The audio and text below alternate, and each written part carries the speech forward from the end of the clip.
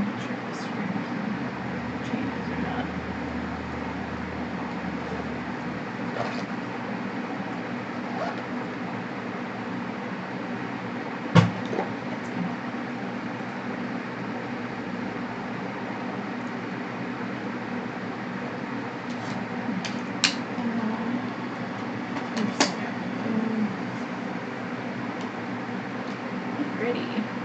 Time to do some snipping and some flipping inside out and pinning. So much pinning.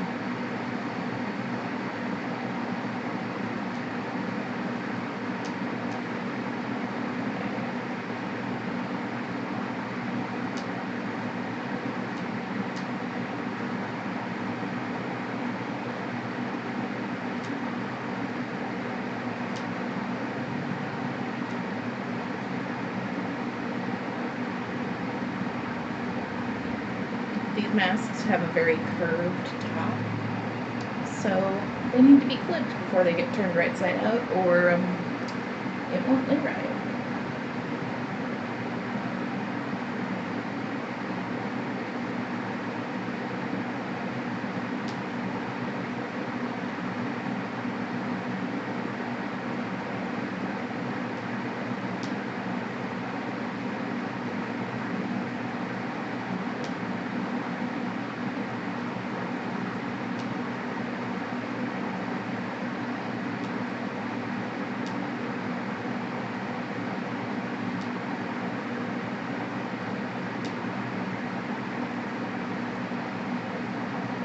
Also, when it comes to where the seam allowance from sewing the center fronts together is, I just snip that whole bit off of really close to the seam allowance for the top to reduce bulk,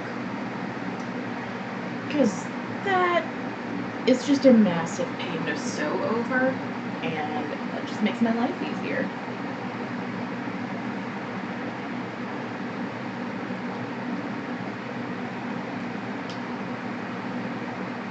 Because we are going to do some top stitching. I've seen a couple masks people have that they were made but not top stitched after turning right side out.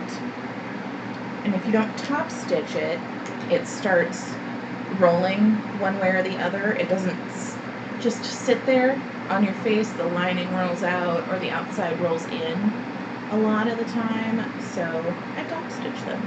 Also because the instructions for the one I make said to top stitch, but after seeing what happens on the non-top stitch ones, I'm like, yeah, top stitching is necessary.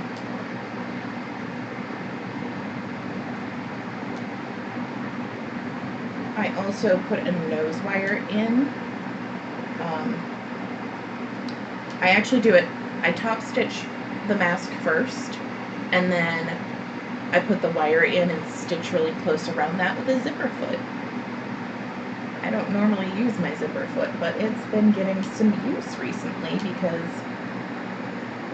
it makes it real easy to put the nose wire in and keep it in place.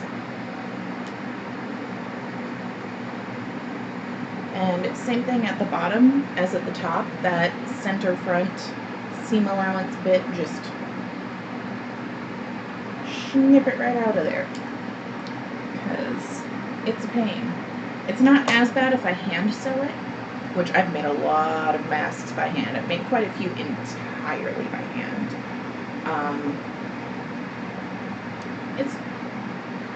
I really enjoy hand sewing. It just goes a lot faster if I do it by machine.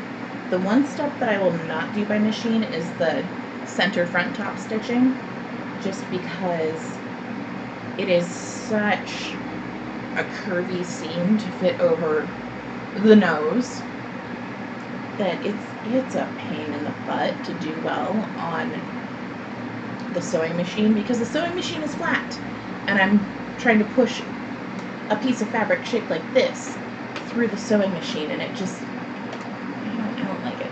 So I hand sew it, because when you're hand sewing you can just hold it like this and it's like, yeah, this is great.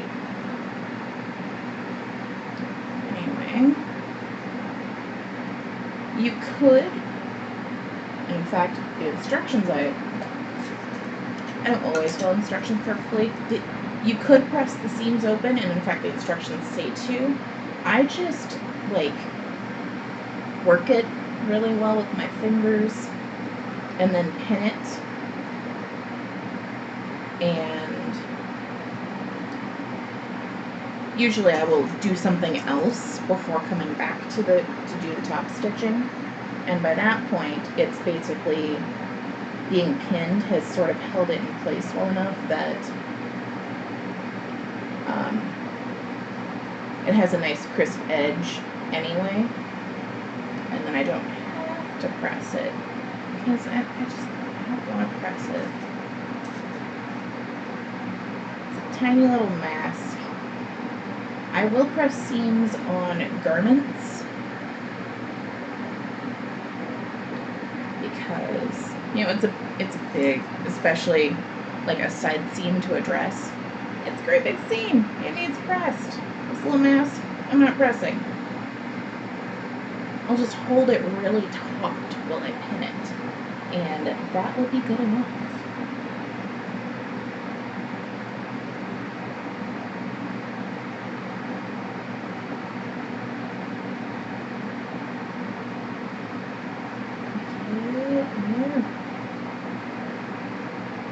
There we go. That little bit was wanting to fold on itself, and I do not appreciate that.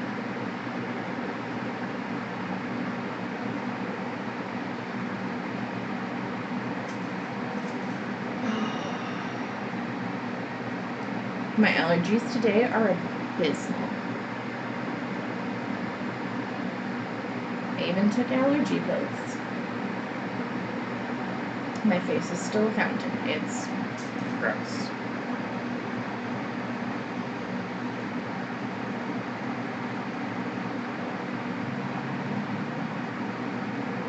The fun part is the eyes. The eyes are so watery.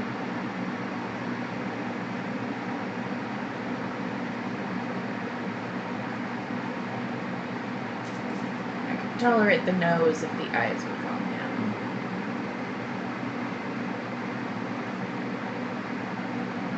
But no, my entire face needs to leave.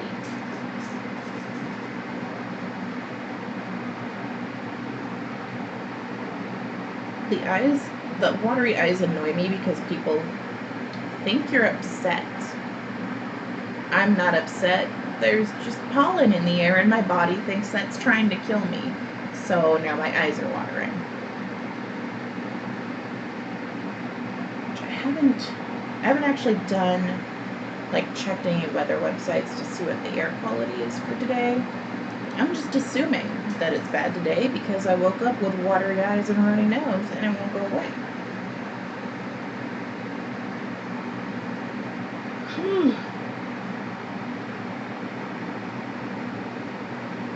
Oh wow, okay. Yeah, this is the last one I sewed last night, and you can tell, well, it has a really strong point, which may or may not be better. I'm not sure. I'll find out when I wear it. Yeah, having it cut down further helps with the glasses fog. So does the nose wire. The nose wire really helps. It adds bulk though. I'm someone who wears my glasses very, like, I want my glasses as flush to the top of my nose as possible. And I hate wearing them down here. It just feels wrong. I don't like it. It's uncomfortable. They're also too far away and it messes with how I see. So when I wear a mask that has a nose wire, I have to wear my glasses like here. I don't like it.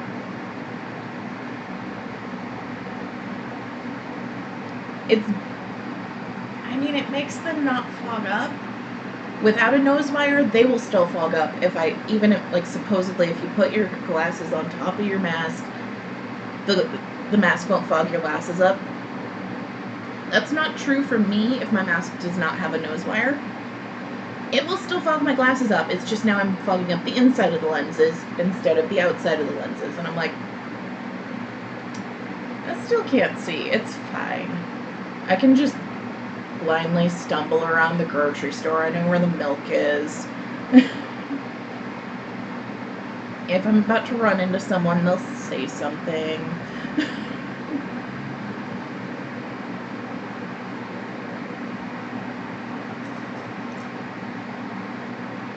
One of the funniest things that I would see back in the spring, I had an office job then. They decided they didn't need the temps anymore come July. So I have been unemployed since July 3rd. It's fine though. I don't want to be working right now. Because, well, we were finally working from home. Pardon me, I need to blow my nose.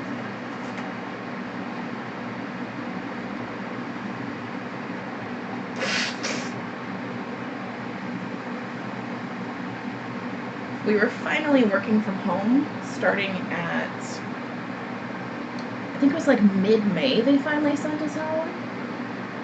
Mid-May was when they finally decided we would be able to work from home, which felt like way too late to even be worth it. And then, like, mid-July, they had people start coming back in the office again. So, like, what was the point of keeping everyone home for only 2 months? I don't... But back in, like, March, April, beginning of May, when I was still working in the office, and pissed about it, honestly. Every day I would get on the bus and just like, why am I still doing this? My commute has doubled because of what they've done to the bus schedule. Yeah, for some reason I don't completely see the logic in it, but in order to reduce the number of people on the bus, they reduced how many times the bus runs. So we ran like Saturday schedule all week. So instead of coming like every 15 to 30 minutes, a lot of buses only come every hour. And I'm like, so now you have 2 to 3 trips worth of people on the bus instead of 1 trip's worth. I don't see how this reduces spread, but okay.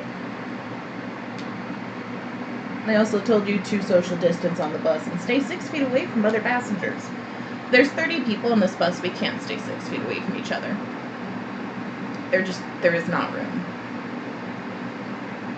Like, we're not sharing seats, but that's as close as we can get. We're all like 2 to 3 feet from each other. That's just it. But the thing that astonished me was I would see so many people get on the bus and then take off their mask. They would wear their mask while standing outside waiting for the bus, where there's less chance of spread because you're outside and it's fresh air. And then they'd get onto the bus to sit with a lot of strangers in recirculated air and take their mask off. No. Please stop that.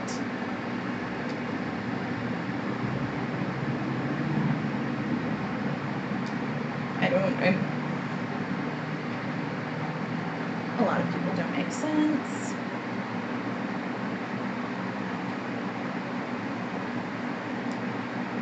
And all the excuses I would see people use to not wear a mask, like the glass is fogging. Well, I can't wear a glass. My glasses fog up. Dude, I sit on a 2-hour bus ride every morning. Well, 2-hour bus ride. It's more like a 10-minute ride downtown, 45-minute wait at the bus station for my next bus, and then an hour ride out to work. But I would spend that entire time with my mask on. I would get to work, go to the cafeteria to get my breakfast because they were giving us free breakfast. Do you think I'm going to pay for food?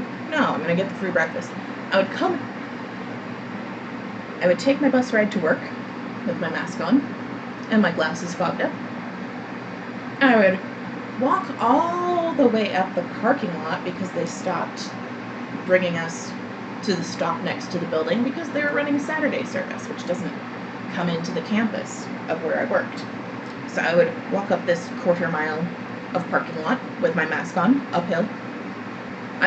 Well, sometimes I would take it off if there was no one else near me, because I'm outside. Who am I going to spread it to? This pigeon? I don't give a shit. It's a pigeon. I don't know if they can even catch it. And then, once I got near the doors, I'd put my mask back on. Go to the cafeteria in my mask, get my breakfast in my mask, go to my desk in my mask, and then take it off. Because, well, eventually they moved us on the floor so we were all 6 feet away from everyone else. But until then I was like, we've all been breathing on each other for 3 months, what's the difference?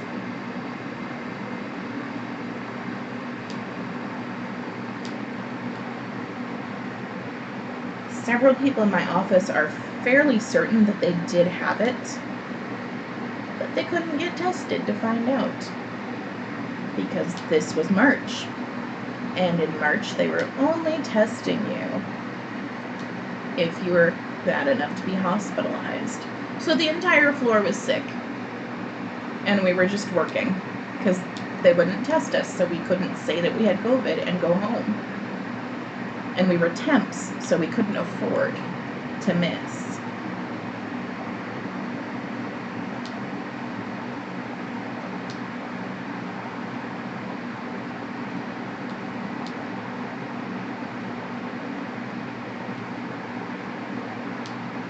It's very fun.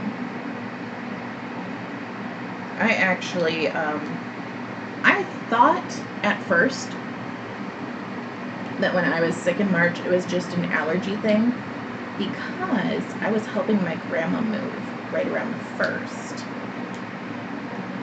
And, well, my grandma's a hoarder.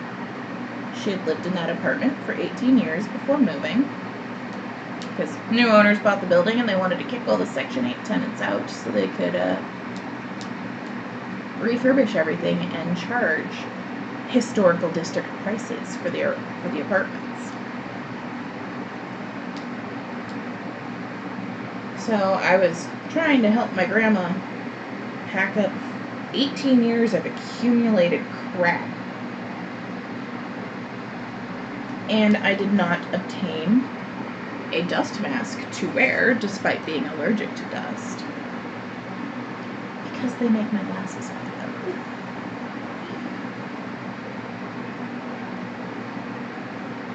I've foolishly done a lot of things maskless before COVID because of the mask fog issue. And it's those hard dust masks that are like, they're not styrofoam. I don't know what they are. The hard ones. My grandpa gave me one to use for doing farm work. What was I supposed to be doing that they gave me that for?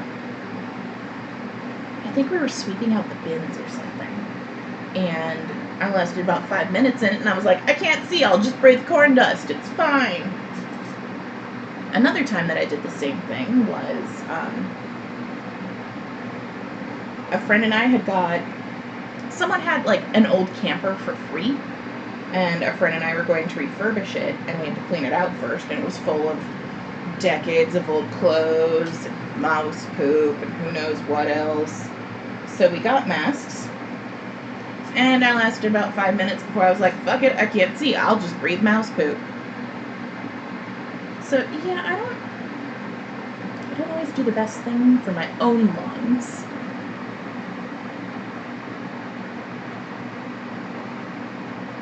That's honestly the reason why I didn't even consider getting a mask to help my grandma pack, because I was like, and yeah, I won't be breathing dust and sneezing, but I won't be able to see what I'm doing.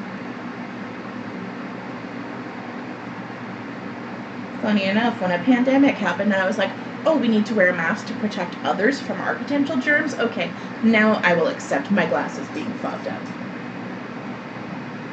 I won't do it to protect myself, but I'll do it to protect others. What am I? I don't know. a person who cares about people or something. Weird.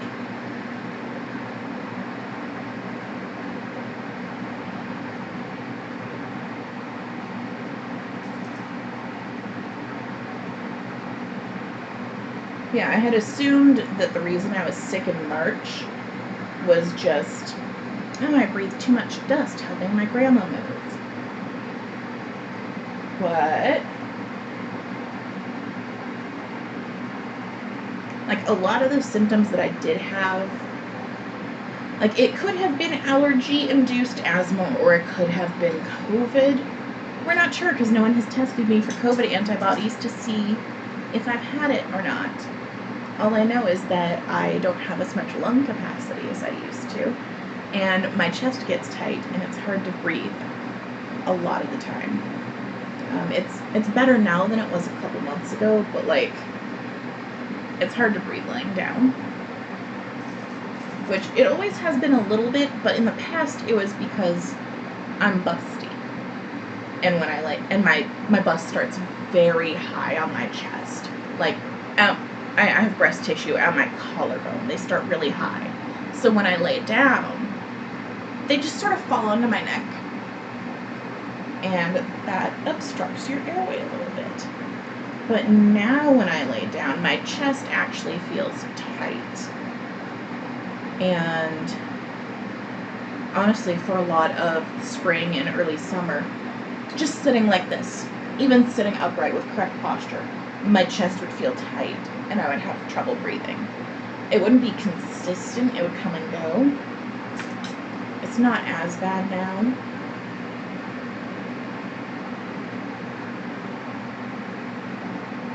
But yeah, it's not fun. It is not fun. I don't know, and I mean, my entire office had it. None of us got tested because we couldn't.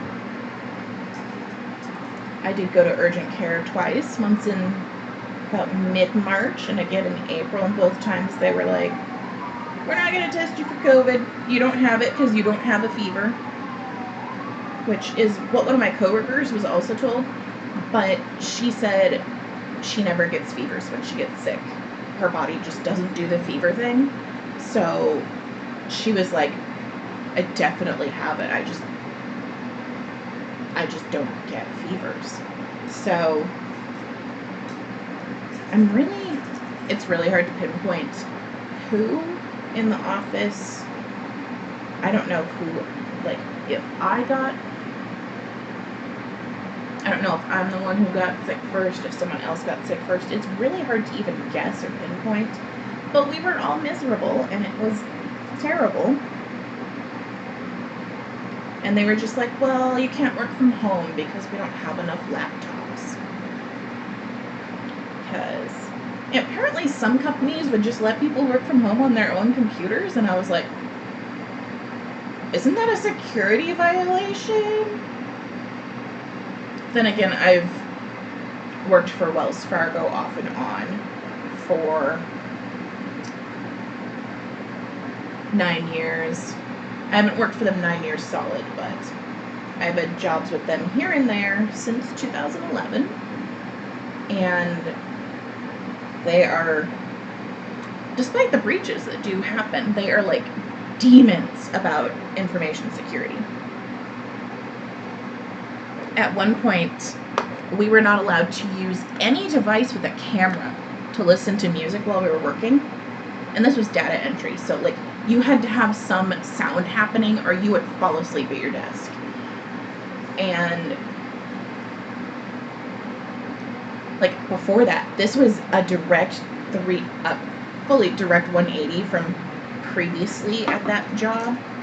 Because we used to be allowed not only to have our phones to listen to music, but like you would just have your phone out on your desk and they didn't care. I would put my headphones in, and this was back in the old days of Verizon unlimited data, when it was like $30 a month and it was really good unlimited data and they didn't do that tapering thing. This was back then because it was like 2012, 2013. So I would with my headphones in, of course, I would just prop my phone up on my monitor, like right at the base of my monitor, and just like watch Netflix all day. doing my data entry. Like, hell yeah, I'm watching Hercules. Please, dear God, that pun is terrible. Please stop punning, stop punning, stop punning. Yeah, that was how I worked for a long time. And then someone ruined it for everyone. Someone in our office, they did get fired for this, of course. Someone took a picture of their monitor with customer information visible and posted it on social media. Suddenly, you can't even have an iPod if it has a camera in it. I was so salty. I wound up actually, because I had a ton of tapes, I just bought a tape deck and brought that to work and used it to listen to music. So I was like, well, this tape deck sure doesn't have a camera. I'm listening to Salt Pebble while I work. The funny thing is, when I went and bought more tapes off of Amazon, one of the vendors emailed me, "Are you aware that you purchased an audio cassette?" Yeah, are you aware you had an audio cassette listed for sale? Like, I specifically went to the music section, filtered for cassette tapes, and found what I wanted. Yeah, I'm aware I purchased an audio cassette. Why would I buy a tape if I didn't want a tape? Like, I don't... Of course, do I own any of those anymore? No, because I lent my tape deck and my tapes to a friend who never returned them. I don't lend things anymore because that's happened too much. Things you learn the hard way. Don't lend things to people that you want back. And if someone wants to stay with you for a couple days, they're moving in. They might say it's a couple days, a couple weeks, a couple months. It's not. It's always way longer. I had a sister who, well, I still have a sister. I still have both of them. One of my sisters at one point was supposed to, she and her son were supposed to live with me just for a couple months while she got a job in her own place. And yeah, they lived with me from the time he was 2 to the time he was 6. It's not a couple months. Because she kept, like, she would get a job for a couple months and then she'd quit or get fired. And she'd get a job for a couple months and she'd quit or get fired. And that just kept on happening and happening. And then she'd get mad at me for, like... Apparently I'm the bad guy for claiming her on my tax returns. Like, you live here, I pay the rent, I pay the bills. I pay for your car insurance, for Christ's sake. Like...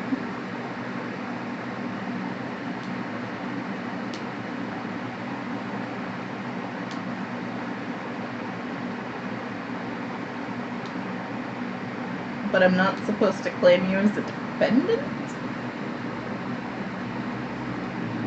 At one point she was trying to tell me that's illegal, and I'm like, no, it's not. I looked it up. If you live with me for at least 6 months of the year and I provide at least 50% of your support, I can claim you as a dependent. I don't need your permission. I don't need any of that.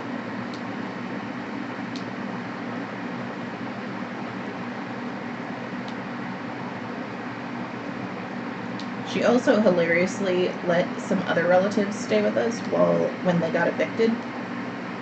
It was supposed to be just the kids for just a couple days, so of course their parents stayed with us too. And they were there for months, and we got in trouble from our apartment complex because we had 11 people in a 3-bedroom apartment, which is too many people per city law. There's a law about, like, you can't have more than, like, 2 people per bedroom or something. Which is targeted against certain immigrant groups, honestly. That's the reason for that law. And it's shitty. It's also just shitty for poor people because it's hard to afford housing. Yeah, Iowa and, well, most counties in Iowa, pretty sure. Yeah, Polk County was gonna raise minimum wage, but West Des Moines didn't want to, so we did. Yeah, minimum wage here is still $7.25. It's still just federal minimum wage, and yet housing is redonkulous. Like, it's hard even to find a one bedroom that's under $600 a month. And that's me trying to afford an apartment at the time at $15 an hour, over double minimum wage, because they want you to make triple what rent is each month.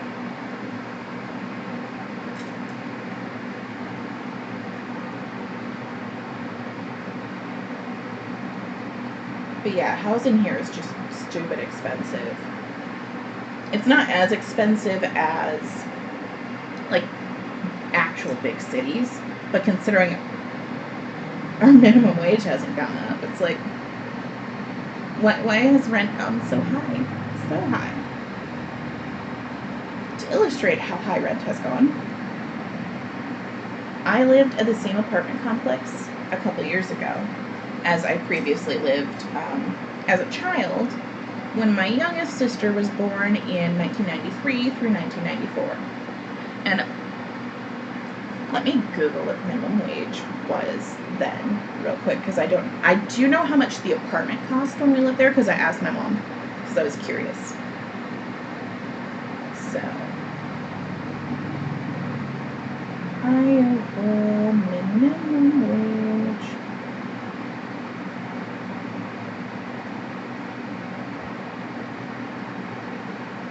$1993.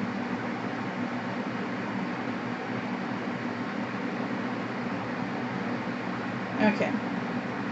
So in 1993, the minimum wage was $4.25. My mom was a waitress, so her minimum was like $2 something. And my dad was a cook, so he was just minimum wage, $4.25.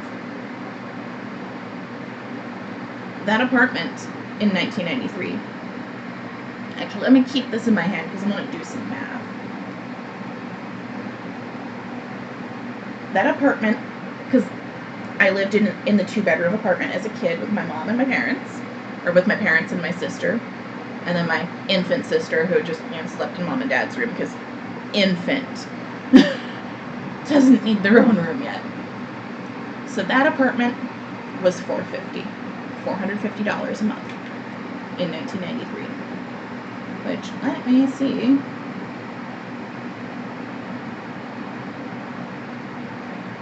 Assuming someone is just minimum wage, like, let's just say my dad's income.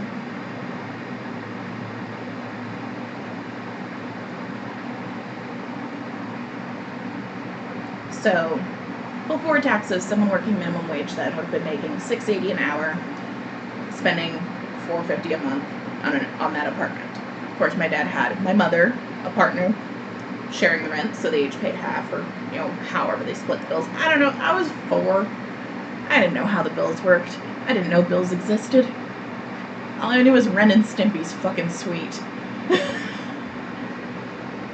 I lived in that same apartment layout. I lived in a different building, but actually same unit in that building as we did in the other building, hilariously. In 2018, it was $7.24 an hour. And my roommate and I were both making $15 an hour, and it was still tight because all the other bills have gone up too. Because, let me just, so using the calculation I used for minimum wage in 93, someone maybe could have afforded that apartment, not based on the,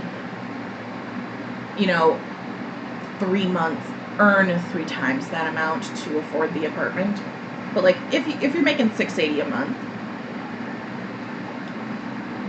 Like, that leaves you like $130 for everything else, but like. Now, when I was renting that apartment, given my roommate and I had office jobs that paid well, 15 is like a survival wage, even in Des Moines, which is, compared to New York or LA or something, very cheap. But our minimum wage since, did it go up in 08 or 09? Our minimum wage for the last decade has been $7.25. So assuming your employer even gives you full-time hours, which they probably won't because then they'll have to give you insurance.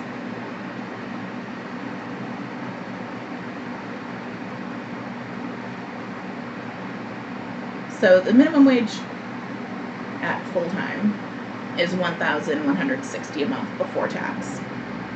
Realistically, you're not getting 40 hours out of a minimum wage job anymore. Like back in the 90s, my dad, they let him work 70-hour weeks. Just like, you want to work some overtime, go ahead. Of course, it also helps. 93 in Des Moines, that was the flood of 93. That was a massive, hugely devastating flood that just, oh God, it was, we were lucky in what part of town we were in. We were in, well, this was a part of West Des Moines that wasn't affected because it was elevated enough. That apartment complex actually is just a couple blocks away from where Johnny Gosch was abducted. For reference, if anyone knows anything about West Des Moines. My parents worked at the West Des Moines Village Inn at that time. My mom was waitress, my dad was cook. They worked at the same place. A lot of the times, in order to not have to afford childcare, they worked at Village Inn. Before that, they worked at Perkins, which is, a similar thing. Yeah, they worked at Village Inn, and like one would work nights and one worked days. So one of us was always home with the kid, or one of them was always home with us. And then if for some reason they both had to work, like one of the other waitresses would watch us, because adorable little children, who doesn't want to like spend time with them? If you like children, that is. Yeah, we were stupid, cute little kids. What? And but yeah, they like the West Des Moines Village Inn, because Des Moines did not have water for like the entire summer of 93 because of the flood, because Waterworks Park, where the water is processed, was just severely underwater. West Des Moines had water because they have a different water treatment facility that was above elevation and didn't get flooded. So anyone working at a West Des Moines restaurant just had, they were unbelievably busy. Because everyone would go there to eat because, well, you don't have water at home, you can't cook. So everyone was eating out because fucking had to. So, and Village Inn is pretty affordable.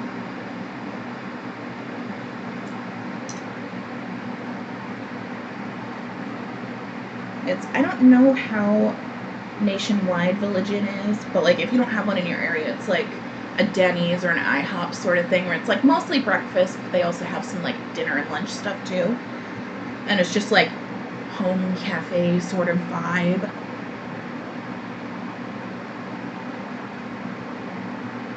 And it's affordable, so of course lots of people are going to go there, especially the more poor people, because like, well, this is what we can afford to eat.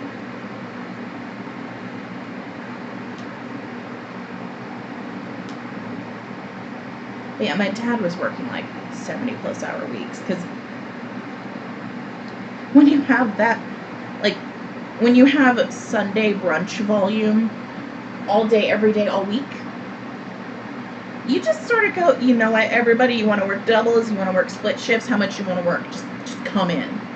So my dad would work 70-hour weeks. I don't know how much my mom was working because she never mentioned it, but my dad has mentioned it before, how like in the early to mid 90s, they would just like let you work all these hours, and you'd come home and you'd come cash your check at the end of the pay period and go, wow. Like as a child, as a young child, when my parents divorced in 94 actually, but like before then, when they were together, we would go out, like we went to nice to poor people restaurants all the time. We were constantly eating at Red Lobster and Olive Garden, which is like, when you're poor, you're like, oh, Red Lobster, ooh, Olive Garden, ooh, nice restaurant. We don't really have any like high-end dining in Des Moines, to be honest. Like, I think Latin King might be, like, we have some Italian restaurants, some local Italian restaurants that are really nice, like Latin King, and I think Noah's Ark is another one. They're like really expensive Italian restaurants. They're really good. I actually lived down the street from Latin King for 2 years and ate there twice. If you live in the neighborhood Latin King is, you can't afford to eat at Latin King. It's hilarious. It's also, I'm surprised, it's also like across the street. It's directly across the street from the dairy, but it's also like diagonally across the street from the rendering plant. It doesn't smell like rendering plant when you go inside, but when you're outside, you're just like, oh dear Jesus. That's not a fun, I mean, I'm not going to say it's not a fun neighborhood to live in. I had a fun time living there because I could walk to the library or the water park and have fun that way. But you couldn't open your windows ever, because if you opened the window, it smelled like rendering plant.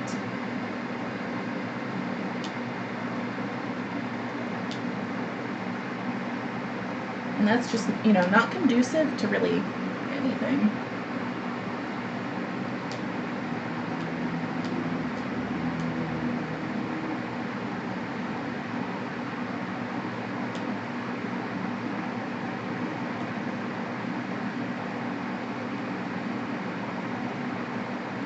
But yeah, my parents like easily afforded that apartment in the 90s. Like, we were comfortable.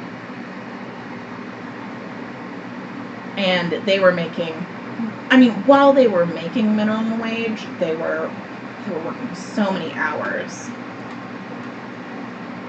that it made up for it. But then, also, I don't think apartments back then would like require you to make 3 times the rent in order to move in, whereas they do now. They absolutely do now.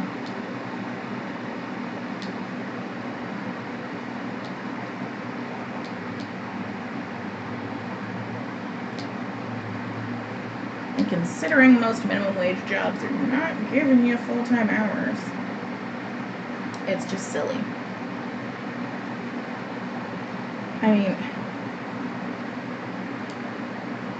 even like when I worked at Victoria's Secret from 2008 to 2011, and they actually, at one point, the only full-time employees there were the managers. No one else got anywhere close to 40 hours. Unless you did stock and it was December. Which, hi, I did stock. It was great. I would not want to work on the floor there just because I'm not good at being a pushy salesperson. And, like, they want you to be pushy like you're on commission, but you don't actually get commission, and I'm not okay with that.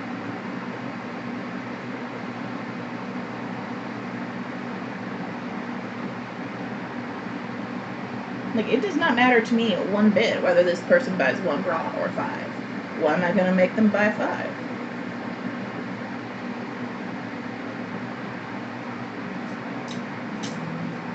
But yeah, they, at our, like, monthly or whenever, I think they were monthly, our store meetings were monthly, I don't recall for sure though. But yeah, at our meeting, they were talking about, like, the different levels of employee that you could be as an associate. And it was basically, if you're this one type, you get 10 hours a week. If you're this other type, you get 15 hours a week. And I'm just like, why do you want people here only 10 or 15 hours a week? Like, I understand you don't want to schedule us full-time because you don't want to give us benefits. But, like, could you give us 30? Because how on earth is anyone supposed to afford to live on 10 hours a week at minimum wage? Like, I had coworkers who could not afford food.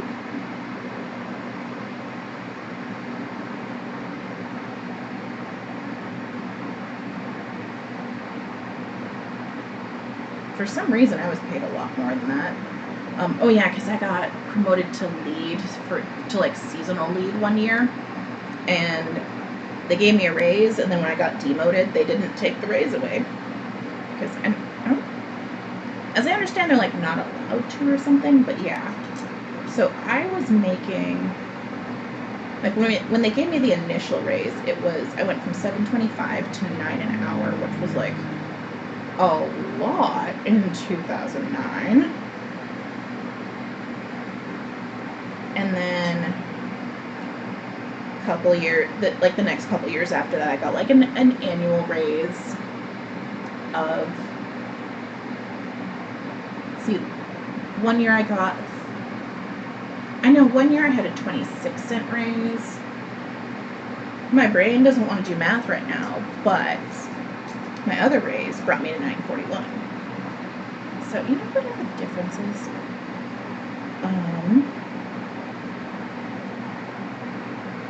Yeah, I was actually making quite a bit for just retail at that point. And even then, like, during the summer, I would have to get a second job because during the summer, there just isn't that much, like, when you worked stock, you a lot of times got more hours than the people on the floor because you were scheduled based on how many hours of processing came in. So if we have 2 stock people and there's 40 hours of processing, they're each getting 20 hours.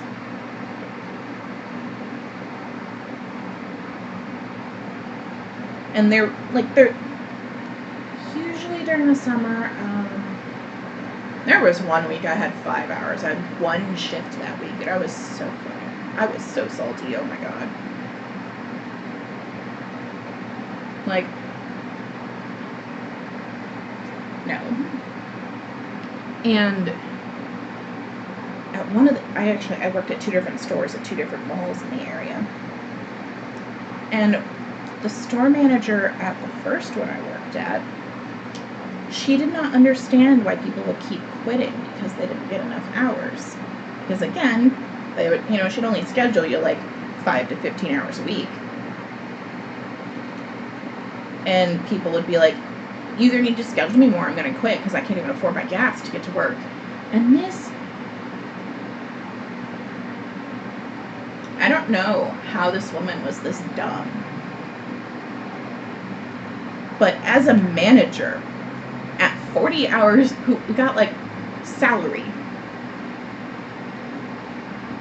and manager salary for retail isn't that much, but it's a hell of a lot more than someone who's working 15 hours a week at minimum wage. And this absolute moron of a person one time was like, I don't understand why everyone's complaining they can't afford to get to work. I can afford to get to work just fine, and I live all the way in, she lived in Indianola and commuted to West Des Moines for work. But She was on manager salary, not minimum wage at 15 hours a week, if we're being generous. And she lived with her parents still, so it's like, okay, so you're telling me you have manager salary, you have no bills, or at least you have no rent. I don't know what bills she did or didn't pay, but like, how is it not computing to you that your minimum wage employees cannot afford their gas to get to work, and you're trying to justify it with your salaried position and you not paying rent? Well, I can afford it.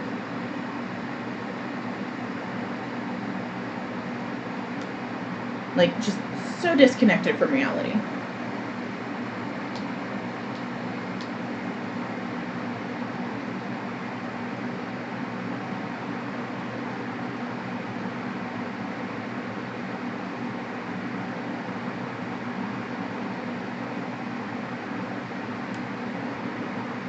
And it's time for another allergy release of the nose.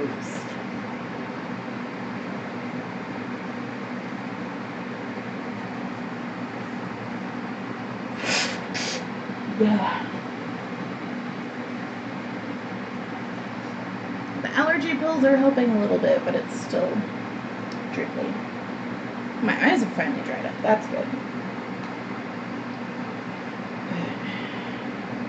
Yeah, I usually wound up having to get a second job every summer just because that place is not paying enough. Well, it's not that they weren't paying him enough, they weren't scheduling me enough.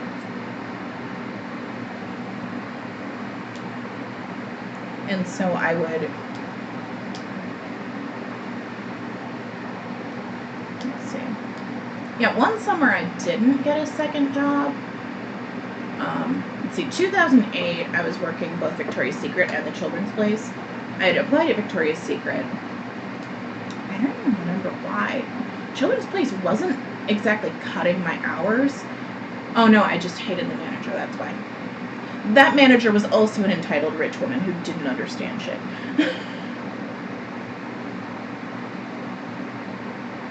And one of the other there were two managers at Children's Place I liked, and then the other two I couldn't stand their guts. I also hated the clients, or the customers at Children's Place, because the managers that I liked were, one was an older gay dude who was just chill, and people would freak out if I mentioned that I had a gay coworker. Oh my god, a gay guy works at the children's store? Honey, he's gay, he's not a pedophile. He likes his 40-year-old boyfriend, not children. Like,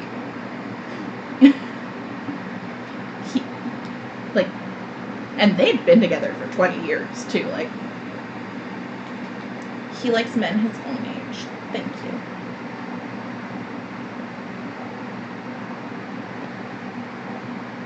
And the other manager that I liked, she was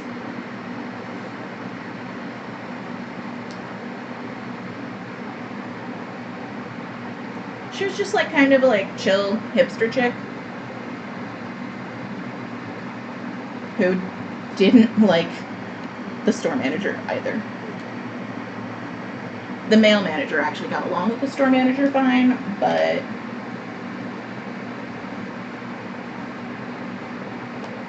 I mean, he's an older guy, and they just, like, he was just like a get along with everyone kind of person. And then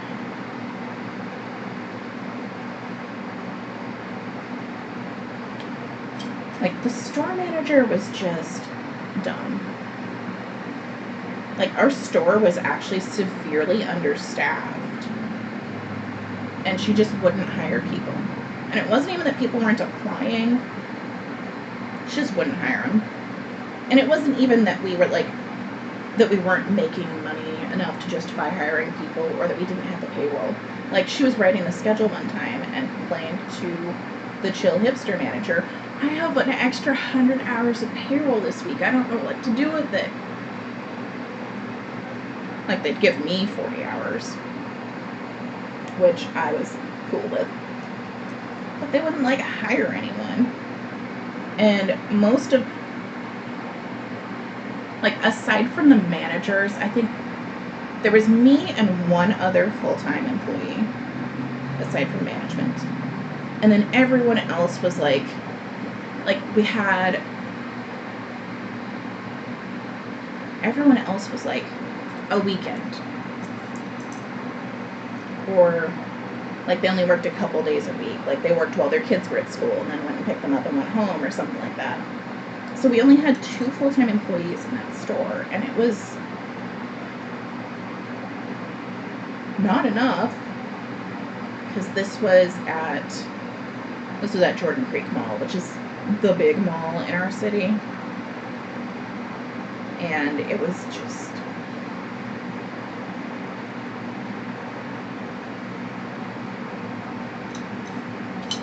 and the customers were so rude and entitled, because Jordan Creek is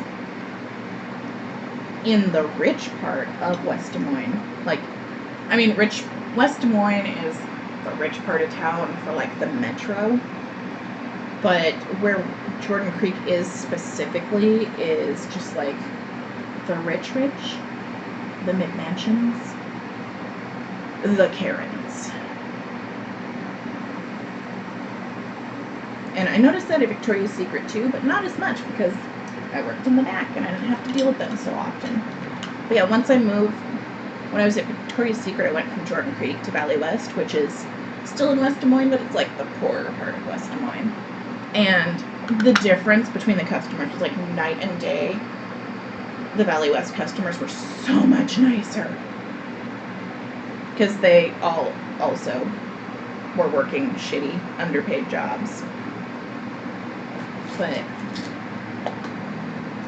even the Jordan Creek Victoria's Secret customers weren't as bad as the customers at the children's place.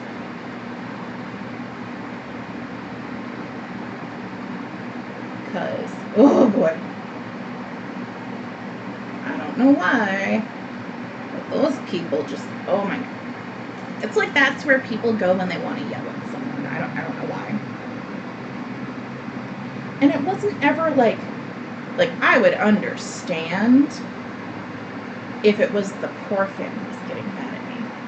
Because like people would yell at me over prices all the time.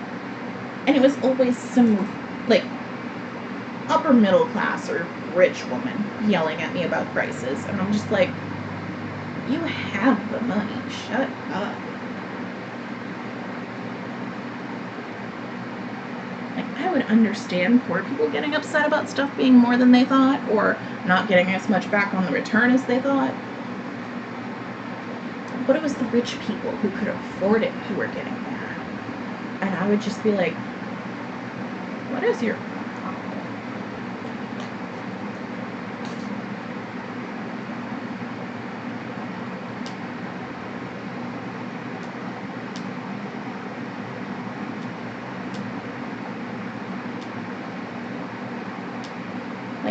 It was not an unusual thing at the children's place for a customer to be so mean to a cashier that cashier went into the break room and had a little panic attack. It happened to me twice, and I was just like, what is your people's problem? I'm just this little 18-year-old cashier. I have no control over anything. Like, what do you want from me?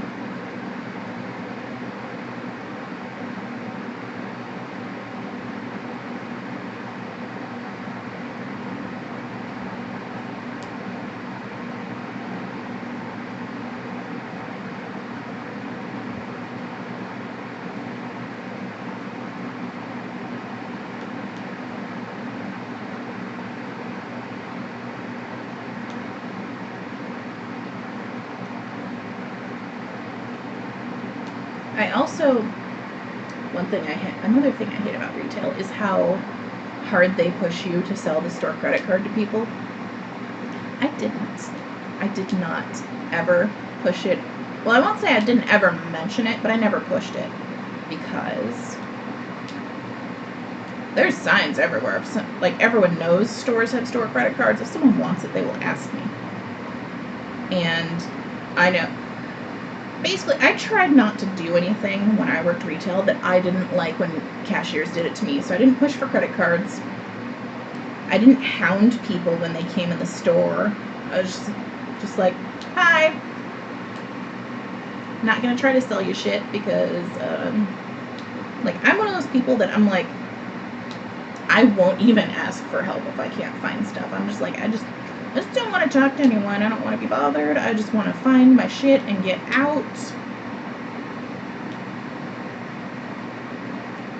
I don't like it when cashier or when like sales associates bother me when I'm trying to find stuff. I'm just like, just let me find stuff. Okay. So I didn't do that. I didn't push the credit card. Funny enough, I did, like, one summer. I don't remember if it was like the end of the summer. It was back to school season. We had a credit card contest. Because when is the best time to push your store credit card? When parents are shopping for back to school clothes that they may or may not have the money for at the moment, but their kids need them because they grew out of everything from last year.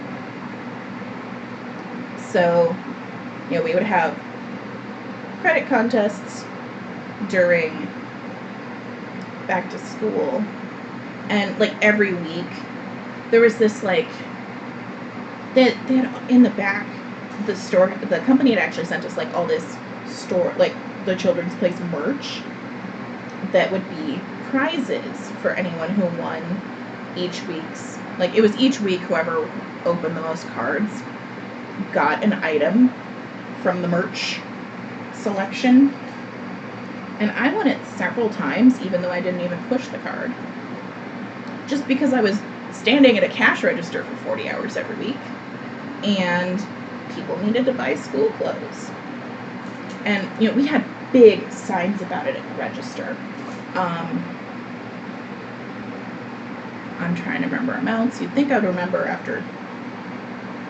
I think it was 15% you saved just for applying. And so a lot of people would just be like, I'll apply for the discount. And a lot of people would also apply to try and get it so they could put their kids' school clothes on the credit card and then pay it off, because they need clothes now. I don't have the money now. Guess I'll get a credit card. Because they were probably also underpaid and, just couldn't afford it. So just by merit of being there, I won the credit contest.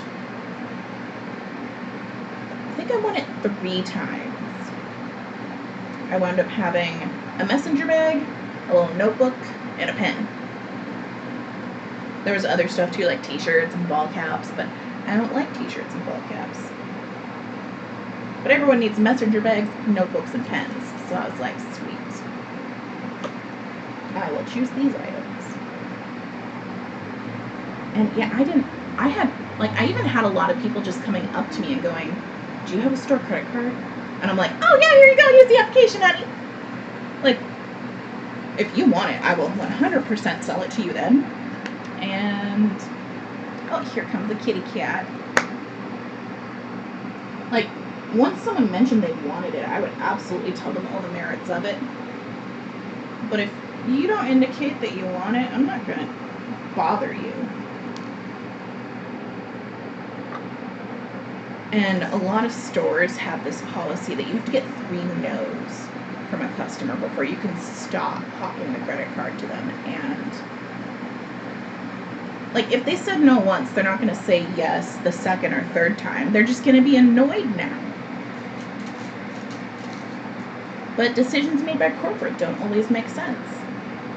A perfect example of that is instruction we were given at Victoria's Secret when the swimwear started coming in one year.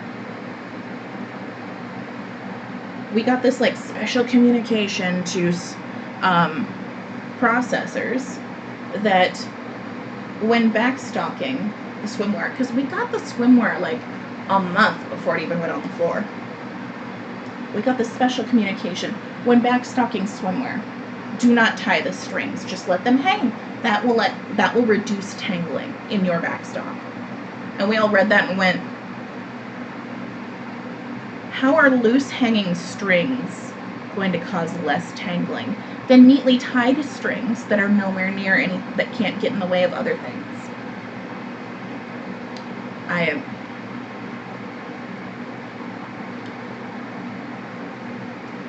We spent a lot of time wondering what they were smoking and where we could get some, because that makes no sense.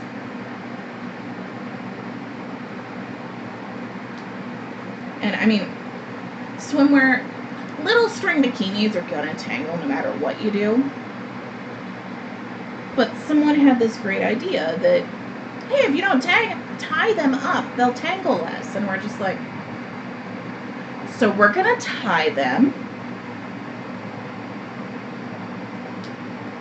And the store manager, like, we mentioned it to her, we're like, this is dumb, it's not going to work, here's why. And she's like, well, that's what corporate wants. And we're like, we're going to tie them.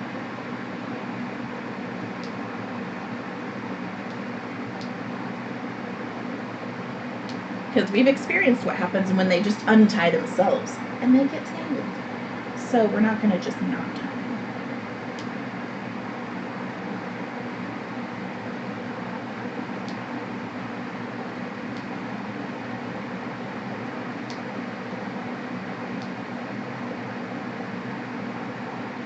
It's people who work in corporate for stores very clearly have not ever been in the stores that they are giving instruction to. Because if they actually worked in the store, they would know that the stuff they're telling people to do is not a good idea.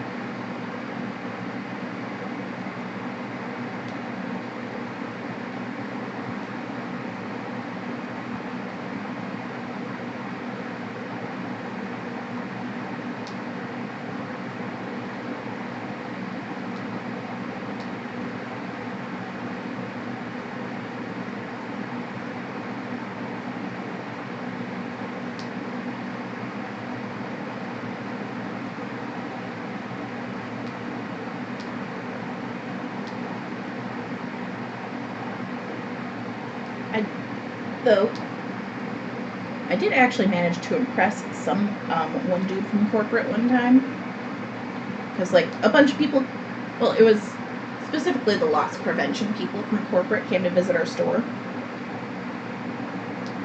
because they were making a big deal about loss prevention at that time, because they do that every so often because people like to steal from Victoria's Secret.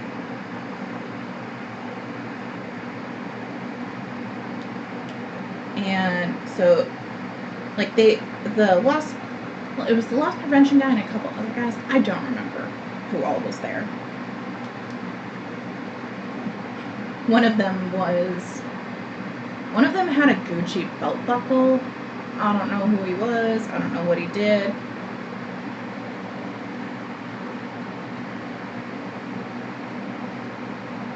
But the loss prevention guy went around and was, like, quizzing everyone on loss prevention stuff,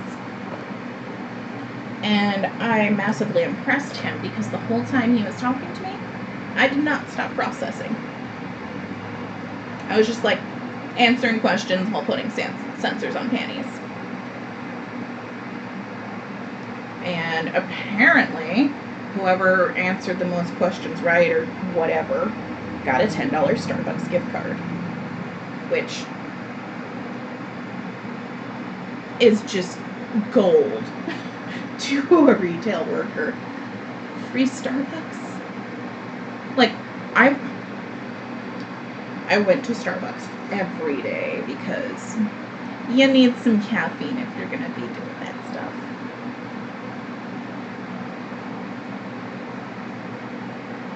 And yeah, I won the gift card. I don't know if it was that I answered I know I answered everything right, because I'm a nerd. Like,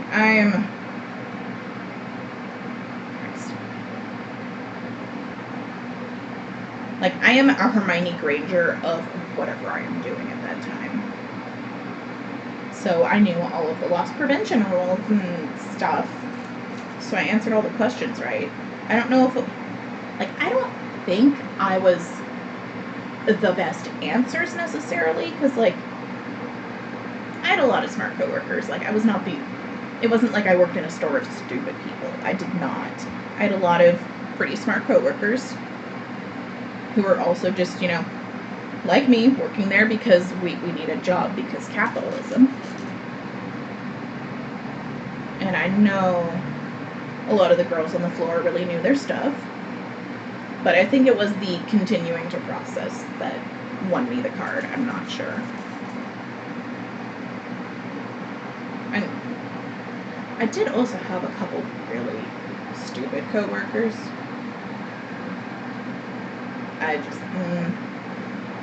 One girl, no matter how much we instructed her on how to batch process, she would do it one item at a time. Like, if you gave her a box of sleepwear, she would take one garment out, take the bag off, censor it, hang it. Take one garment out, take the bag off, censor it, hang it. That is not how you're supposed to do it. And then if we would process cotton and pink panties, you would just take the box out to the floor and just, at that time, those were not censored, so you'd just take them out to the floor and, Franklin, sir, you would just take the box out to the floor and process it out there, which was really annoying because customers would dig through your box, and you're just like, even worse, a lot of times when we processed on the floor, we would just bring one of the backstock bins out to put our box on. And they were the bins that we stored the panties in when they were in the back. And how you would backstock is you would take 5, fold them up, put a rubber band around them, put them in the bin. And people would dig through the bin and pull them out and be like, oh, it's like a little bundle. I'm like, no, get out of, they're on the table. Get out of that. Franklin, I know you want attention, but I'm busy. No. I'm gonna need you to get on the floor, mister. Boop. Yeah, instead of batch processing anything, this girl would do one item at a time. So when she would process panties on the floor, she would take one panty out of the box, fold it, put it in a drawer. One panty out of the box, fold it, put it in a drawer. How you are supposed to process is, if you're doing whatever you're processing, you would, you would sort everything, and then if it needed censored, you would say it needs censored and hanged. You would sort it, censor it, hang it in that order, and you would do it each step all at once. For panties, you would just, what we would usually do, because panties go out by size, they each have each size has its own drawer, and each style has its own drawer. So, and the boxes are huge that everything comes in.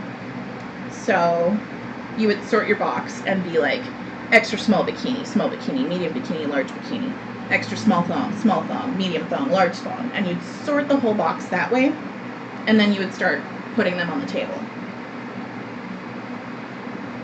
And it would be 5 on top, 5 in the drawer, 5 in backstock. And that makes your box go really fast.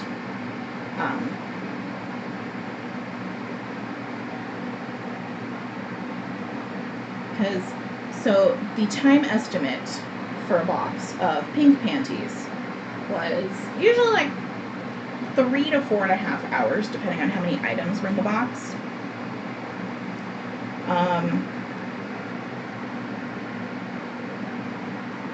But also their panty processing estimate was based off of censoring every pair. And at that time, most stores did not censor any pink or cotton panties because it's like, it's a $7.50 item, we don't care. And so not censoring those items, instead of taking 4-ish hours to process a box, it would take you like an hour and a half because you're just sorting and folding and you're done. This girl would take an entire 8-hour shift to one box because she was doing it one item at a time. Even though we kept explaining to her, like, you get trained how to batch process, like your first day processing. Like, there's a video you watch and they're like, here's how you batch process. This is efficient. And if you watch how everyone else in the store processes, we do the same thing. It's sort it. Yeah. Like if you're doing sleepwear, like sorting was kind of a mess because you had like so little space to sort. Like if you were working in the back doing sleepwear or bras, you'd have a station to stand at, and then you'd have your box. Usually the box is like on a stack of other boxes. And so like if you're doing sleepwear, you're going to sort it by item and then by size, just like you do with panties. So like small robe, medium robe, large robe, small nightie, medium nightie, large nightie, etc. And then you sort it all, you take them all out of the plastic, you censor them all, you hang them all. The worst part of sleepwear was you would have to steam it. We did have a closet steamer, which at least made things go a little faster. But you could only put so many items in the steamer at a time.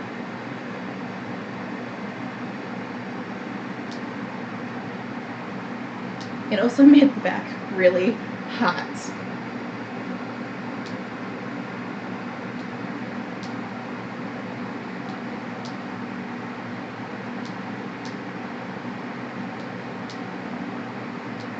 And all sleepwear had to be steamed.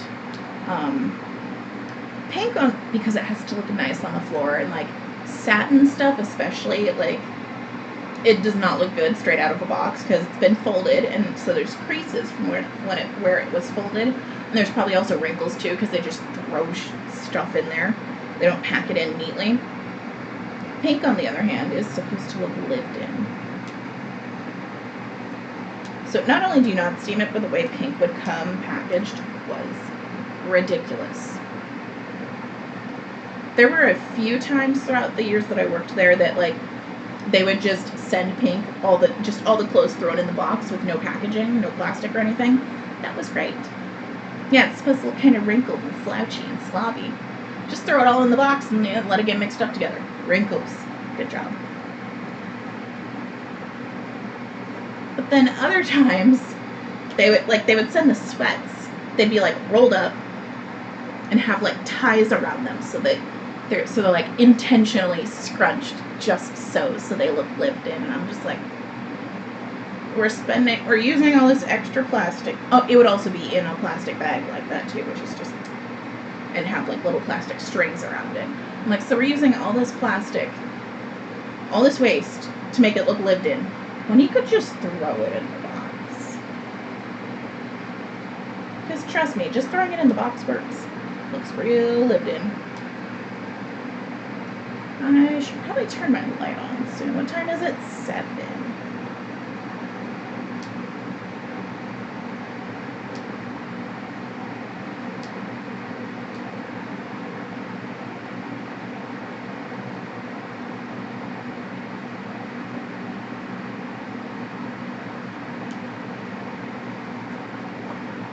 Let me just... Whew. Oof. There we go. And of course now I have to adjust my light settings. Oh, that looks orange. I mean, it is. I have some tabletop LED panels coming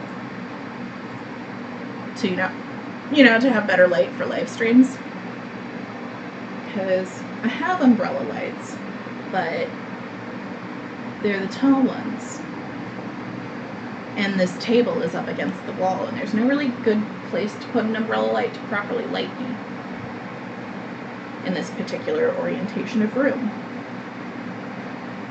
So I ordered some little tabletop LED panels. And those will be real cute.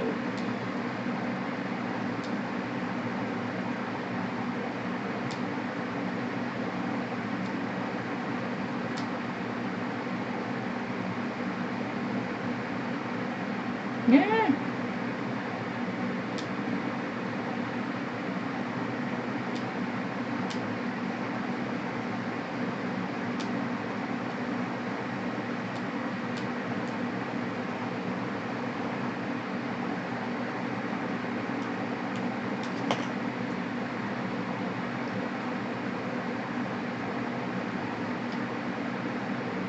The body requires liquids. I have a tendency to forget that. I don't forget it when I'm hot. Usually. Like when I worked retail, I drank so much water. And when I worked at the Renaissance Fair, I drank so much water. I actually wound up at the Renaissance Fair. Usually everyone would get like one of the smaller root beer bottles, so the little flip top root beer bottles sold by the root beer vendor, and then use that for their water bottle. I got tired of having to refill mine with how much water I was drinking. So I got one of the half-gallon jugs, and I used that as my Ren Fair water bottle. Because I was tired of refilling my water bottle every like 20 minutes. That way I only had to refill it like twice a day. Because, well, Ren Fair is warm. Most of my garb was like poly blend material. Like it had some cotton in it, but it wasn't just cotton, because I bought my fabric at Walmart, and I mean, like 2000s Walmart did not, and 2010s Walmart didn't mention fiber content on like any of their fabric. It all just said like fiber content unknown, and you had to like guess. And also, when I started going to fair and started buying and making garb, I didn't know what I know now about polyester. So I was just like, I'll get this fabric. It's cheap. Yeah, it's cheap because it's part plastic, and you're gonna die in the heat. No, I mean my bodice. I bought that fabric at Hancock, but that's polyester too. It's just fancy couch polyester. Upholstery, yeah.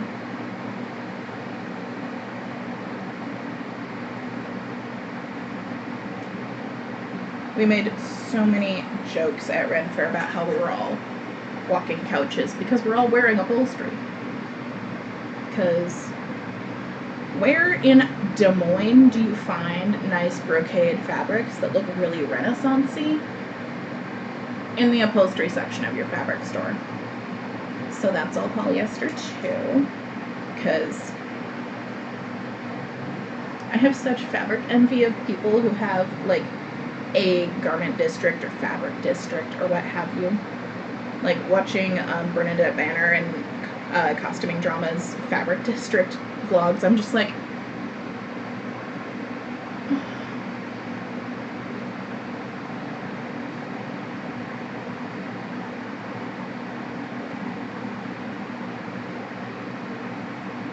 it's like I've seen so many sewing channels on the YouTubes who are like, don't go to Joann's, go to your local fabric store. I'm like, we don't have those in Iowa. We have Joann's and we have Walmart.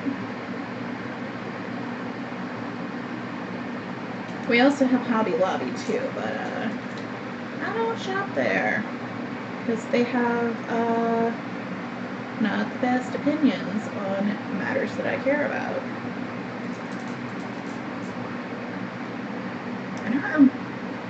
Well, the two main things they've done that are crappy are that they were like stealing artifacts from the Middle East to then sell in their stores.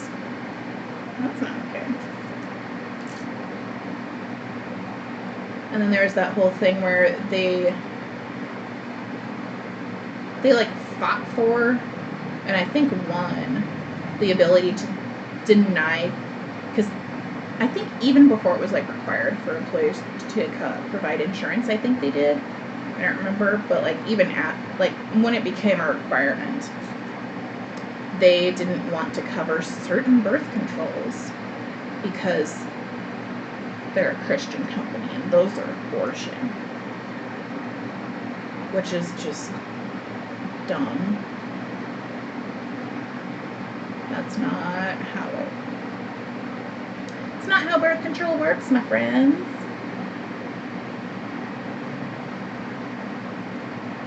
I don't remember if they have been homophobic or not. It wouldn't surprise me. But I'm not going to say they have because I don't remember. And, I mean, on the one hand, there's that whole no ethical consumption under capitalism thing, but on the other hand, I do not shop at Hobby Lobby. And then we had Hancock, and then I don't know if they went out of business nationally or just the store here. It is now a Jay's CD and Hobby. And for some reason, it's a UPS pickup point. Like when I lived in West Des Moines, if UPS wasn't able to deliver my package to my secured apartment building, I had to go pick it up from Jay's CD and Hobby instead of like the UPS store. Made no sense, but okay, whatever.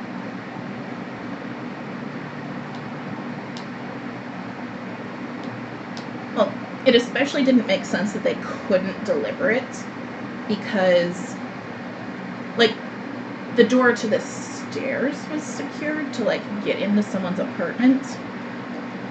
But, like, I never had a problem with packages left by the mailboxes being stolen. And UPS can get in to where the mailboxes are because that's not a secured door. You just open it and go in.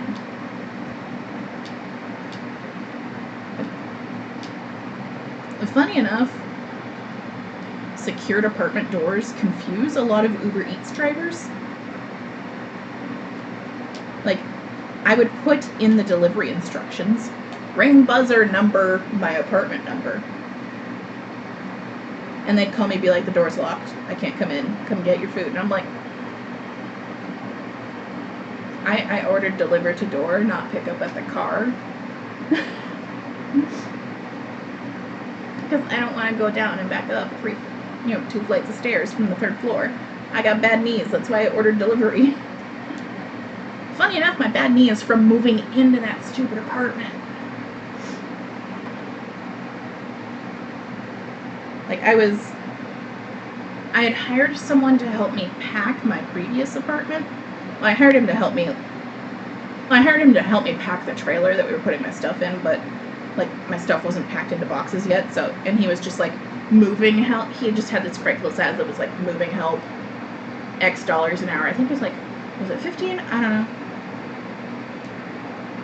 It was a decent amount. I was like, sure, come help me, please.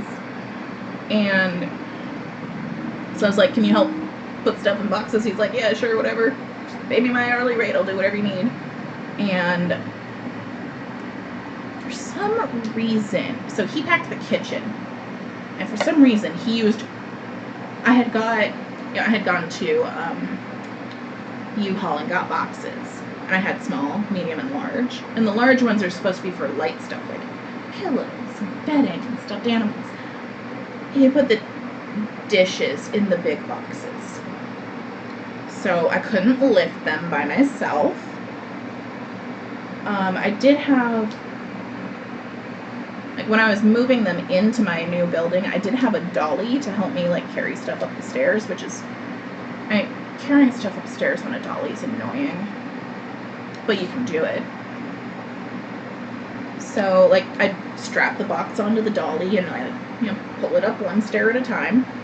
And I was on the last dishes box. There were 2 or 3, I don't remember. I don't remember.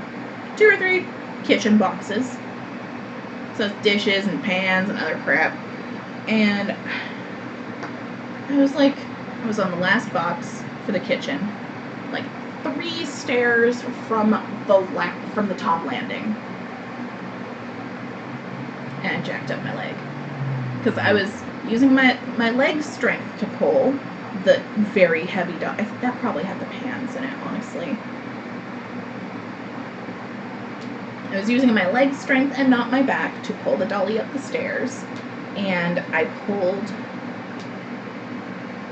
wrong or too hard, something, but I felt something in my right thigh tear. And I've had a bad knee ever since. That knee is just jacked up. I don't know if it was, of course I was so broke from paying deposit that I couldn't even afford to go to the doctor because I had a $25 copay, and I had I didn't even have $25. I had $20, and I had just got paid the deposit, and then I had $20 to last me the next 2 weeks till my next payday. So I couldn't even go to the doctor, and then all kinds of crazy, I had a bunch of crazy wage garnishment stuff happen pretty soon after that too. So I had no money that winter. I couldn't afford to go to the doctor, so I never got it properly looked at. And I didn't really, I tried to rest it as much as possible, but I still have a bad knee. And when I had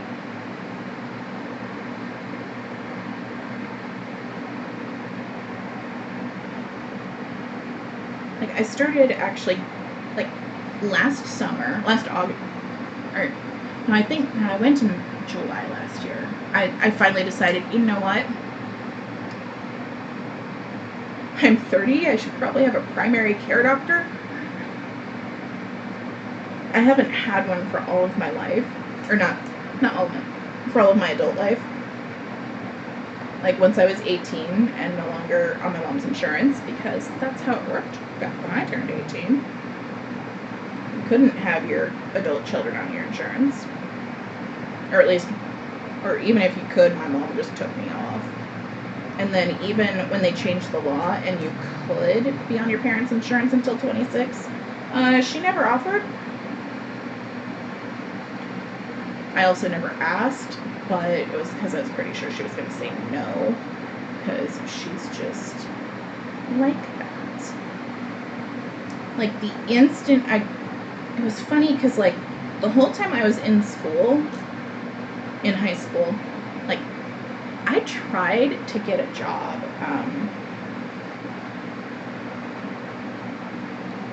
I think my sophomore year, I was 16. So I think it was my sophomore year, yeah.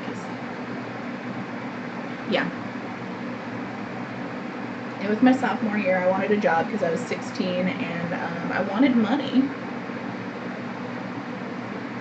And she told me I wasn't responsible enough to have a job. Hilariously, after I had spent an entire day, but an entire evening walking around the mall picking up applications from any store that hired 16-year-olds, filled them out, and then asked her to take me back to the mall that weekend to turn them in. Because when I got them, it was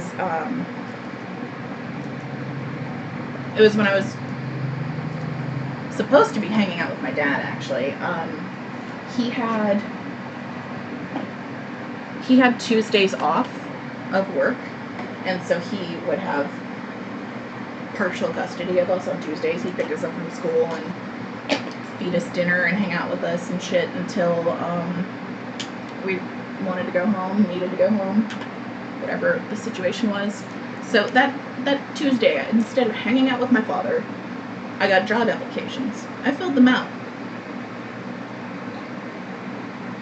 I asked my mom to take me to the mall so I could turn them back in, and she told me I was not responsible enough to have a job, despite just taking actions that proved the opposite. So I threw them all in the trash. I should have just kept them and turned them in the next Tuesday and then just been like, hey mom, I have a job. I work this day. You gotta take me to work. But I was not brave enough to stand up to my mother at 16 because abusive parents be like. But yeah, then when I graduated high school, she did this immediate 180 where it was, I needed to get a job. I needed to get my own cell phone so she doesn't have to pay for my bill anymore, even though I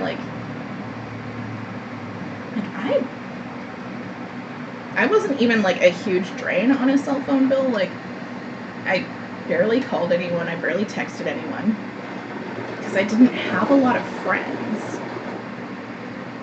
But yeah, she was like this direct, like as soon as I graduated high school, it was like, you need to get a job, you need to get your own car, your own phone, you need to move out. And I'm just like, what? I thought I was not responsible.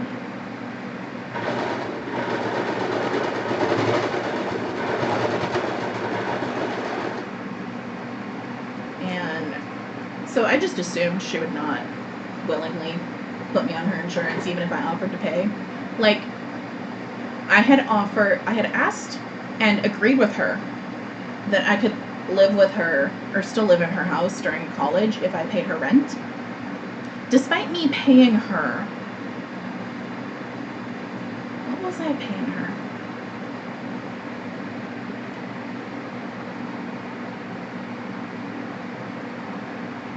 I think I was paying her like $500 a month, or was it $400? I don't remember. But keep in mind, she was, at this point, we had moved out to the farm to live in the family farmhouse for free. So she's not paying rent. She's not even paying utilities because my grandpa is paying the utilities. And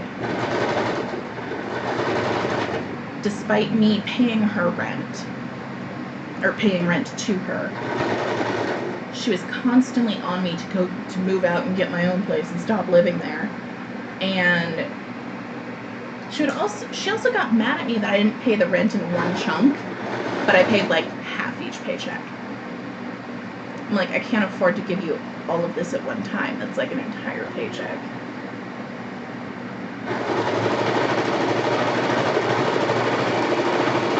So based on that, I just assumed she would not put me on her insurance even if I asked. Because I had no evidence to expect the contrary.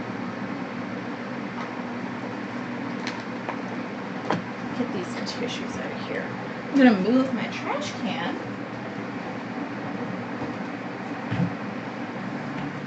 It's next to the other chair, but if I'm gonna have allergies and keep blowing my nose today, it needs to be next to me. Usually it's fine over there, but usually I don't have horrendous allergy day.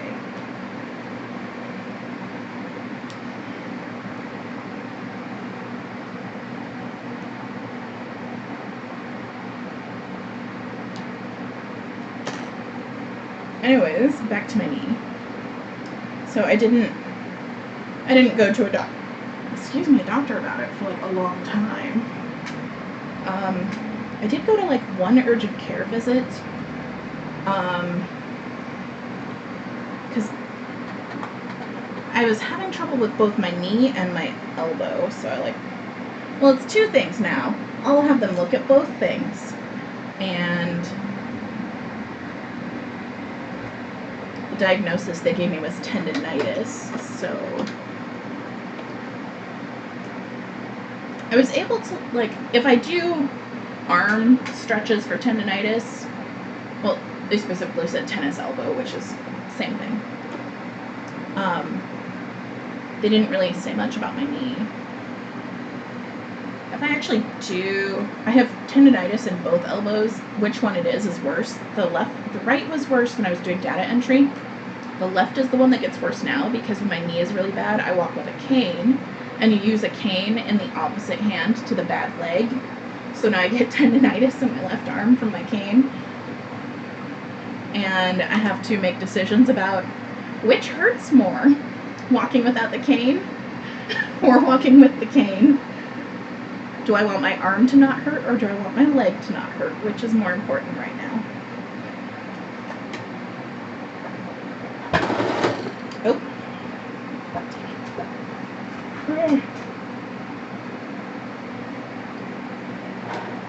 Oh. Thread broke, that's fine.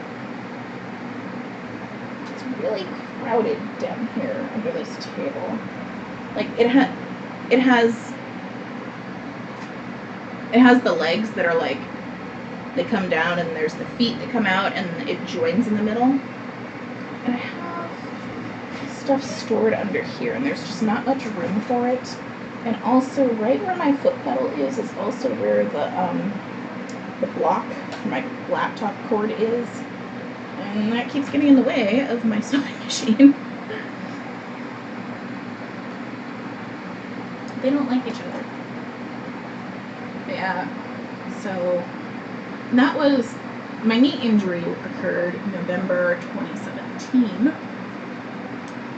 And then just last July, so 2019, I finally got a primary care doctor. So I was like, I should probably do this. My tetanus shot is way out of date. Like, my last tetanus shot had been, I think, 2004. So I was like, I need to get that. Probably should get a couple other vaccines that I'm outdated on. So, like, you can just, like, go. It's so easy to get a flu shot, because if you work in an office, they have an event every fall where they bring people in, and you just, like, go to the cafeteria and get your flu shot. Other shots, though, you gotta, like, go to the doctor for. And if you don't have a doctor, I don't know if they do that at urgent care or not. They probably could, but then they'd be like, you need to get a primary care doctor. Like, I've been lectured about not having a primary care doctor for so many times.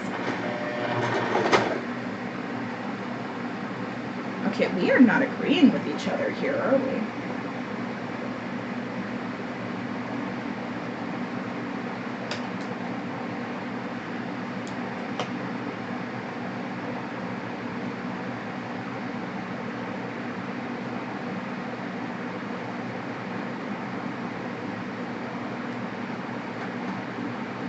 I finally got a primary care doctor last summer.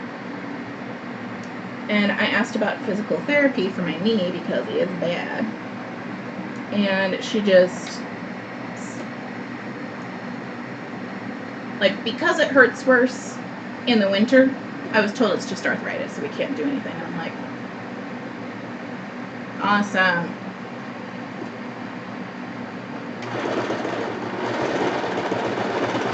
Oh, there we go. I was just starting too close to the edge of the fabric, and this machine does not like that.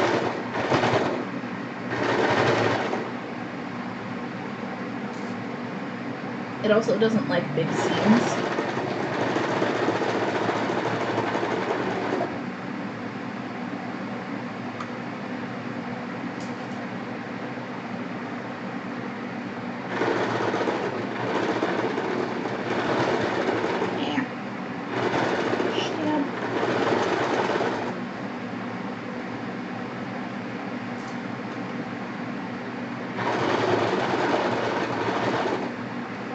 One of the things that boggles my mind about people who are opposed to universal health care is when they argue, well, if it's free to go to the doctor, people will go more often. That's called preventative care, my friend.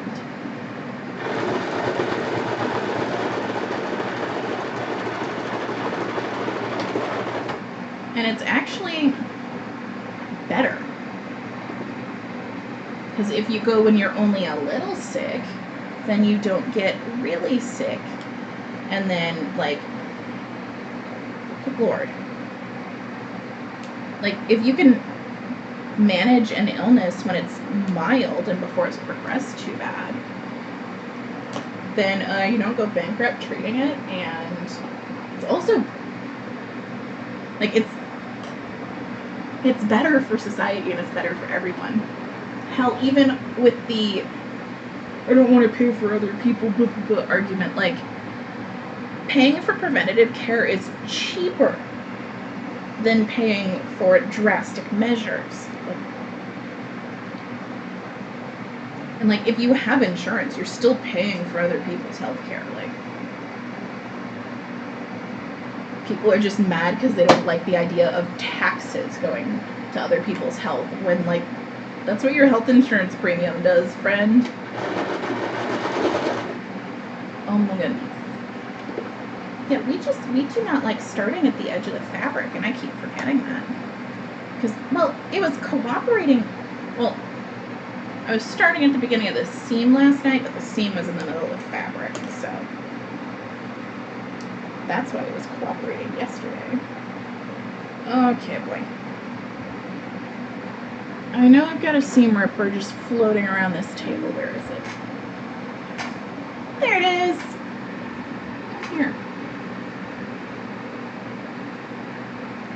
But funny enough, when I was a temp the last couple of years, we had 2 insurance policy options. One, it was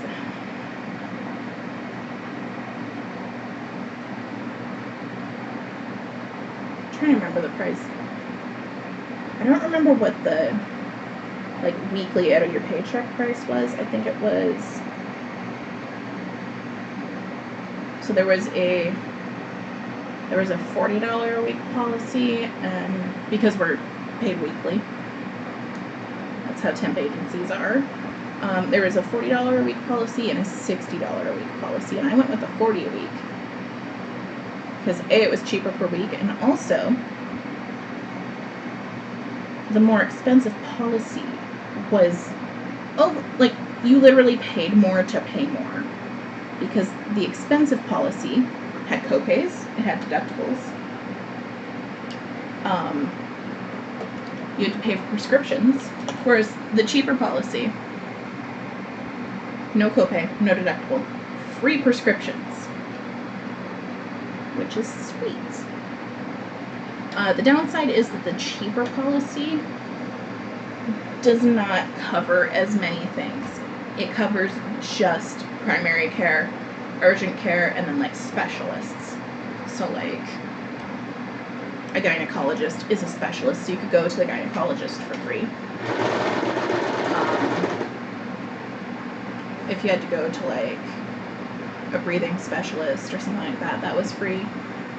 It does not cover emergency room. It does not cover physical therapy. It does not cover mental health. It doesn't cover a lot of things. But boy, howdy, my Adderall is free.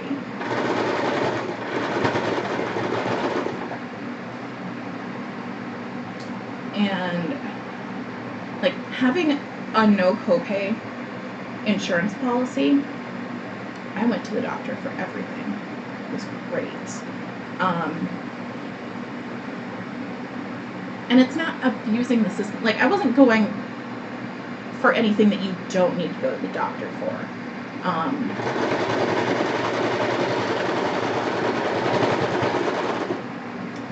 Like, I would be genuinely in pain or genuinely sick.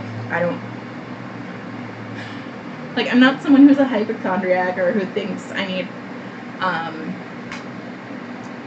antibiotics for a cold or anything like that.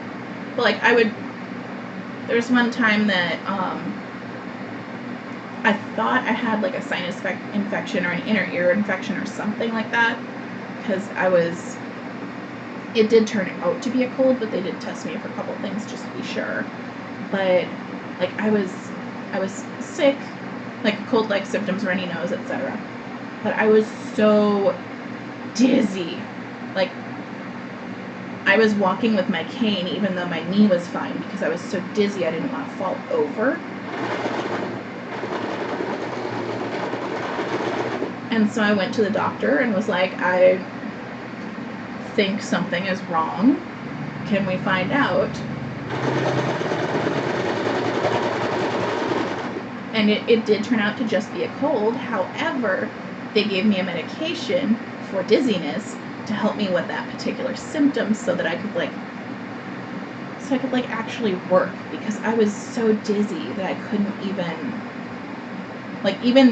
I wouldn't be able to do this when I was sick with that particular cold, because it just messed up my inner ear, and I was so dizzy. Just sitting in a chair was hard. Focusing on typing things was hard.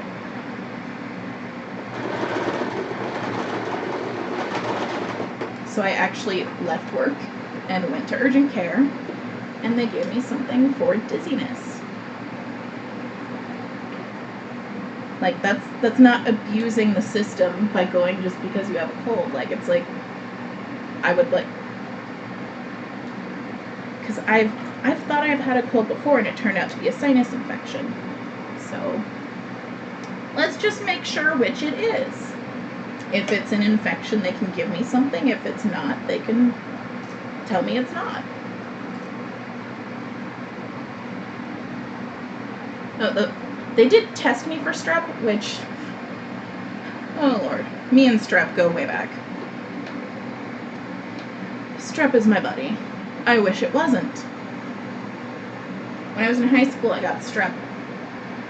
There was this period of time where I was getting it like every month.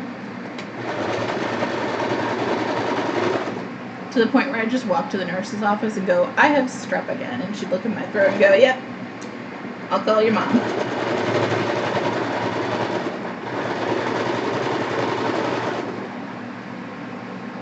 And the fun thing about strep for me is when I have it, it doesn't, when they do the swab,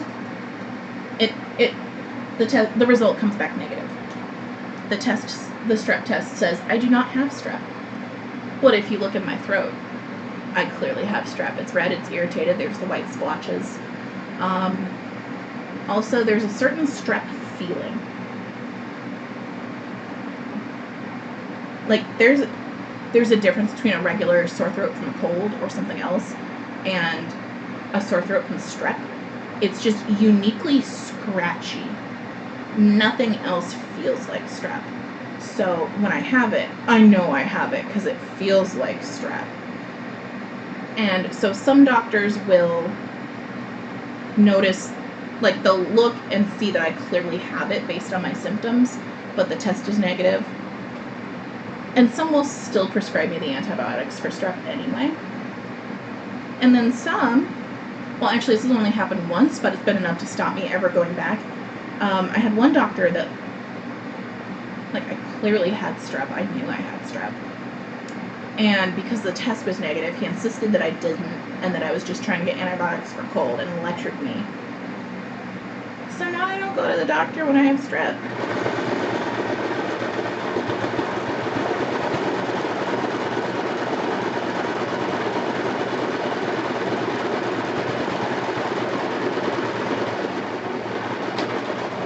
I do treat it, though. My grandparents are snowbirds. Not this year. Well, actually, they came home this year. I don't think they'll be vacationing next summer or next winter. Usually they spend a good deal of the summer up in Wisconsin seeing my step-grandma's kids and other family.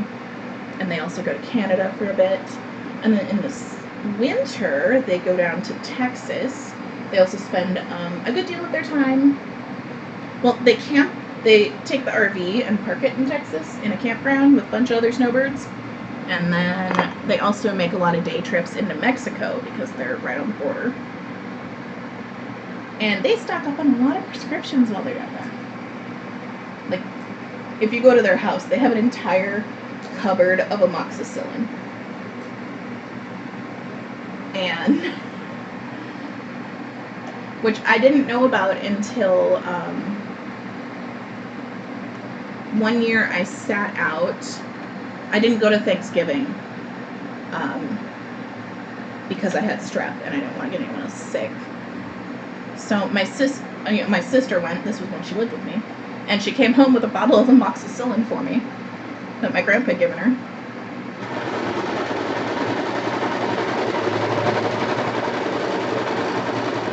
So now when I have strep, I just ask them for a bottle of amoxicillin.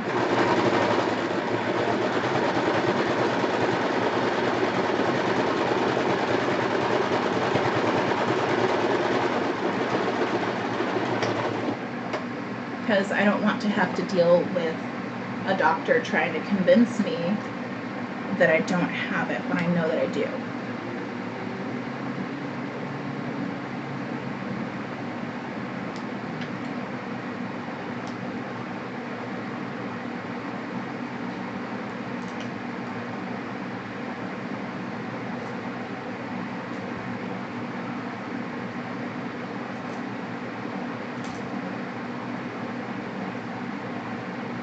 Is that the best way to handle being sick? Probably not. But when we have a medical system that frequently doesn't take people seriously, you gotta do what you gotta do. There are also people who, you can go to like a pet supply store and just buy amoxicillin there and then just dose yourself based on weight.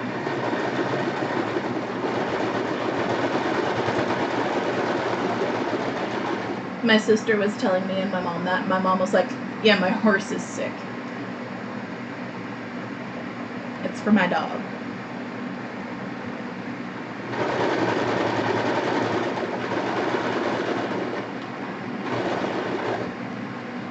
Ooh, it doesn't like this seam. It doesn't want to go over it.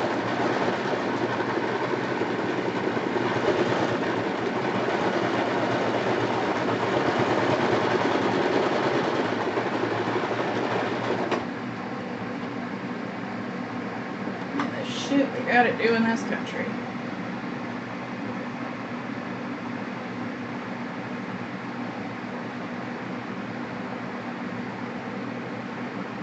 I'm not entirely. I have a suspicion about my current allergy situation. I think it might be because of the storm on Monday, because of so many trees were like knocked down and branches knocked down, and then now they're all just laying on the side of the road dying, and all that is in the air.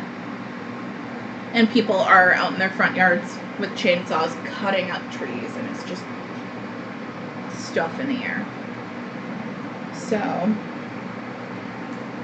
my nose and my eyeballs are like, run. Of course, I should take, I'm very bad about remembering to take allergy pills, even though I'm allergic to cats and have two. You'd think I would take my allergy meds, but I don't.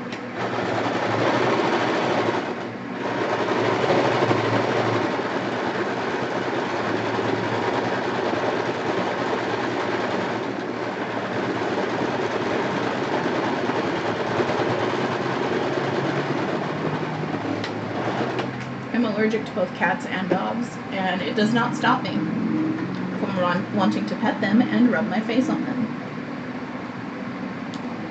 It actually took me a long time to realize I was allergic because they don't make me sneeze. It's more of a contact allergy. My sneezy nose stuff allergies are dust and outside, pollen, whatever else. I haven't had an allergy test, so I don't know for sure. I just know spring is disgusting. And so are parts of summer. It might be pollen, it might be ragweed, it might be both. But for animals, for cats and dogs, it's a contact allergy. Like, I'll pet a dog, my hand will break out in a rash.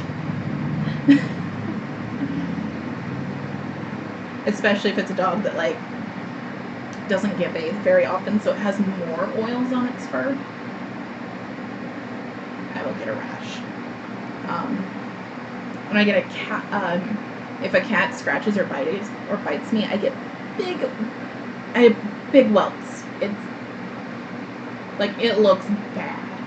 It looks worse than it actually was. It's like just a little scratch, but it swells up so bad.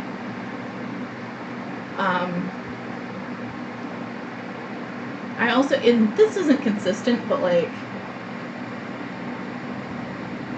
sometimes if I pet my cat and then touch my face, I get hives or my face just turns red. Does this stop me? No.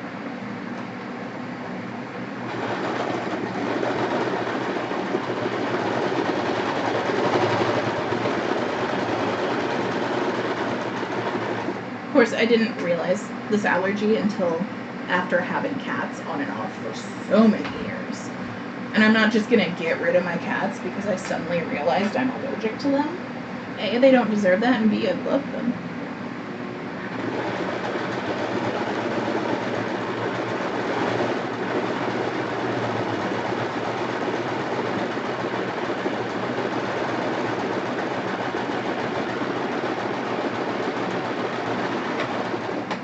And Frank especially, I would not get rid of, even though he is a butt sometimes. Just total butthead. He's just not a smart boy. It's okay. He doesn't need to be. He's an indoor cat.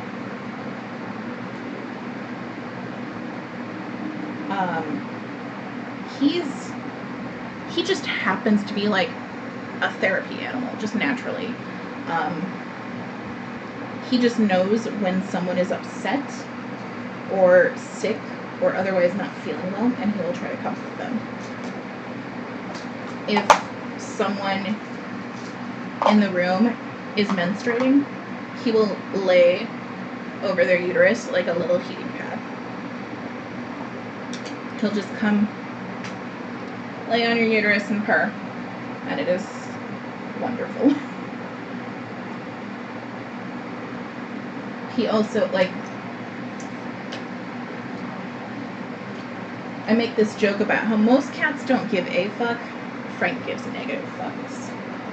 He was being a living heating pad for a friend during a D&D game because she was cramping, and he knew. So he normally during D&D games he makes his rounds around the room and gets pets from everyone. That game he just stayed on her lap because she was cramping, and he was like, "Oh, you need me. I'm gonna stay here." And like she was like putting her notebook on him and writing, and he didn't care because he's like, "I'm doing my job."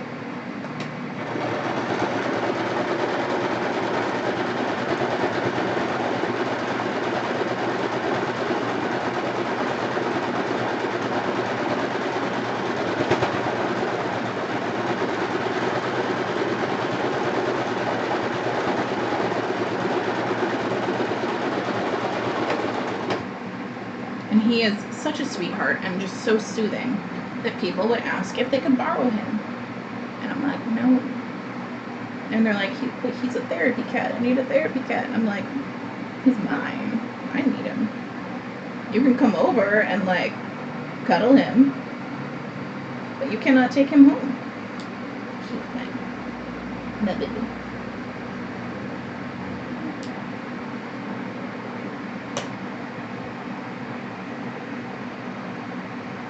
I've also had people, before COVID, suggest that I get him, like, registered as a therapy cat and, like, take him to nursing homes or hospitals or whatever and just be like, therapy cat time! Go cuddle these sick people. Because he knows. He knows who needs it. Of course, the worst part of it for him, and maybe for me, is that, like, I'm one of those people that when I'm sick, I'm really irritable. I don't want anyone touching me. I don't want anyone near me. And he just gets so lovey and so in my face, and I get so annoyed with him, and I'm like, I know you're trying to help, but go away.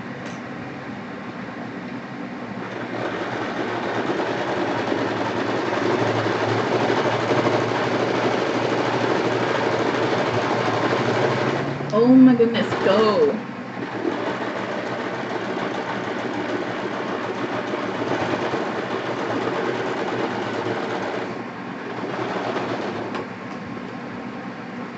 I really need to get myself a second sewing machine. It's not that this one is bad, it's just very basic.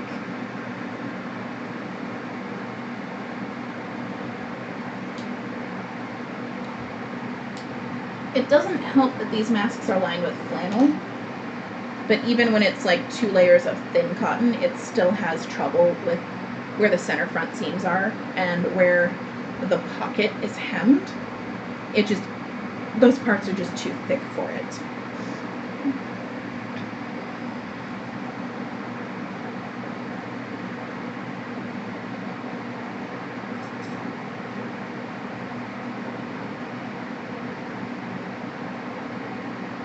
And the reason I'm lining my masks in flannel is because it's wonderful. I made one test mask with a flannel lining.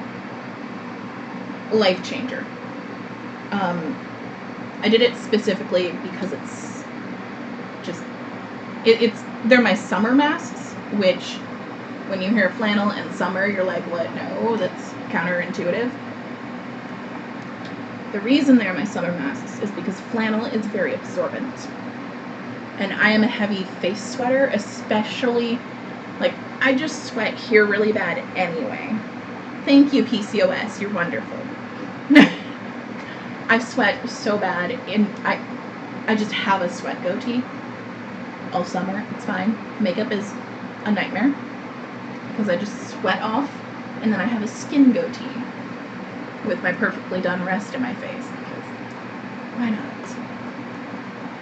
But I wanted to see if making the inside of my mask flannel would help with the face sweat. I need to adjust my color settings again as the sun keeps going down. Don't mind me just clicking. Yeah, that's better. Yeah, how I adjust my settings is very simple, very lazy. I open the settings application for my webcam, and then I click all the auto color settings on, let them adjust, and then click them off again so they don't keep adjusting, because that's bad. Oh yeah, flannel. So the reason it occurred to me to line my mask with flannel is that, like, I was complaining to myself about face sweat under my mask, and then I remembered that flannel is used for reusable baby diapers and for reusable menstrual pads because of how absorbent it is. And I was like, I bet that works for sweat too. Let me try it. So I made one as a tester, and it's night and day difference. I'm so much less sweaty and muggy under there because all the moisture is just in the flannel. It's great. So I am making myself a bunch of them. And honestly, I don't know that I'll go back to just regular thin cotton linings, just because it's probably also going to be awesome in the winter if we still have to wear them in the winter, because it'll be an extra layer of warmth. Because, oh, cold air hurts. Like, our winters get nasty. It's like, it hurts to breathe. The air is so cold. And the humidity never goes away either, which is weird. Like, the air's as humid as it can be at freezing or at 0 Fahrenheit. And it's just, it hurts to breathe, so I might just wear masks outside all winter so that I can breathe comfortable air. Also, I noticed the flannel makes a huge difference in allergies because it's a thicker material, so it's filtering more of the pollen. Of course, my air conditioner still blows pollen into my apartment, so it doesn't do much. I just have a window unit, so.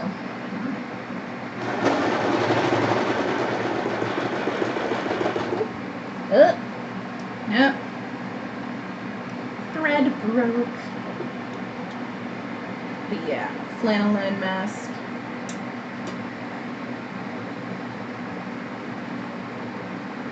I also noticed when it started getting really nastily humid, even just a regular thin cotton mask, and all my masks are 2 layers.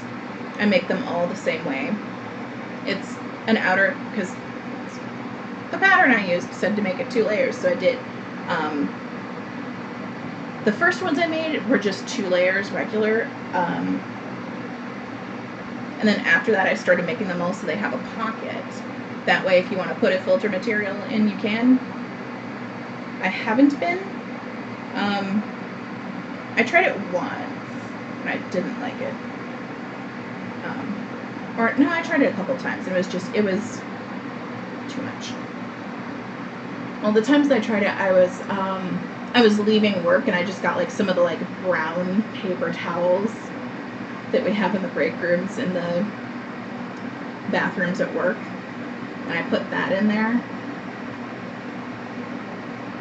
And it was too hard to breathe through the paper towel, but they were also, like, they're thick paper towels.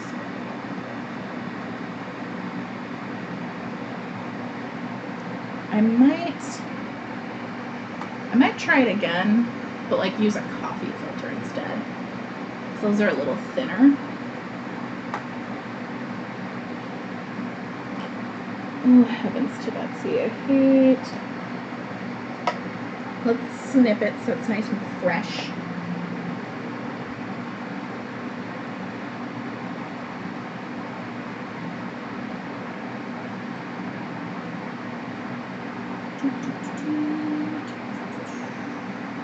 There we go.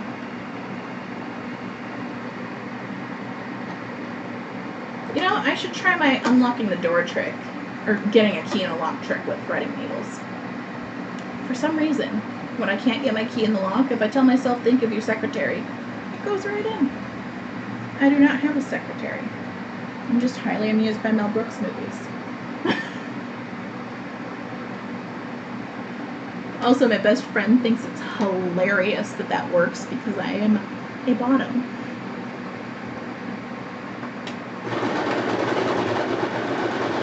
It works though. I don't know how. I don't know why. Maybe I'm thinking of I'm probably just like subconsciously thinking of the secretary from Blazing Saddles because her titties though. Those are fantastic titties. I mean, all titties are fantastic, but the outfit they have her in just really, really does them justice. Which was brilliant.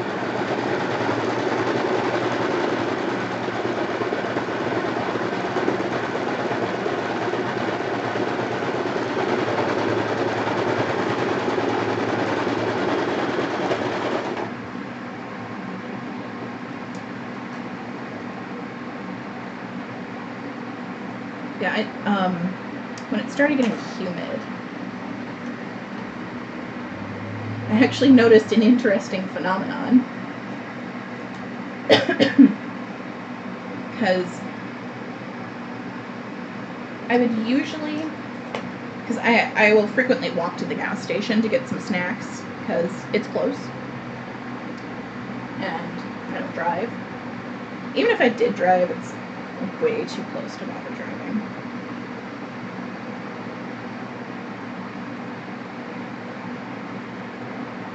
And like when I would walk to the gas station, I'll like,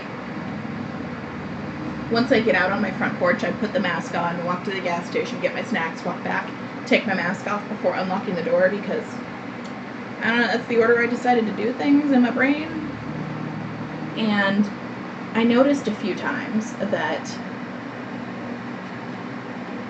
instead of that nice, a better supply of fresh air sensation of taking off the mask, when it was really humid out, instead it was actually worse not having the mask on, because the mask was filtering out the humidity in the air and I was breathing drier air in the mask. And I'm like, how is it harder to breathe with my mask off? humidity, I guess. And of course the flannel again does even better against that because more material. Also because it's absorbent.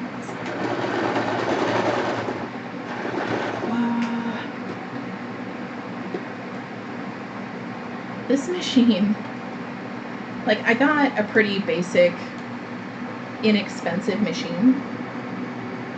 It's not bad. It's just annoying. If a seam is too thick, it won't go over it, and it just like stays in one spot, sewing that spot really thick. It also, if a fabric is too thin, it just sucks it in and gets caught and just sits there sewing that one spot. It also does that really badly with knits. It's one of the many reasons I prefer to sew by hand when I have, when I don't want something immediately. Though I do sew by hand reasonably quick, because I do it a lot. Oh, okay.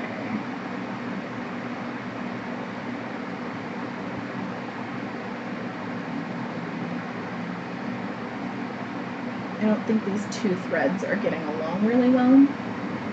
My bobbin thread and my top thread are entirely different threads. I don't think they like each other.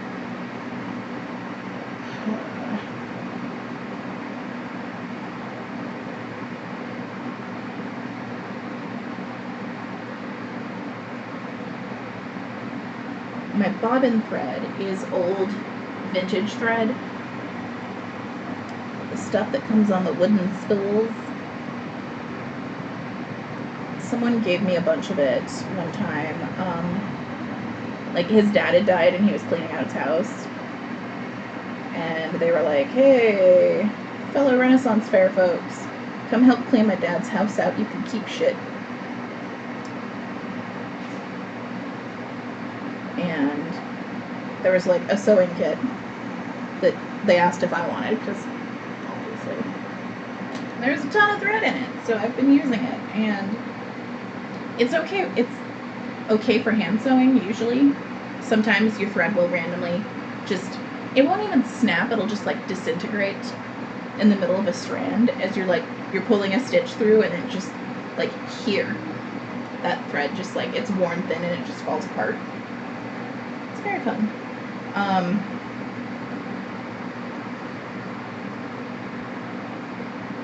It also, sometimes it agrees with being in the machine and sometimes it doesn't. It works better as bobbin thread than it does as top thread. But even then, sometimes it's like just off enough.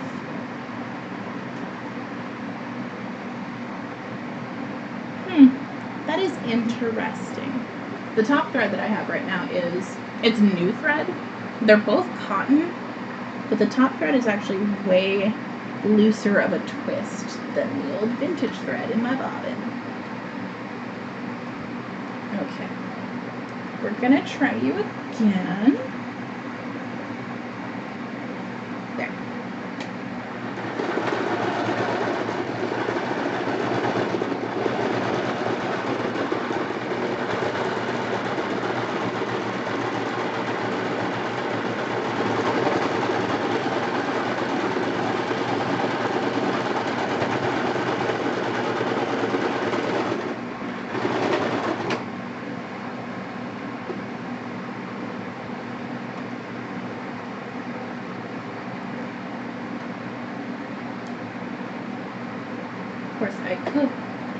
I will probably eventually buy a new machine, just for more intensive projects. There's a Frank again. Sir.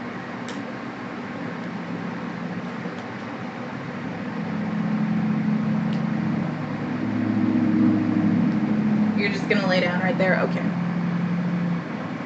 I can sometimes work him around and sometimes I can't.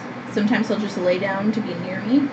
Other times he insists that he has to be petted no matter what you're doing. So when he does that, I can't sew because he'll just keep nudging your hand. and your hand will slip from what it was doing. It's fine if I'm just like on my phone. I might accidentally click something or spell something in a way I didn't mean to. That's fine. But if I have sharp things in my hands, I can't have a cat nudging my hands, because that's asking for injury. Isn't it, mister? I just want love. That is just him. He just wants to be loved constantly. Are you going to let me sew, or are you going to be all over my hands?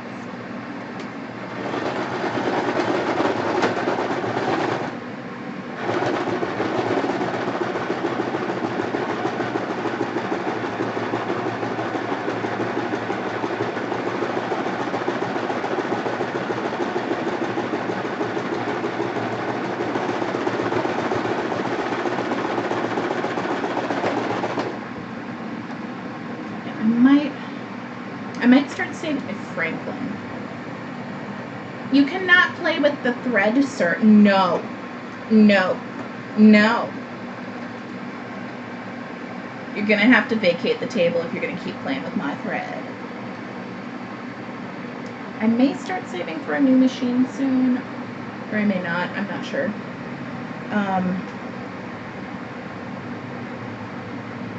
I am working on making myself a new wardrobe because I want, because of several reasons. One reason being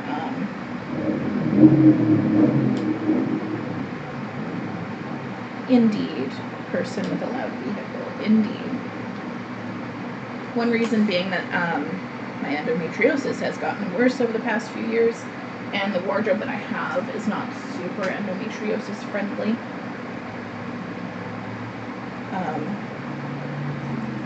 Like, having stuff that puts too much pressure on the lower abdomen is just really uncomfortable, and it's just not, like, most of my bottoms are either jeans, which are just, no. Endometriosis means frequent bloating, which means your jeans never fit right. And I have a large button hips and small waist, so like just buying a size bigger, like I already have to buy a size or two bigger to fit my butt, and then buying a size or two bigger than that to fit my bloating, no. They will fall off when I'm not bloated, basically. And even when I am, it'll just be this, I hate that thing where your jeans are, like, the waist is just too big. And belts don't really, when you're as fat of a person as I am, belts do not work that well, especially when you're shaped, when you're as round in the high hip as I am. Because what happens when you wear a belt and you're very curvy is between the belt loops, your jeans slide down, and so now your belt is just on your bare skin, and that hurts. Like, not initially it's just uncomfortable, but then it starts to chafe, and nobody wants that. So, no pants. And, well, compression leggings sometimes help, sometimes don't. A lot of them are honestly too small, which isn't what you want. Also, so I settled on, well, it's partially the Closet Historian's fault, for showing me how amazing 40s clothes look.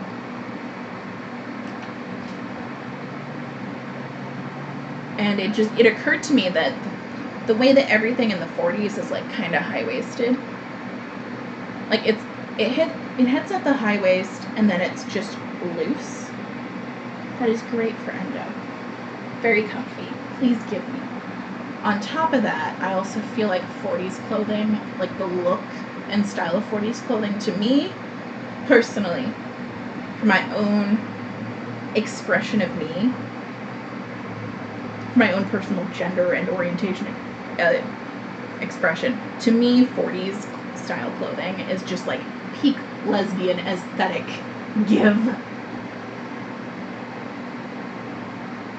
And so yeah, I'm just gonna start. I am accumulating patterns and fabric, and I'm going to have a fantastic 40s wardrobe with like a little 50s dusted in, because that shit's cute too.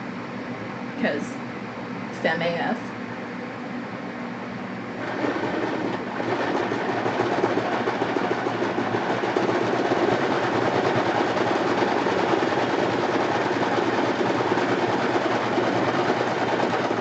But I just especially like the 40s, because to me, it's just like, I feel like the 40s was,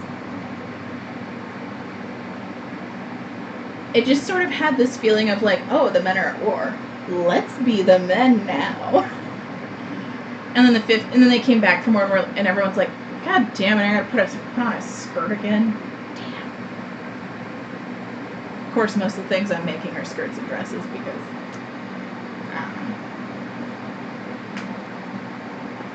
well, mostly because I'm just not sure about high-waisted trousers on my particular body proportions.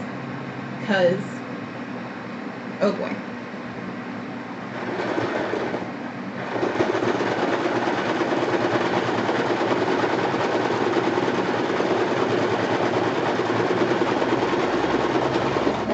Of course, that apprehension comes from off the rack high-waisted trousers, which are just like huge in the waist and don't even like touch.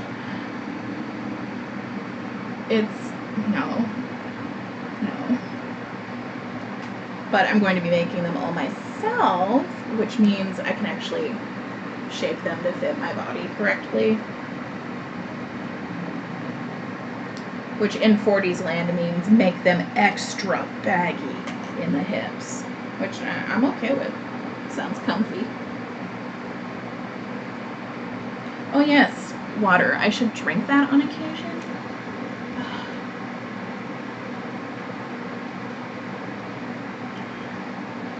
ADHD. It does that to you. You just like, it amazes me that people actually manage to remember to drink enough water throughout the day. Because, for me in particular, my ADHD makes it so that I forget to fulfill and sustain like natural bodily functions. I forget to eat and drink a lot. I don't when I have an office job. I'm pretty good at it on work days anyway, because I look forward to breaks. And I'm bored enough that I'm actually hungry when I'm at a job. On weekends or during times I don't have an office job, I hyper focus on what I'm doing and forget about my bodily functions. And then next thing I know, I have had no water all day and I haven't eaten in 8 or 10 hours. And that's not good for you. Because then you're famished and you eat way too much.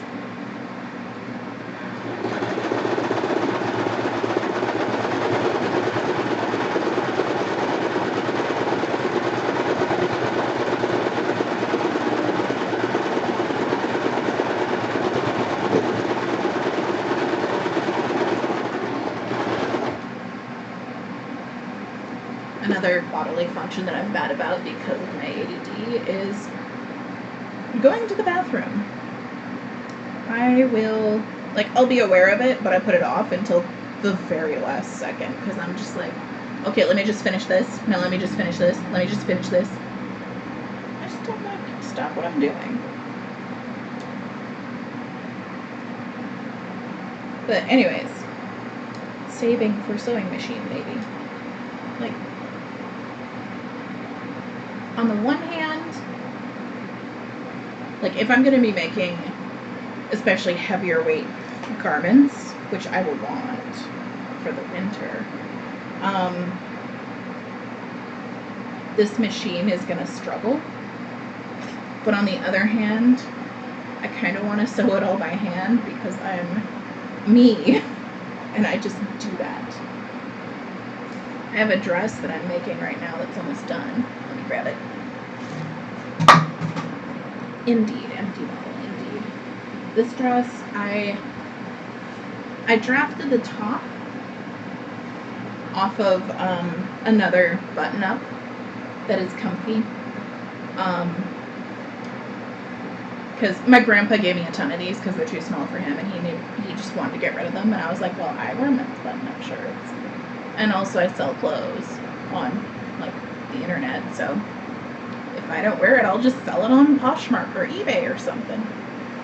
Some of them, though, because he's a farmer, were too gross around the collar and cuff for anyone to willingly wear. It was honestly given, and I've seen this on people at the Renaissance Fair too. I think it's from spray sunblock. It makes fabric disgusting.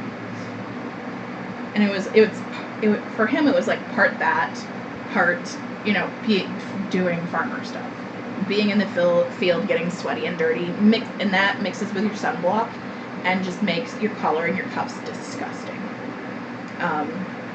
If you're ever at a Renaissance Fair and you see people who like their shirt or their shift has like a beige stain around the neck, it's because they're using spray sunblock.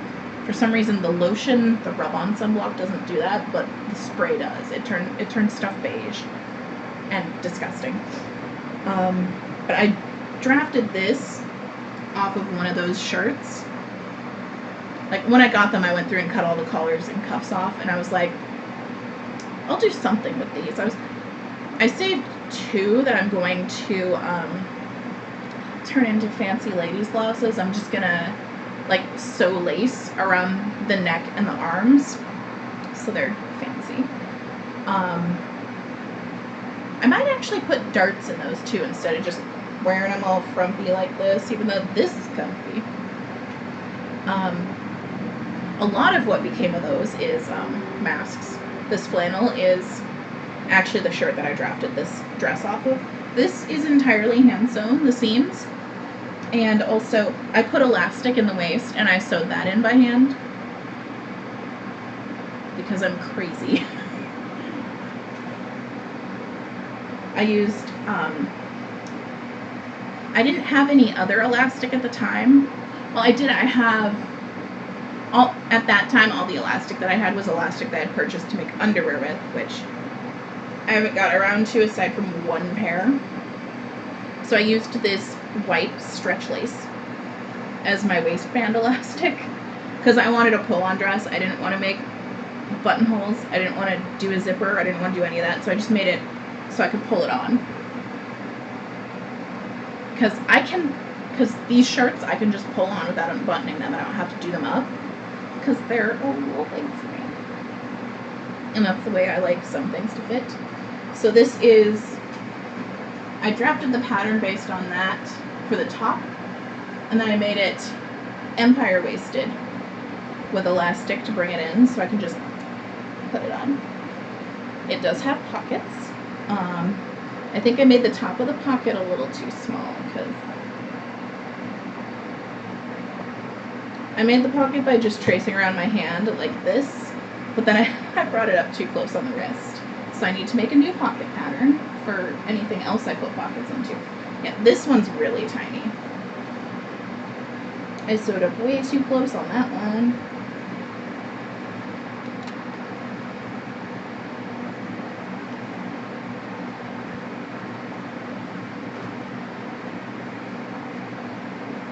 I mean, my phone still fits inside of it, so that's what really matters. But yeah, I sewed elastic into a dress by hand. So I'm not entirely bothered at the idea of sewing trousers, etc. by hand. It would be nice to do some of it on machine though, so maybe. I'll think about it.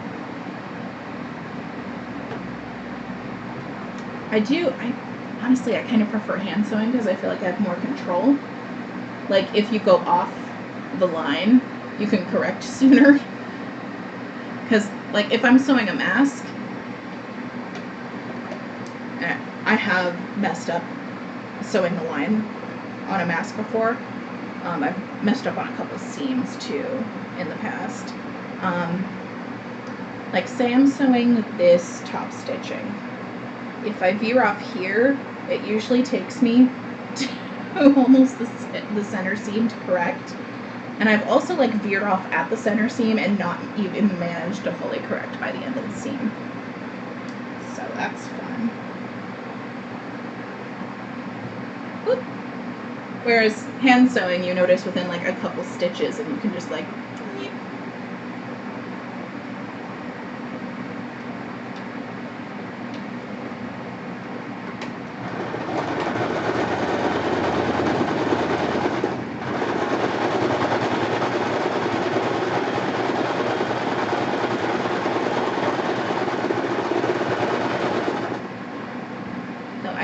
I am fairly certain, so I've planned out the items that I have patterns for. I've planned out what fabric I want to make with them if I don't already have it on hand.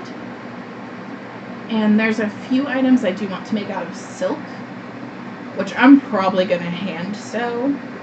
I've sewn with a polyester satin before by hand, and I was able to keep it in check pretty well. I've actually done it twice. I've sewn, or no, 3 times. I've sewn with polyester satin 3 times by hand. I've been able to keep it in check pretty well. I've never sewn with it by machine. I don't know if I want to.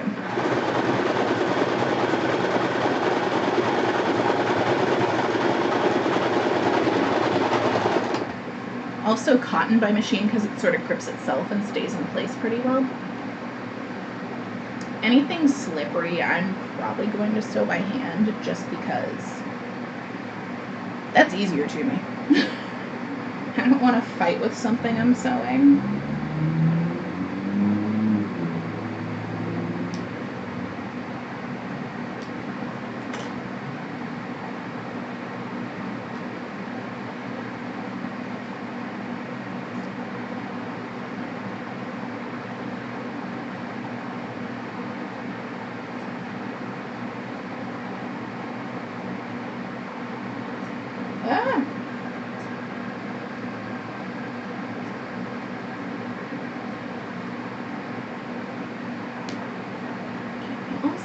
Where's that one other one?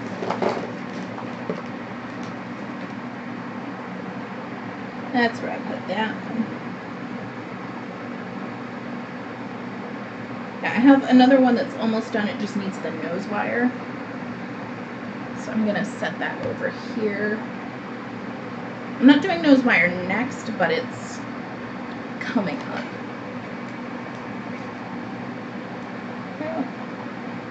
Needle before, I don't know, it was just in a mask and I've just been moving it to other ones. Oh yeah, it was what I was using to hand sew them with. So after I do the top stitching, let's see, yeah, I'm going to do the top stitching and then I'm going to do the little hem at the end to put the elastic through, and then I'll do the nose wire and then I'll put the elastic in, and then my masks will be done and then I'll wash them. Because they've had my hands all over them. They're not clean. They don't do their job when they're not clean. Oh, I started too close to the end of the fabric.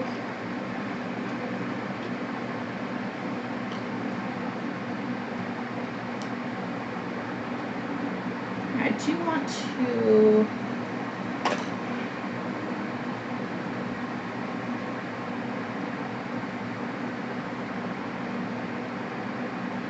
just trying to think about what kind of machine I would want to get. Because, like, I want to make a coat or two and some suits. And that's heavy material, so... like, especially for the coat, I might want to get a heavy-duty machine.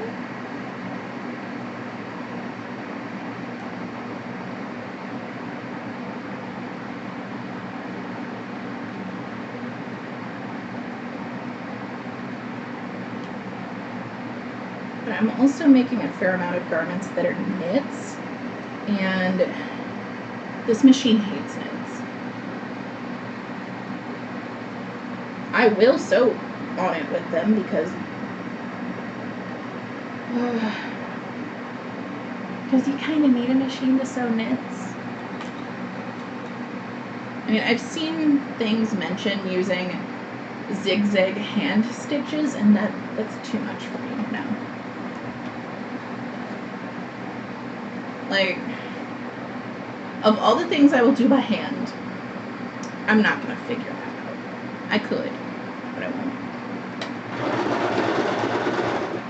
For crying out loud. This is just cranky. Yeah, I do want to make, I mean, I am never going to stop wearing leggings. I'm just going to like have alternate options of either leggings and comfy shirt or like cute 40s outfit depending on how many spoons I have that day.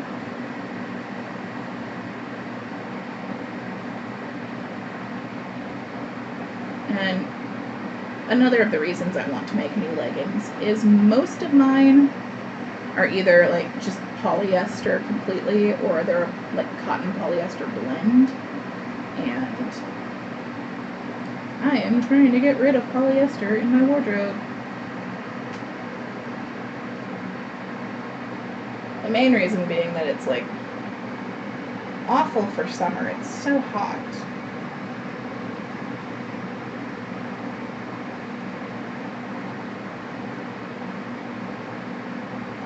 Like, I'm wearing one of those pairs right now. They're like a capri legging, so it's supposed to be cooler, but it's polyester, so it isn't.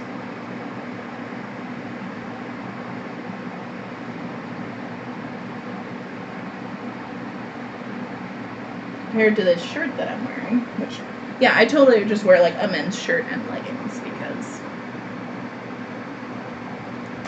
that's what I want to wear.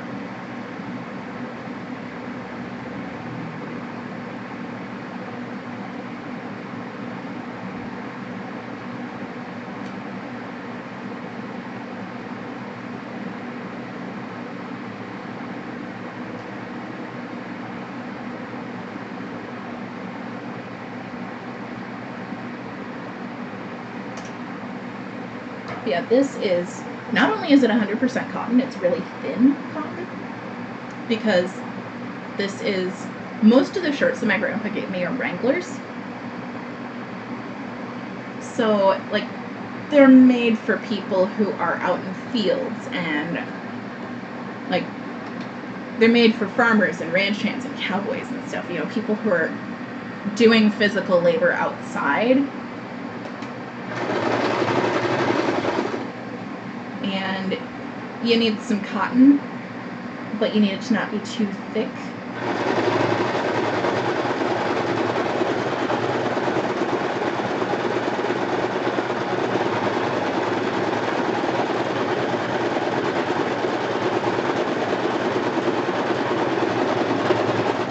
So they are fantastic. And shirts like this are literally all that my grandpa wears. He does not wear short sleeves. He does not wear t-shirts. Well, he does, but like as undershirts, because he's 81. No, sometimes he wears tank tops as undershirts, and sometimes... Yeah, back when my sisters and I still lived on the farm, he would like call us over on the weekend to go help at the house with something. Well, house. He and his wife moved out of the farmhouse and into a modular home. So a fancy trailer. I need to adjust my color settings again because the sun's almost completely down. He'd call us over to help us with something, or to help him with something. And we'd walk in, and he'd be sitting there in his recliner, in his tank top, and his tidy whities, and we would be starting for life. Also, his tan lines are hilarious, because he only wears these shirts, and he doesn't roll up the sleeves like I do. He keeps them buttoned, because he's 81. And when that's just how he's always dressed, because sunblock used to not exist. And so in order to avoid being too horribly sunburned, you would wear a long sleeve shirt, buttoned all the way up, buttoned all the way down. And then just your hands and your face and the back of your neck would get sunburned. And then in a couple decades, you get some skin cancer removed. He's had that. Because they did not have sunblock. So you covered up as much of your skin as possible.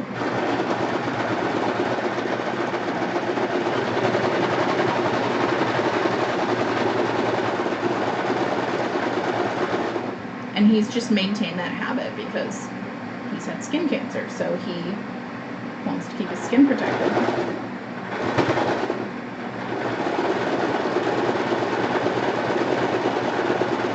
But because of that, his farmer tan is what most people think of as a farmer tan, the t-shirt tan. That's a city folk tan. And like a genuine farmer tan is just the hands and just the neck and face, because you're wearing this.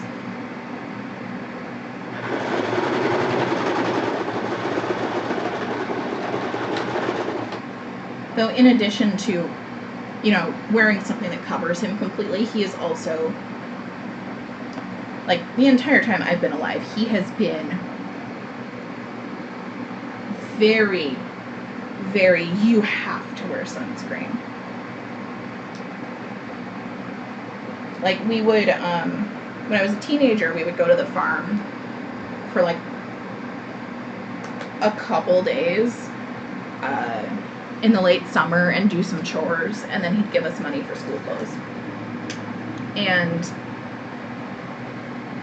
you had to put on sunblock. Like, we would all just sit there in the office putting on sunblock, and then we'd go out and do work. It's really funny to go into your school full of city folk and tell them you walked beans, because they immediately think walking a dog. Because, well, if you've never heard that phrase before,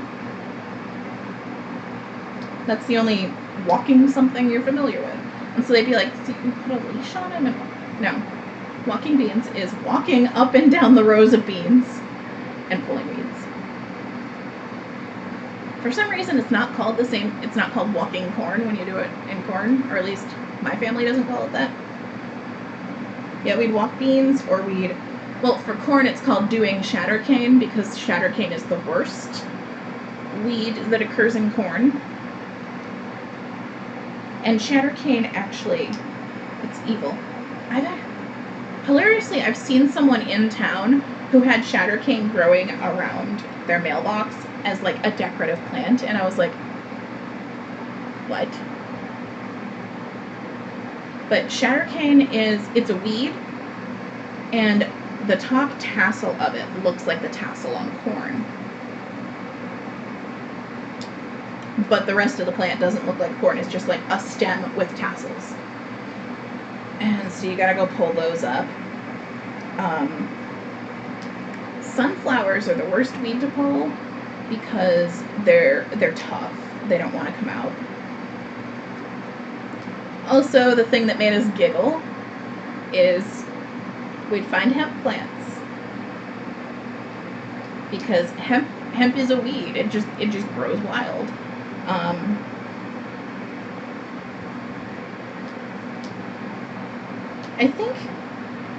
I remember hearing at one point that, like, at some point farmers were told to, like, plant hemp in their ditches, and I could be making this up, but I think I recall hearing once that farmers, like around World War II, they were told to grow hemp in their ditches to, like, help contribute to, like, the war effort and making rope. I could be wrong, but, like, there's just so much of it that just grows wild, and it just sprouts up in your field, and you gotta go pull it because it's a weed. And, like, it's a weed that's gonna cost you money because it's pulling a lot of water and nutrients. Like, you don't get little weeds in crop fields because the crops pull enough nutrients that little stuff like dandelions can't really happen. So it's the other big plants that are competing with your crops that are the concern. And hemp actually grows in both the corn and the soybean fields because you rotate. So it's just there.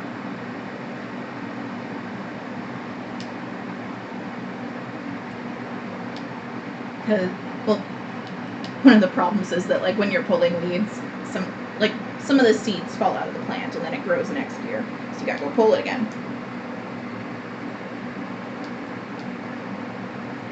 And my uncle told me one time about how apparently in the 80s, not apparently, in the 80s,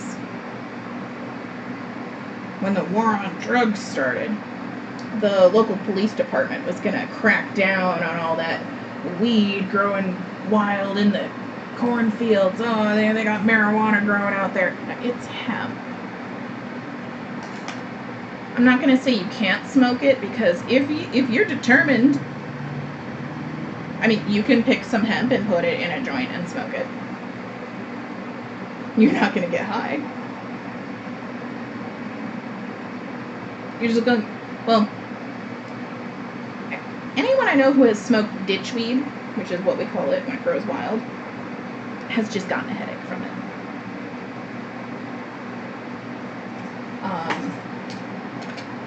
But yeah, if you're smoking hemp, you're just smoking CBD, honestly. So you're not going to get high. You might get kind of calm. You're not going to get high. There's no THC in hemp.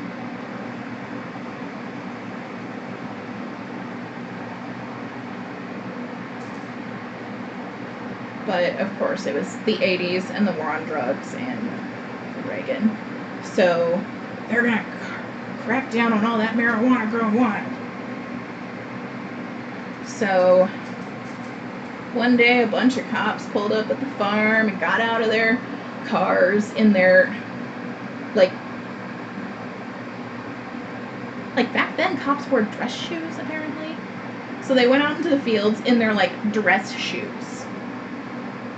Cut down all those marijuana plants, which is it's not the kind of footwear you want to wear for that. First of all, you need a heavier duty sole. You need to be in a boot, maybe a sneaker. I prefer boots. That is me. And my uncle and my grandpa both just wear sneakers when they're in the field. Usually they'll have an older, dirtier pair that they wear. And my other uncle, he wears boots to do farm work. Me, I like a boot. I like a good boot. I just like boots. But, like, you need some arch support, basically. And dress shoes often do not have much of that. So they marched out in their very uncomfortable shoes, and that was the only year they did that. Because I don't think they realized how much grows on its own. And it was too much work and too many man hours for them to bother. At least to bother white farmers who just have a weed in their crops. Like, you just did a bunch of labor for the farmers in the name of the war on drugs. Thank you. We didn't, like, the farmers didn't have to go pull that weed that year. Excellent. But yeah, they only did that one year because they hadn't realized how much was there. And also, why would we bother the white farmers when we could instead, unfairly target minorities? Which is what the whole war on drugs is for, but well, it's also to target hippies, but farmers aren't usually hippies.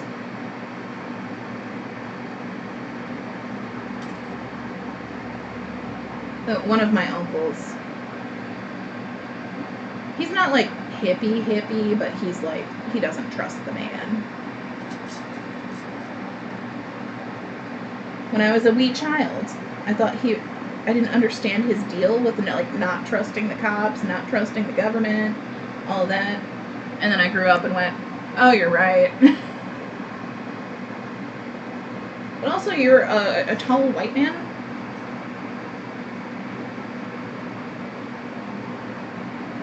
So they're not going to bug you too much compared to how they'll bug some other groups.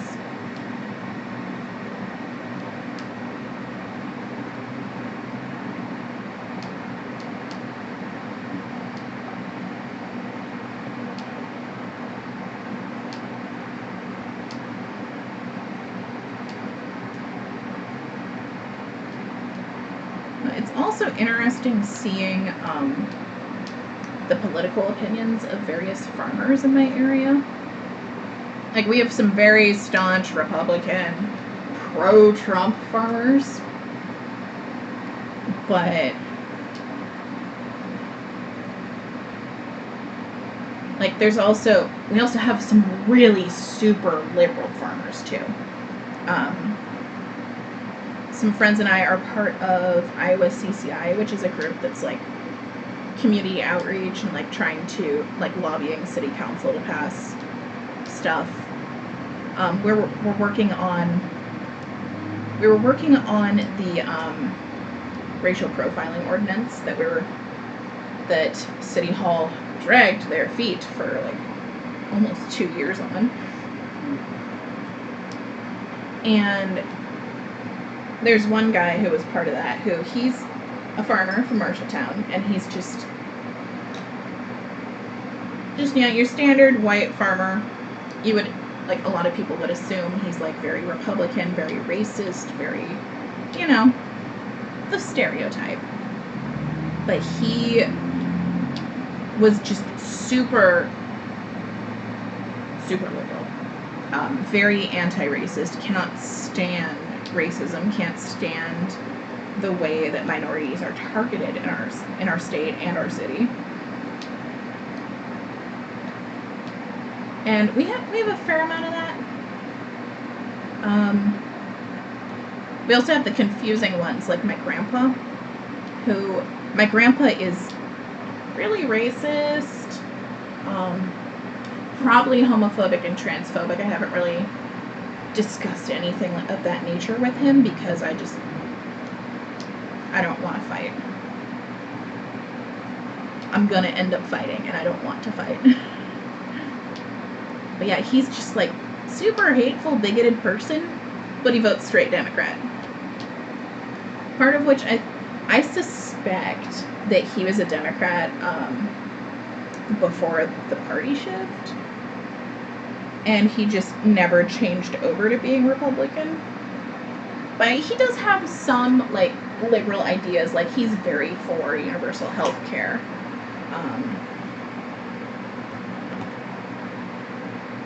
His views on immigration, they come from a racist place, but so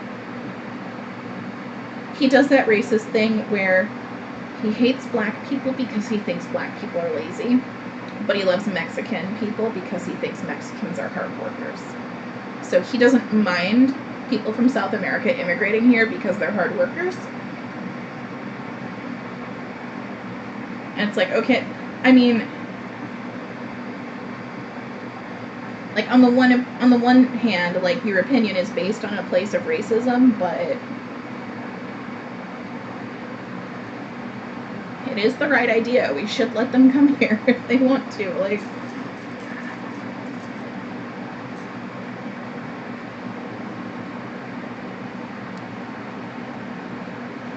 probably the strangest, the most confusing moment of my life was when I voted for the first time in 2008. My grandpa drove me to the polling station so I could vote. And at that point in time, I knew nothing about politics. I was just like, it's about time we have a black president. I'll vote for Obama. And So I went in, I voted, I came and got back in the truck, and he asked me, did you vote for Obama? And I just froze. Because I'm like, how? I can't tell my racist grandpa I voted for the black guy who'll lose his mind. And then, like, as I was, like, hemming and hawing, trying not to answer, he was like, you better have it. I'm like, what? My brain broke for, like, 5 minutes. Because I couldn't handle the cognitive dissonance of hates black people, you better have voted for Obama, being in the same person. It broke me. But I mentioned it to my mom, and my mom's like, yeah, he votes straight Democrat. He will not vote anything else, so that's why. And I'm like, that makes a little more sense. I'm still confused. It's still just, what? And, like, my grandpa loves Obama, thinks he's great, thinks he's a wonderful person, wonderful president. And yet he called one of my sisters trash for taking a friend to prom who is also biracial. Like, and this friend, he is, like, people shouldn't have to be, like, people of color shouldn't have to be good people in order to justify treating them like humans. But, like, this kid is really sweet. And not that it makes any difference, but he wasn't even a date, like, they were going as friends, because he's practically our brother. We've known him since he was 6 months old. Like, we grew up with him. He's our brother. And my grandpa knows him because he's been at, like, every birthday party we had. Because you invite your family and your close friends to your birthday, so of course he was at all of our birthdays. And I'm like, you know this kid. You know he's a good person, and yet you're calling my sister trash for going to prom with him as friends. Like, even if they were dating, it shouldn't be a problem, but, like, good Lord. It's like, okay, so you like Obama, a biracial man, but you don't like this friend of ours who is the same.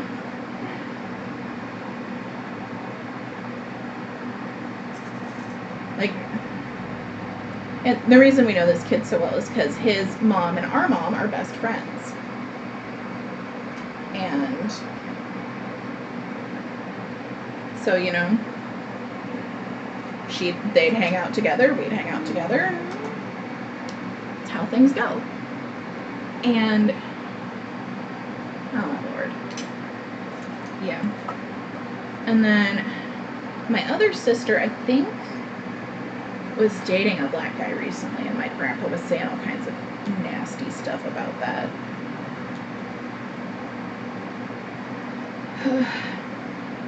He loves his racial slurs, which,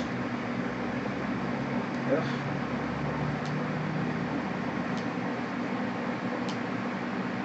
And I mean, there's that discussion that comes up every so often on the internet, on social media, where black people say that white people need to be calling out their racist relatives when they say things, and they need to, you know, speak up and try and change their minds. And then a lot of people are always like, okay, but they're not going to change their minds, though. And my grandpa is one of those people. Nothing you will say will change his mind about being a racist. We do still call him out on it. Not because we think he's going to change, but because, like, for this, honestly, kind of for the same reason that my grandma would call him out on it when they were together. It's because he says it in front of the kids. And we don't want the kids growing up like that. So you don't say that in front of the children. And then another layer to it is that, I mean, one of my uncles is a centrist. He's not, like, he has some, like, older white guy, semi-racist, like, unintentionally racist opinions, but he's not hateful towards minorities. And then my other uncle is Republican and very racist. And I mean, I'm not going to change either of their opinions by calling my grandpa out in front of them, but calling my grandpa out in front of family will, one, make him at least communicate to him that you don't say that in front of the kids. I don't, my sister does not want her son growing up thinking those things. My mom does not want my little brother, who is is he 13? No, he's 12. Yeah, he is 13, because I'm 31 and he's 18 years younger than me. Yeah. My mom had a surprise baby at 45, so we have a brother who's in middle school while us girls are adults. 2 of us are in our 30s. By the end of August, 2 of us will be in our 30s. The other's in her late 20s. And the middle one has how old is that child now? He's 9. He is 9. Yeah, so we have 2 not young children, but there's 2 children in our family who are at family events and may hear him saying that sort of thing. And so we yell at him for it. Not because he's going to change, not because we can't argue any of our relatives into changing, but what we can do is set an example for the children. That sort of thing is not okay.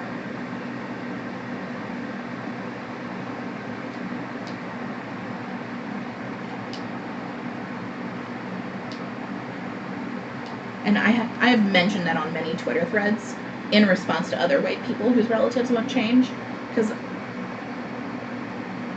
I mean, it's exhausting arguing with that sort of relative, but the bare minimum we can do is make sure the next generation is not like that.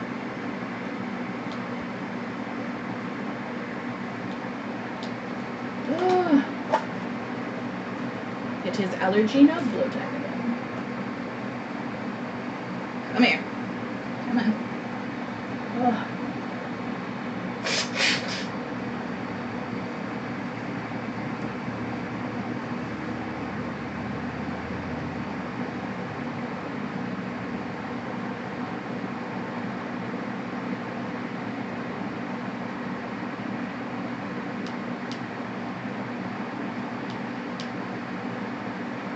And my grandma did try her hardest to make sure. Funny enough, my grandma is Southern. She grew up in the South. And my grandpa's, his family has been in Iowa so long we have a homestead. You would assume the person from Iowa would be less racist than the person from the South, but no. My grandma, when she was a little kid, she was at the playground and she started playing with a black kid, and her mom came and just yanked her away and took her home, and she didn't understand what she'd done wrong. And she has never understood racism, never understood the point, does not tolerate it. Except for, according to my mom, my grandma really hates Japanese women. She's fine with everyone else, but hates Japanese women. And I'm just like, what'd they do to you? Nothing. What's your deal? But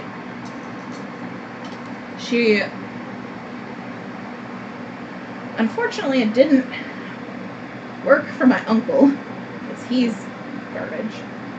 But at least my mom got the message from my grandma growing up that being racist is not okay. We are all people. We should respect other races. And then my mom also, passed that on as well. And there's some moments from childhood that just stick in your mind forever. One of them is when we went to go visit, one of the many times we went to go visit my great-grandma in the nursing home when she was dying, honestly. One of the times we had visited her, she said a racial slur in front of us. I don't remember which word it was.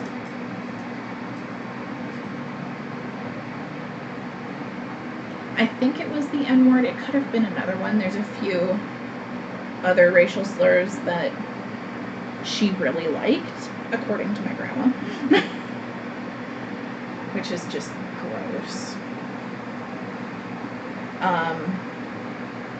Yeah, what sticks out in my mind about that is I don't remember her saying it, but I do remember the talk we had in the car on the way home. It was like a 40-minute drive, and the whole time we had a lecture from our mom about how racism is not okay. Those words are not okay. You don't treat people like that. And just, you know, just that general idea of being anti-racist, and it's not okay. On top of that, another thing that just sort of solidified accepting other people in my mind was the school that I went to for most of elementary school. We had, when I was in kindergarten, my mom went to DMAC, or community college, and then she got a scholarship after she finished her associate's degree, she got a scholarship to ISU for her bachelor's. So we moved up to Ames, and the school that I went to in Ames was very diverse, and it was a great experience and a terrible experience at the same time. Terrible because I was the weird kid, so I got bullied by like everybody.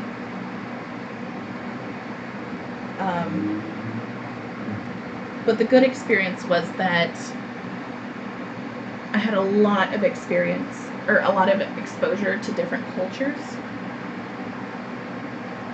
And like during very formative years, because I was from 3rd grade to 6th grade is when we lived in Ames for me. And it was just really a really great, really informative experience. Because like I had friends from all kinds of backgrounds. I had a friend from Japan. I had friends from Saudi Arabia. I had black friends. I had like so many different backgrounds of friends. And it just drove home the point that we're all people. We have different cultures, we have different beliefs, and that's okay. That should be celebrated. We're unique. One really cool thing that we did in 3rd grade specifically was that December we learned about all the variety of holiday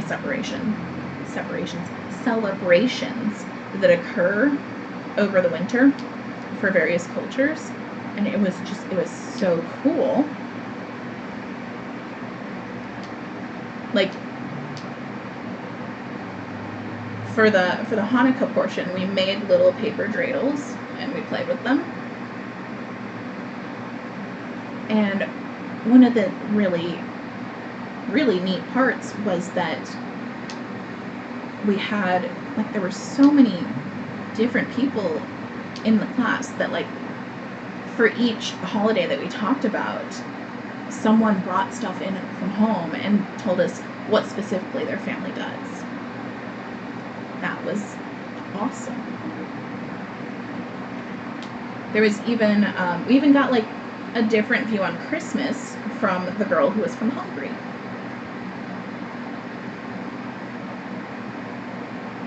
It was just a really diverse school, and it was a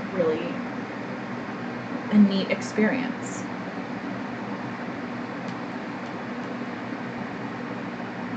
And so, like, because of that experience, my sisters and I all grew up, like, very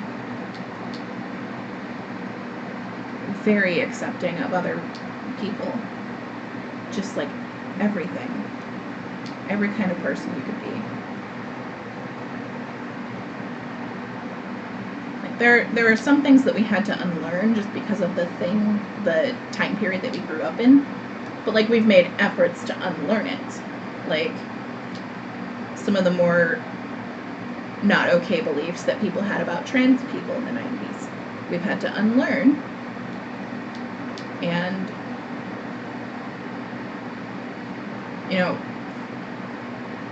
learn what the truth is and learn how to understand that particular experience. Couldn't think of a good word to phrase that.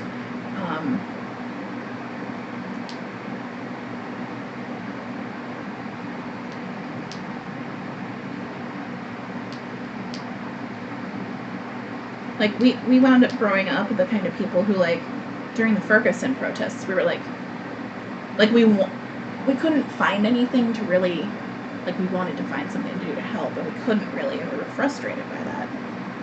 So we're just up here in Des Moines, like, you know, whatever. Like, we heard about what was happening and why, and we were mad and wanted to help and wanted to support. And this year, as it turned out, I don't know about my sisters, because I haven't, during the Ferguson protests, both of them were living with me, actually. The one with the kid was still living with me, because she was still living with me. The other one was actually, the younger sister has actually more than once stayed with me for a few months while she's between apartments. And she actually, like, has a job, and, like, she's always just had a job. Sometimes she's had 2 jobs. And she always does, like, wind up, like, she sits there, she saves her money, once she can, she moves out. It's fine. It's usually, like, I mean, this is just a facet of just how it tends to work. Like, you think you might be able to afford to move in a couple months, and sometimes it takes like 4 months, sometimes it takes like 6-ish months, but, like, she's never lived with me for longer than a year, because she's always wound up, you know, finding something.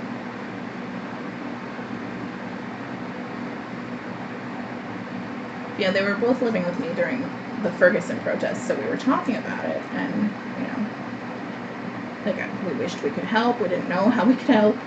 Now,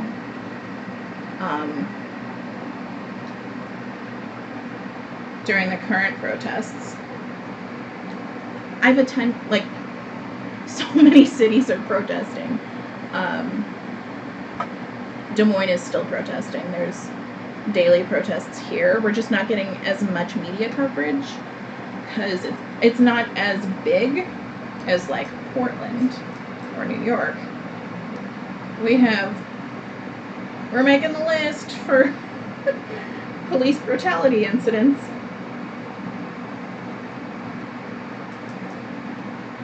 Our police brutality incidents at protests per 1,000 people, like, per 1,000, I don't know if they count it per 1,000 residents or per 1,000, I don't know how you would rank it per 1,000 protest attendance, but, like, our percentage adjusted for population of police brutality is just ridiculously high.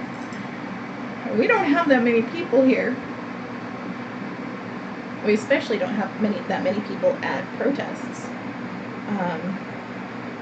I went to a couple back in the beginning of the summer, and then I stopped because I got heat stroke at one.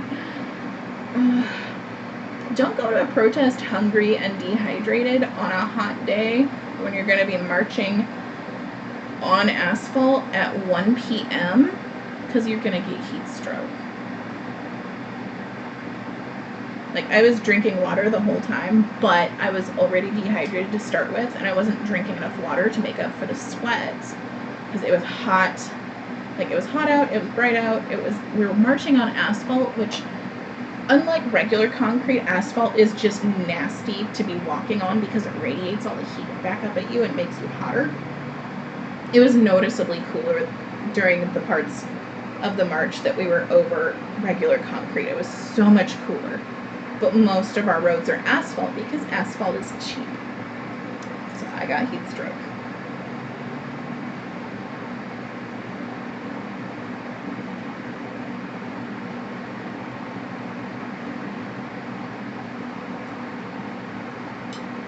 I also just, like, because I am disabled, I don't know how my body would handle police brutality very well. Like, I get injured, like, I bruise and scratch real easy, and it takes me forever to heal. So that is not the best thing for me, for my own health. So instead, I am, like, at the beginning of the summer when protests were starting, since I had an office job at that point, I was working, I was like, well, I have money, and I donated to a fair amount of funds. I try specifically to donate to my local funds, but I've donated to a couple other cities as well, just because, like, they needed it. Like, by the time I was even aware of, like, bail funds, Minneapolis was already begging people not to donate to them because they had too much money that they had received, and there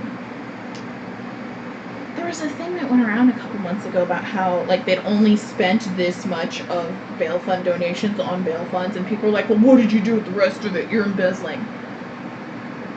They haven't touched it yet.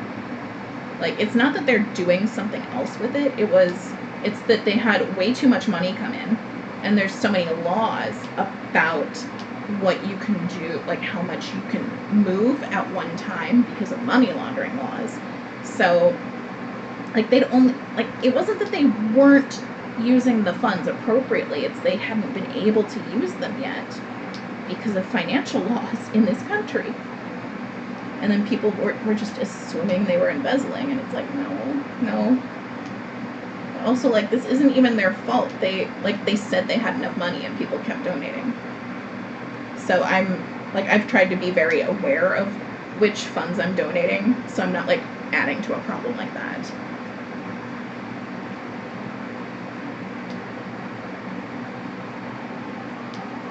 And now I'm on unemployment, so things are a little tighter because the extra $600 a week dried up, and now it's not that much. Like, the maximum that you can get per week on unemployment is $350, and that's before tax. And if you don't get to want to be royally screwed at tax time, you have taxes taken out of your unemployment. Because it is taxable and you will owe. So I'm getting my unemployment and I'm having taxes withheld from it. But by the time that my contract was over and I was able to start getting unemployment, my contract ended July 3rd, so I only got 3 weeks of the extra $600. And, like, I still have some of that, I'm still okay. But also, like, I had to go, because of how long unemployment takes to get approved, I went, like, 2 weeks with no money, where I had to just, like, exist on my last paycheck, and it got really tight. And then, like, my bank account was really negative, and I had to pay rent, so that's where most of it went. And then the rest was just, living like a person.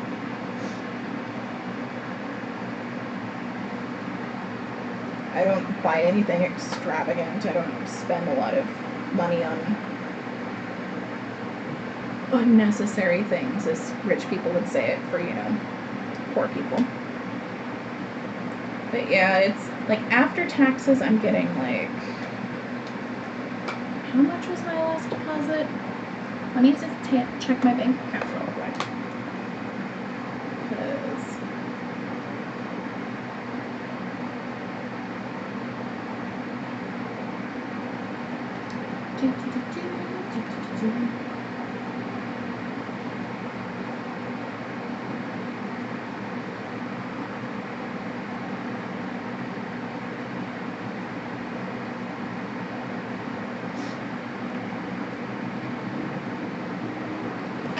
need to blow my nose again.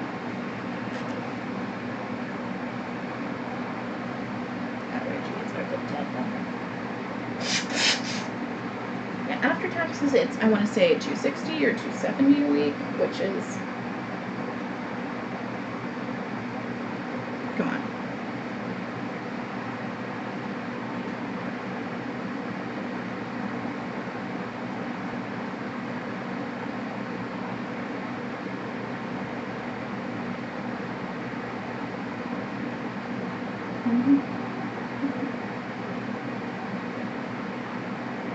Yeah, 261 is how much I'm getting after taxes. And I'm really close to the maximum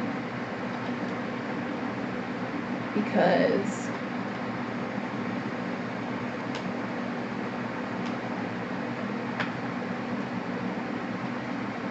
I was making 19 an hour when I was still working.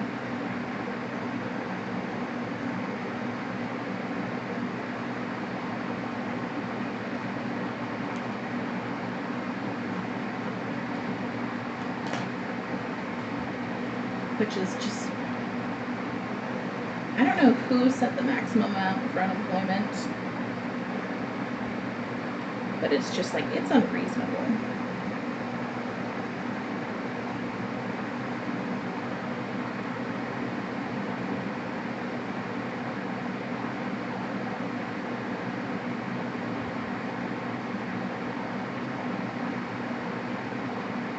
And once I found out that my contract was ending, because, well, I mean, my contract was ending anyway, but they were going to be hiring us on full-time, and then they changed their minds.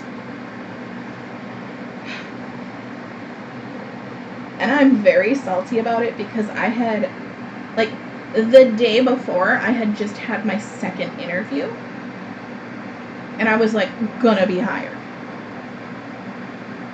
And then the next day, we had a big conference call all of a sudden. And they're like, yeah, we're just ending your contracts. We're not hiring any of you. You're all done on July 3rd. And we had, like, they gave us, like, 2 weeks notice at least. But, like, why did you go through all the effort of interviewing, posting a job listing, interviewing us? Like, getting to second interview. And then changing your mind. And this was, like, a big hire that was going to happen. Because my entire department was temps. Even the managers were temps, which is not a typical thing. There were 75 of us. At least until some people, like, quit because of COVID. And there were 75, like, they were going to hire on 60 people total. They're going to hire 5 teams, each team having 1 manager, 1 team lead, and 10 case managers. So they were going to hire on 60 people. They got us to second interviews. And then they decided they were hiring nobody. And I am salty. Because what the heck. Of course, that was not even close to the first time they said we were going to do something and then changed their minds. Like, in March, they told us, like, mid-March to end of March, sometime in March, they told us we were going to go to A/B scheduling, where, like, so that we weren't sitting next to each other all day at work and getting each other sick, which we had already done at that point. That was, like, after half the office had been sick. Like, we already had it, and now you're trying to prevent it. Okay. Yeah, they told us we were going to do A/B scheduling, so that half the floor would be coming in Monday, Wednesday, Friday. The other half would be Tuesday, Thursday, Saturday. And we would still get paid 40 hours, but we would just work 3 days. And they told us that one day, and then the next day, never mind, you're all working full-time Monday through Friday still. And then in April, so they not only did they say, like, we got approved for the desktop at home program, because normally if you work from home you're supposed to use a company issued laptop. They approved us, like, they rolled out a desktop at home program where you take your work desktop home, and they approved us for it, scheduled our times to go home, and then day of changed their minds. Like, I was initially supposed to go home on April 2nd. And then I did not. Because I came into work April 2nd, and we were waiting, because there was this, like, little, you were supposed to go through a,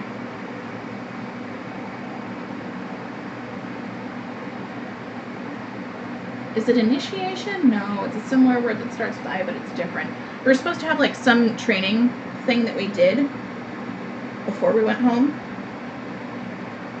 And it was supposed to be, like, before your scheduled date to go.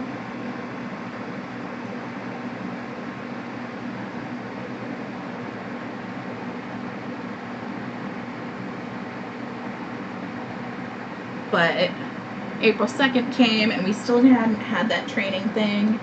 And then, like, we never got told that we could pack our desks up and go. So we were just still going into the office. They finally approved us for that in May. They also went back and forth on, like, the line of business we had originally been hired for got caught up. And so then we were going to cross-train on this one. No, this one, no, this one. Like, they changed when we were going to do training for a new line of business and what line of business several times. And then they posted.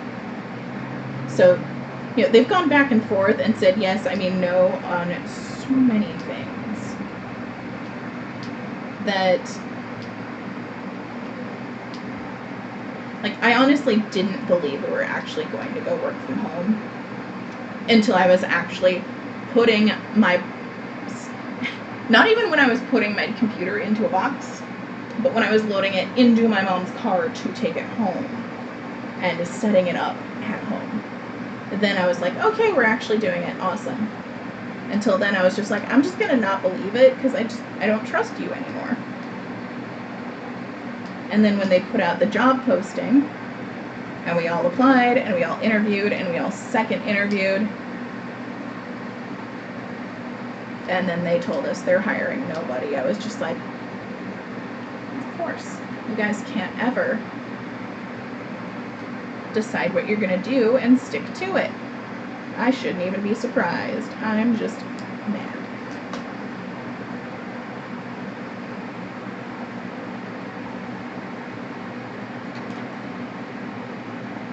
And then I did reach out to my recruiter at my temp agency to see what they had. And at that time they had like one other position open for $15 an hour, which was $4 an hour less than I was making. But it's something. And I was like, okay, I guess. Send in my resume. And I got scheduled for an interview for that. And then my interview got canceled because they were holding off for a little bit for some reason. And yeah, I don't know. So I was just like, no. So yeah, we're just doing the unemployment for a little bit because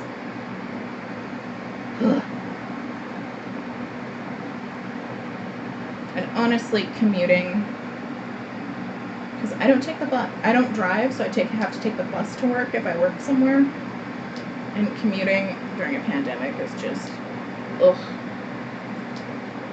I don't wanna. I'll just do unemployment for a little bit, and then when that's close to out, I'll start looking. I'll see what I can find. I'm thinking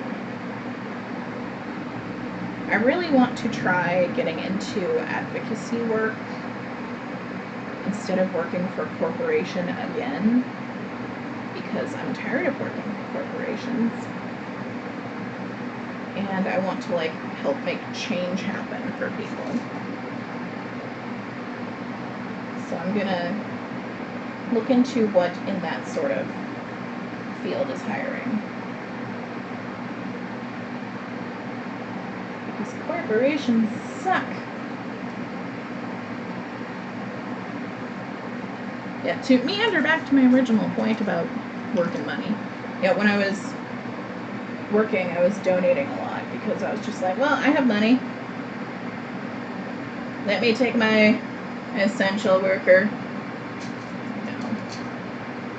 I worked at a bank in the complaints department. So essential. Well, I mean, to be honest, I did a lot of refunding fees, so I guess that's important. But, I mean, a good chunk, when it first started was when I was still in my original line of business that I got hired for. I got cross-trained to doing other kinds of complaints later. But, like, the initial one that we were doing, we didn't, like, that particular line was really mean, and we, like, never refunded fees unless it was the bank's fault, which I hated. And so I'm like, I don't see how it's that essential. My job was basically to write people letters saying, your account went overdrawn because of you. It's your fault, so we're not going to fix it. How's that essential? It's not. Like, of all the things to consider essential during a pandemic, we're not refunding your money because you went negative is so unessential. Like, just, like, I was so annoyed the whole time that I was going into work because I'm like, half the country shut down and I have to come into the office every day and tell, mostly, like, a lot of it was like older people too. Like, I had so many cases where people were like on Social Security, and so they would go overdrawn because they just didn't have enough money every month, and it just happens when you're poor. And I'm like, okay, so you're saying it's essential for me to tell old ladies it's their own fault their account went negative. It is necessary to the country functioning for me to do this.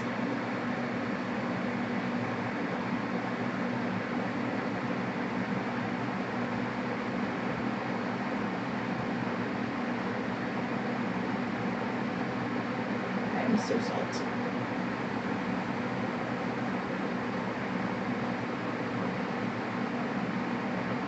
After that, it was on the other lines we got trained to. We could actually, there weren't any real hard rules about when you could or couldn't refund a fee. Just like, it was basically, if refunding the fees resolves the complaint, refund it, which would have been nice in that first line of business because the complaint was usually the fees. But yeah, in the later lines of business, it was like the only restriction on us refunding fees was we had a certain dollar amount we could individually approve, and then past that we had to have like a manager approve it. But yeah, that I was a little more okay with because I was like actually helping people.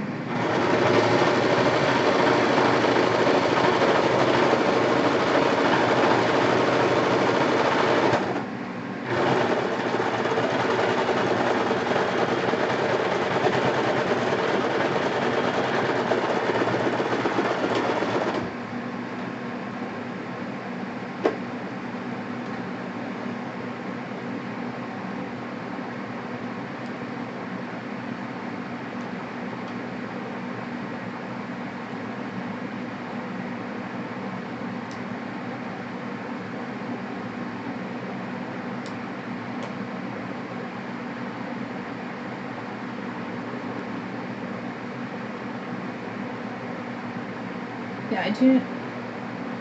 What was I going to follow that up with? Oh yeah. So while I can't donate as much money right now because unemployment isn't that much and I don't really have much to donate, I do have time. I'm not really in a position health-wise where protesting is that great for me to be able to do. So I need to, I keep meaning to and I keep putting it off, but I need to do it. The Des Moines Black Lives Matter has required masks at all protests. And so I want to reach out to them and see if they want me to make them some.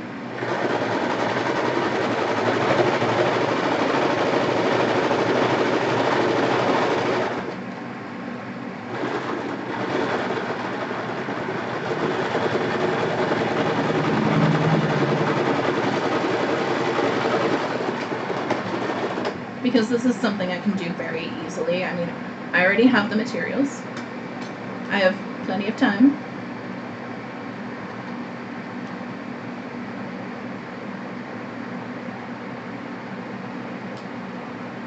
So I might as well.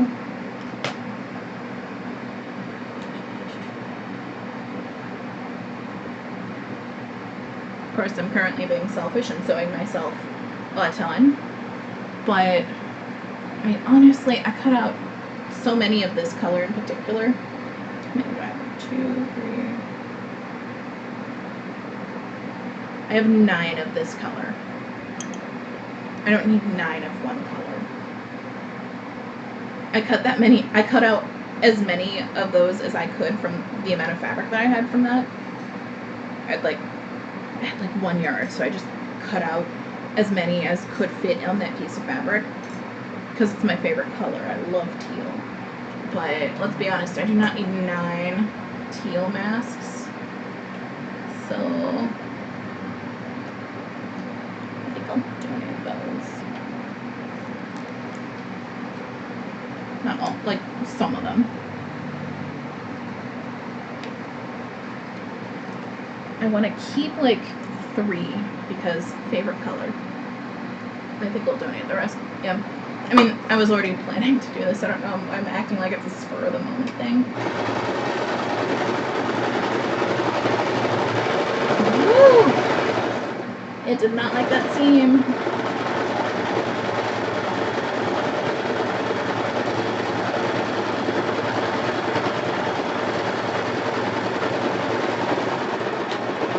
Yeah, I'll donate the rest of those to them and then see if they want more. Because I have so much fabric. Well, I don't have a ton, but as far as masks go, I have a ton of fabric. Because it does not take very much to make one. And as I discovered, you can get, so all of these men's shirts that I have are a 3X. You can get, I think it was 15 masks out of one men's 3X shirt. And that's just the outside. It's not 2 layers.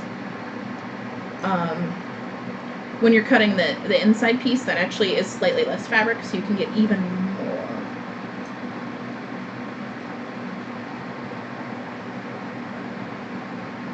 Let me see how many.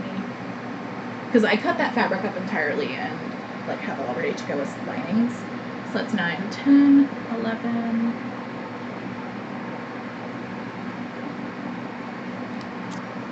12, 13, 14, 15, 16, 17 for the one I already made, and then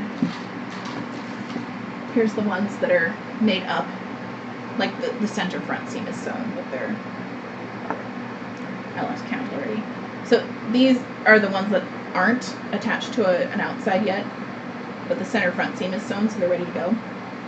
And I have to start counting again because I lost count in the middle of the thought. So there's 9 of that blue one, 10, 11, 12, 13, 14, 15, 16 for this one, 17 is the one I already made as a trial,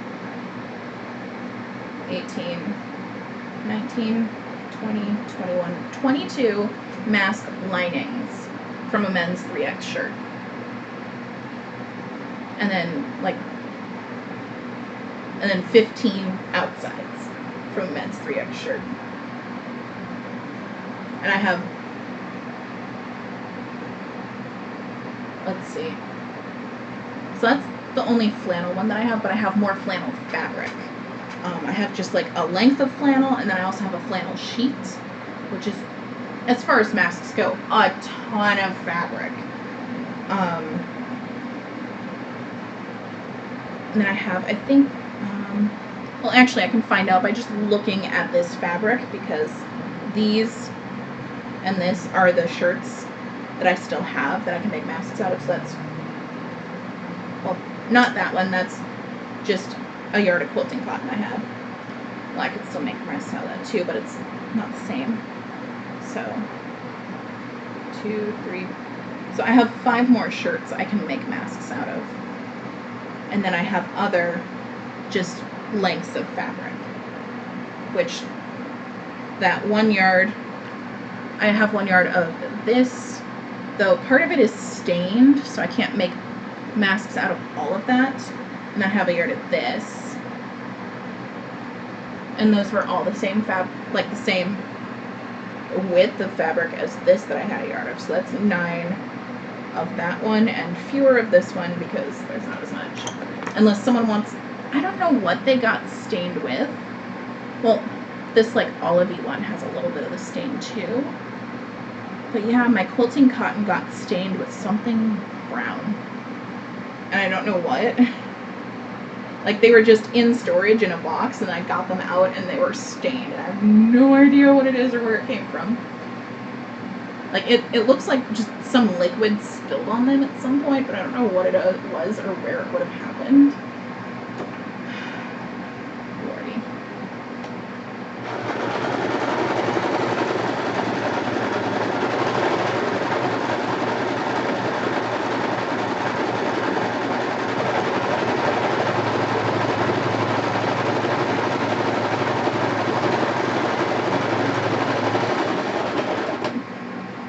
Originally, at the beginning of the pandemic, I was going to make masks to donate to, like, oh yeah, I have the hiccups.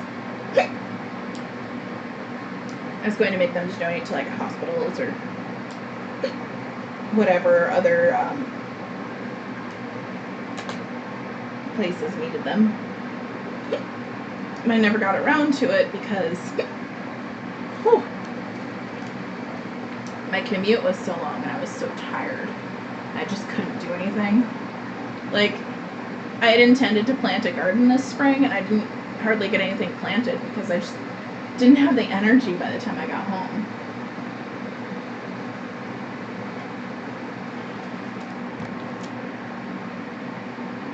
Oh, wait, what?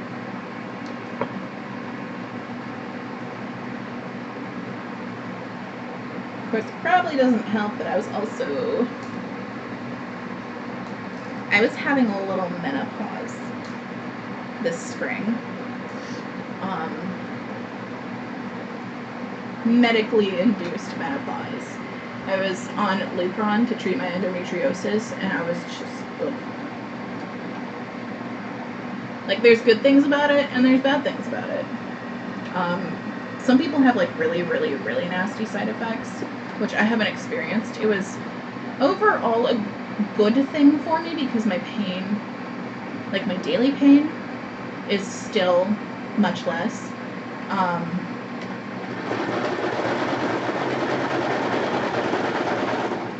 Oh, this one's not really good. Get through it. Get through it. You did it.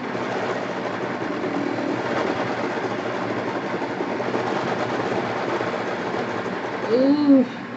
Oh man, that's gonna be, so that top stitching too far down because I got knocked off black. So the nose wire on that one's gonna be too far down.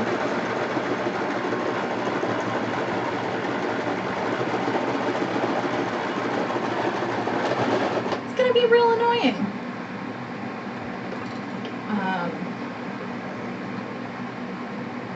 But yeah, I was on top of like having a longer commute because of how the bus schedules were altered for the pandemic, I was also having a little menopause and a little medically induced menopause to treat my endo. And so I was just super duper tired from that.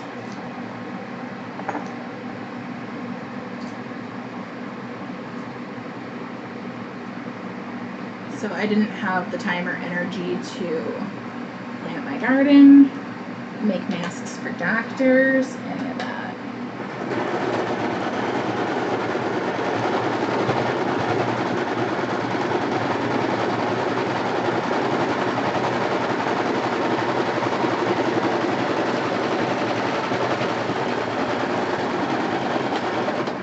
I was probably also tired because I probably had COVID, and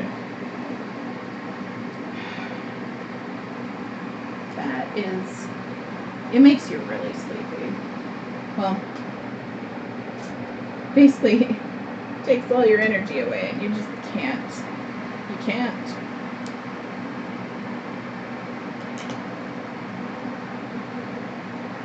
Yeah, that is way too high up, or way too far down. I am not good at words.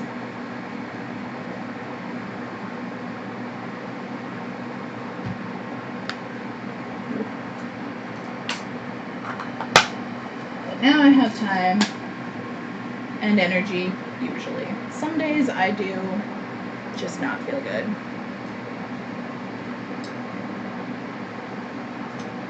Like there was a couple weeks ago, I just too tired to do anything because it was a bad endo week and I was just in pain and tired. It's like that sometimes. This week I'm doing good. I'm not really in, haven't really had any pain this week. That's awesome. Like, there are people who will insist that Lupron is just bad. It's never good for anyone ever, but my daily pain has been so much less since having it. I actually have weeks where I don't hurt, which I had not had that for a couple years before doing it. Ooh!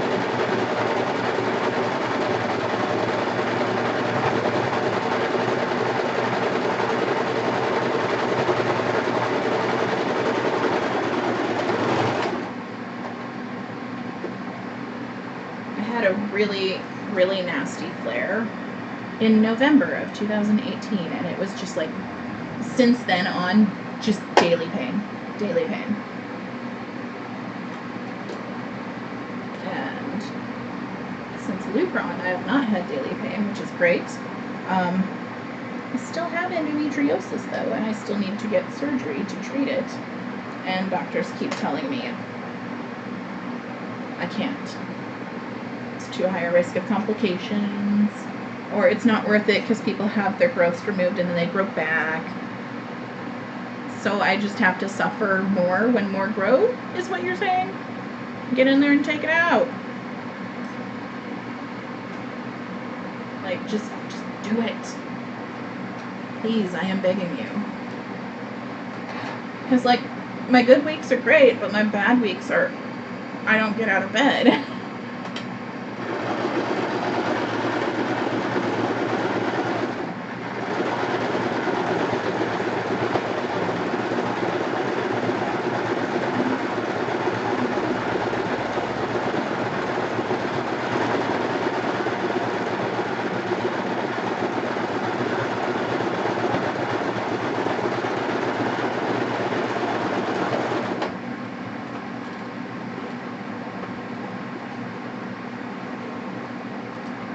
Like, it's bad enough for me that if they do not do surgery to remove it, I might have, like, and I have to try and apply for disability, which is a nightmare.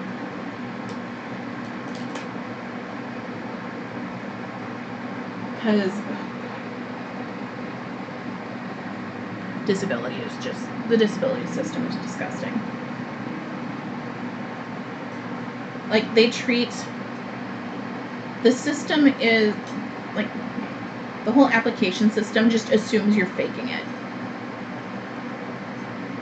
And I've heard from a lot of people that everyone gets denied the first time they apply, and you have to appeal, which is just exhausting.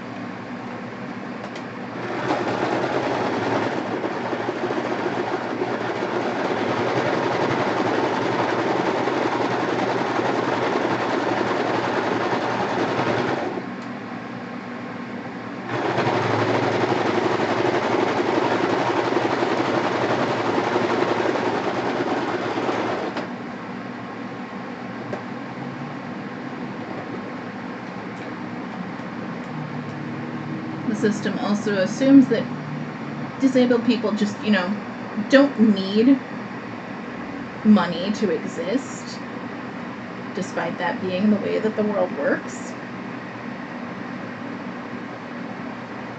Like, if at any point, like, if you have $2,000 in your bank account when you apply for disability, they say that you have enough to live and you don't need disability.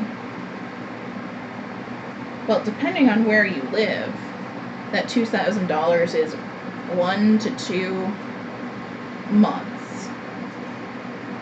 3 if you're really, really stingy, or you live somewhere exceptionally cheap.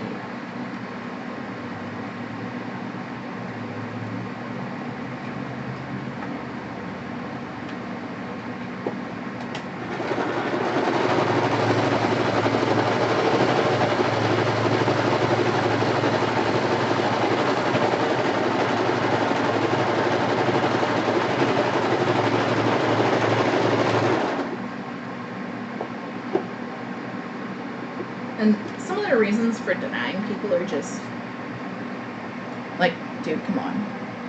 Like, I knew someone who was trying to get disability because he had seizures, and the medication that he needed to take in order to not have seizures was $500 a month.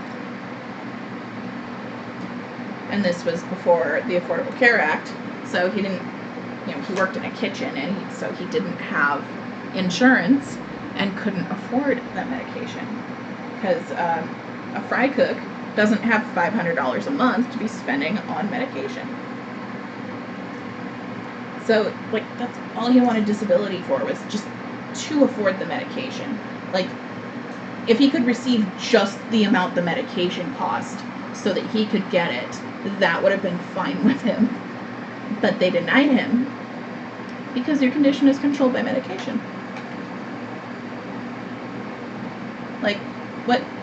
But I can't afford it. I make minimum wage. Oh. The red broke.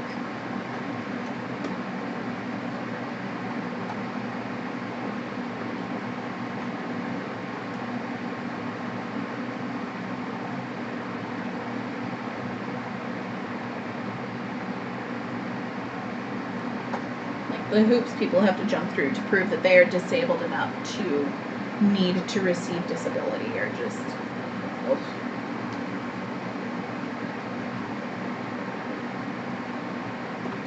So I mean, there's more people genuinely applying to it than fraudulently. Because, come on, it's like, disability isn't even that much a month.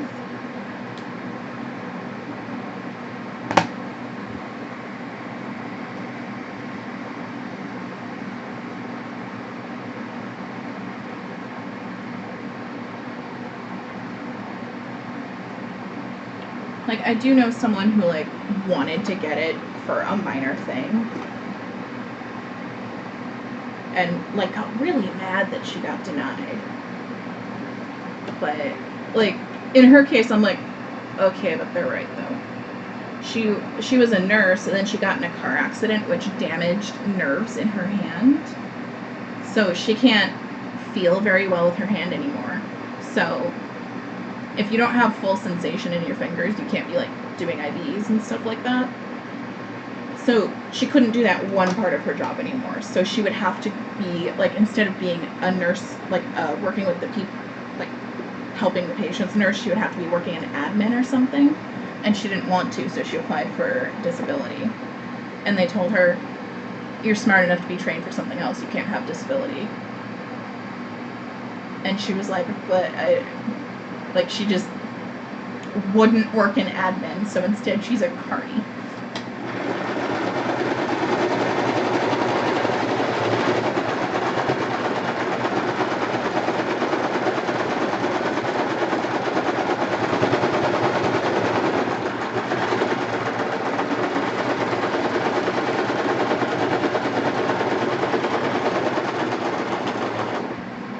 She also,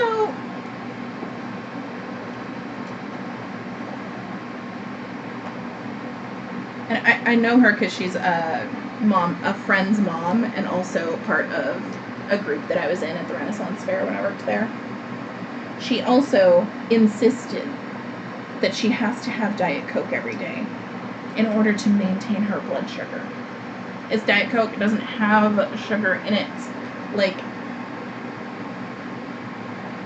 diabetic people drink diet soda because it doesn't have sugar in it and it doesn't mess up their blood sugar.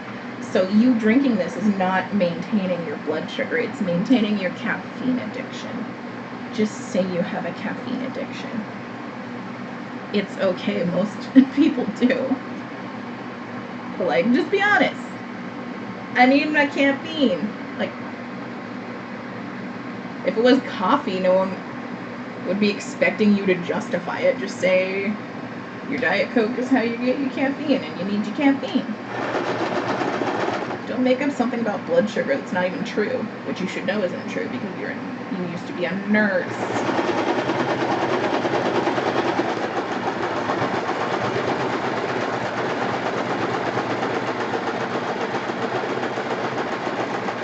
Ooh. Okay. Nope. Wrong thing I needed to do. I messed up the nose on this one too. I was coming in too low, and by the time I got to the top, I was at the top of the point. So I had to put the needle down, lift the foot, and turn it.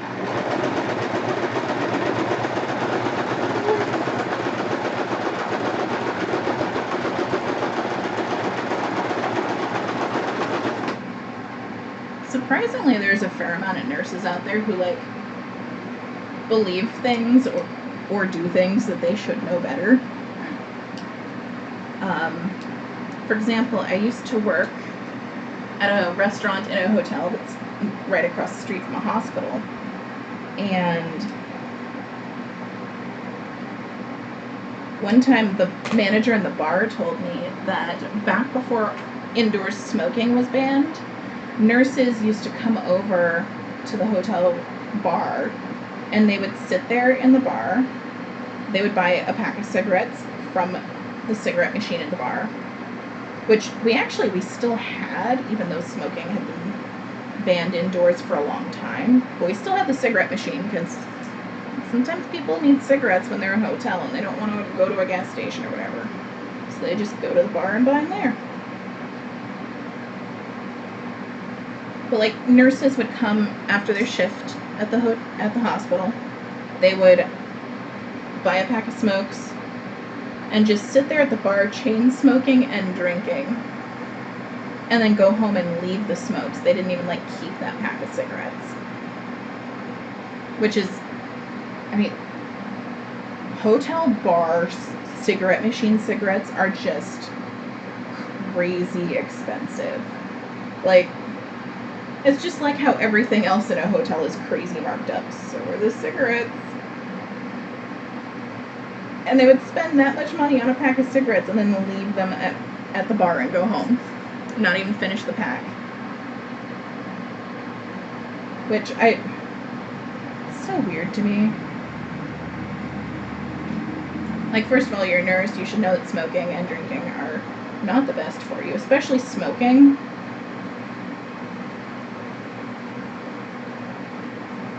Because, like anytime, like, the way that hospitals in general just, like, shame you if you're a smoker, and you say you are when you go in. You'd think that nurses who are doing that shaming would know not to smoke, but guess not. But I was mentioning that to a friend one time, and, like, how weird it is to me. And they said that they probably did it that way so that when they went home, their husband wouldn't think they're smoking, and they could just use the excuse, I was in a bar.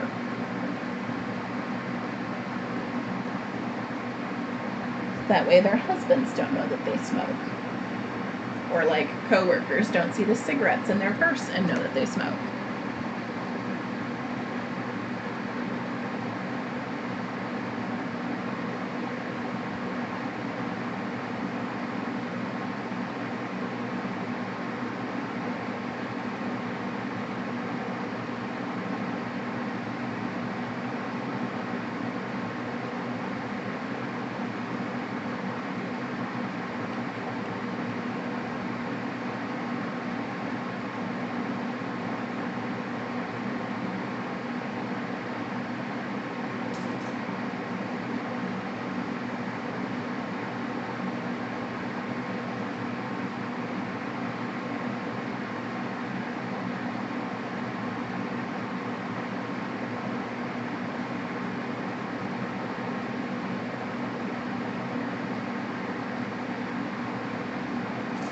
When I was a little kid, I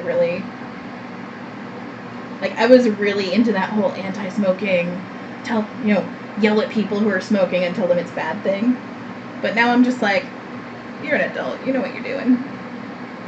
I don't need to tell you it's bad. You know it's bad, we've known it's bad for decades. You choose to do it anyway, have fun. Well, not necessarily have fun, but, like, you choose to do it anyway, you're an adult. I can't make you not.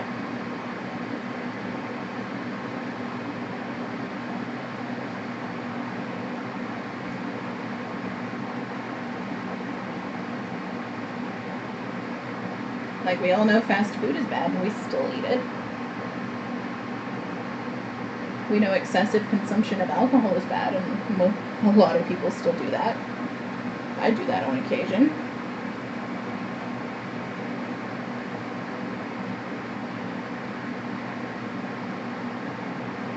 But funny enough, I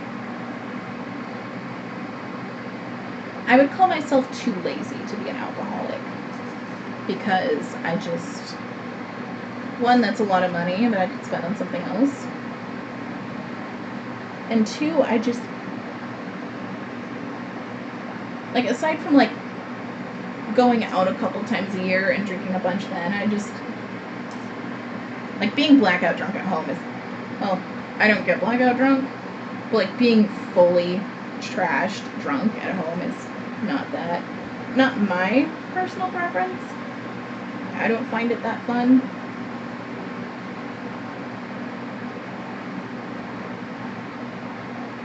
Like, if I'm gonna be absolutely hammered, I would like to be at a bar where I can dance with other people. I would like to tip some people. Sometimes it's strippers, sometimes it's drag queens, depends on which type of venue I'm in. Like, it's just part of the fun atmosphere. My at-home drinking is a lot more boring. It takes one of two. I have, like, two different ways that I drink at home. One is just like, I would like to sit on the porch and have a glass of wine or a beer. Just enjoy myself, enjoy the evening. And the other type of drinking at home is, I am in a lot of pain.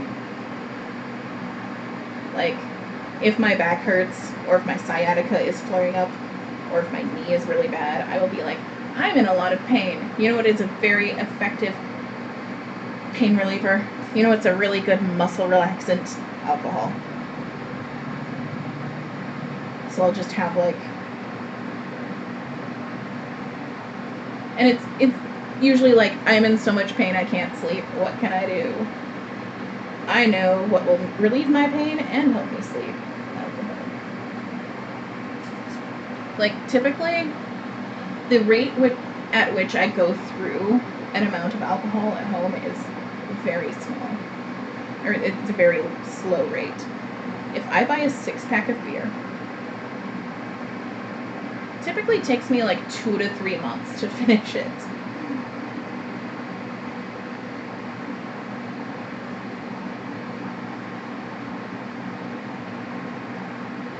If I buy a bottle of liquor, it takes me forever. Like I have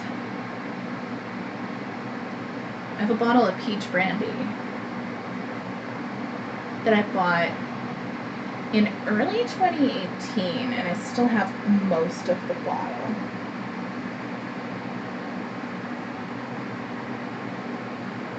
I also have a bottle of vodka that I bought in mid-2018. I still have most of the bottle.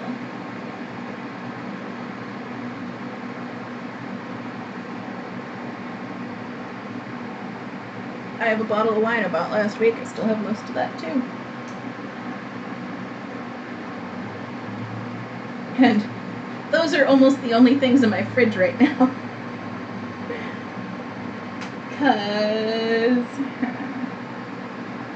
Because my power was out for 24 hours.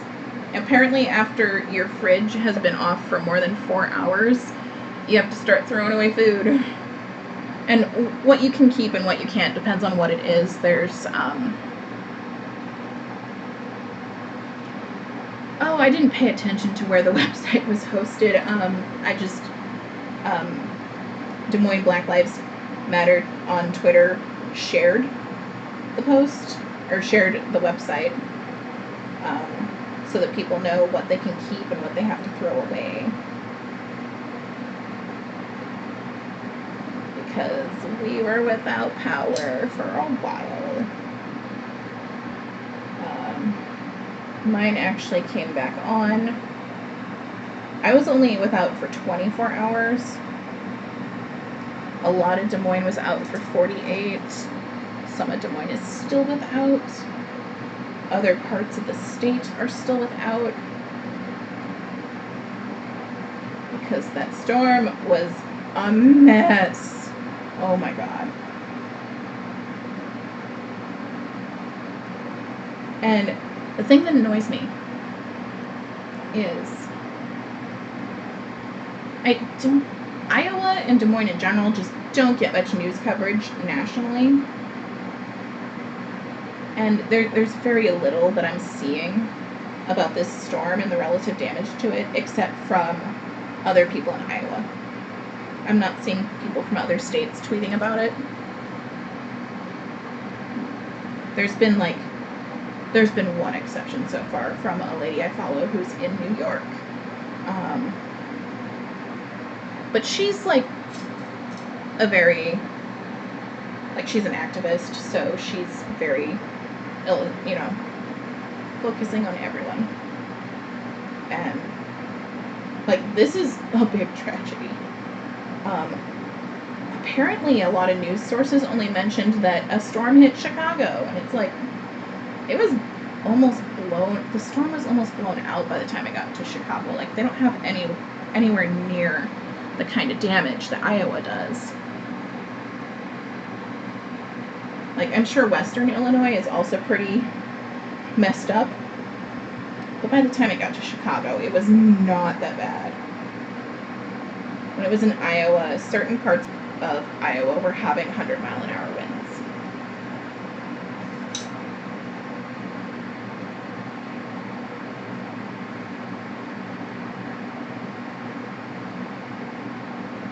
By the time it got to Chicago, I think it was down to like 50-ish, 50 to 60, I think, miles an hour. In Des Moines, we were having 70 to 80, which is just not good. Normally I'm the type of person who goes outside and watches storms. I didn't watch this one because I was just like, it woke me up and I was still really tired. I wasn't getting out of bed yet. I didn't have clothes on yet. I didn't want to put clothes on. So I was just laying in bed going, wow, there is a lot of water coming in my air conditioner.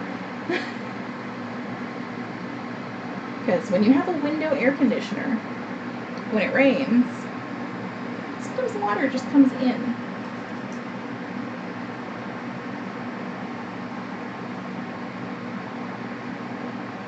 And it was just cool. Of course, the winds were from the north, and I have a north-facing apartment, so yeah.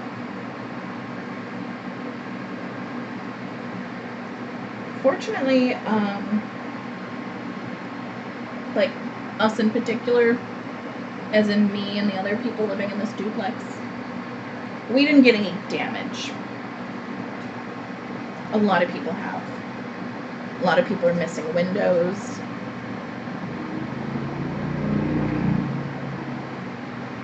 A lot of trampolines got blown around. I saw a picture of a trampoline, like, was it up a tree or hanging off a phone pole? I don't remember, but it was not where trampolines go. It was not on the ground. Why do I have this turned on? I'm not using it right now.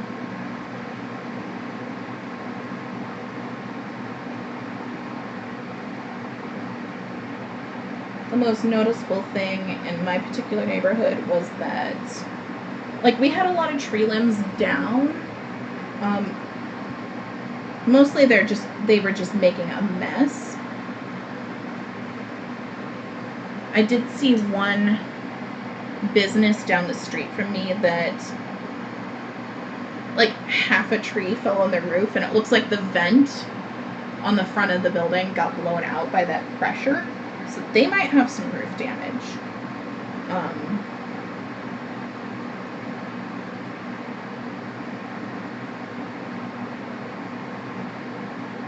But a lot of it here is just, by here I mean in my neighborhood, is just like mess, because there's just like trees everywhere. My mom was sent me pictures of while the storm is happening, and also the resulting damage out on the farm. If it weren't for one of the neighbors, they would still be without power. Or I don't know if it's a neighbor, but like a guy my grandpa knows. He used to work, like, he knows a guy who used to work for Mid-American, so he helped them jerry-rig their transformer and get power back.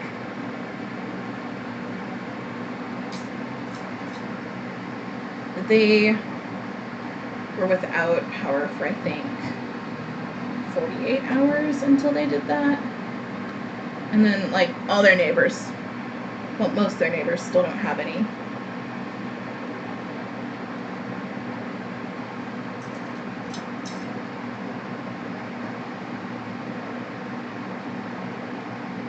The few news articles I have seen that people have shared that aren't local news are about the extent of the crop damage, because anyone who was in the path of the storm, pretty much, if they had corn, it got blown down.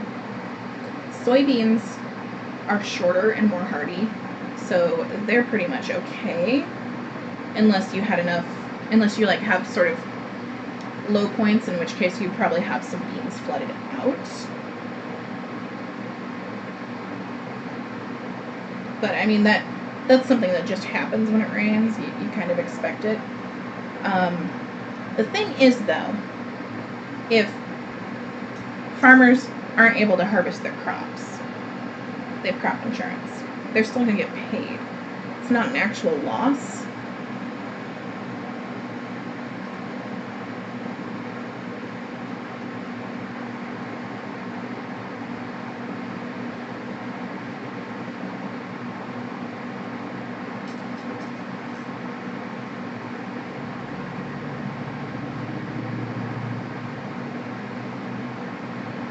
And yet that's what's being focused on by national news, is the crop loss.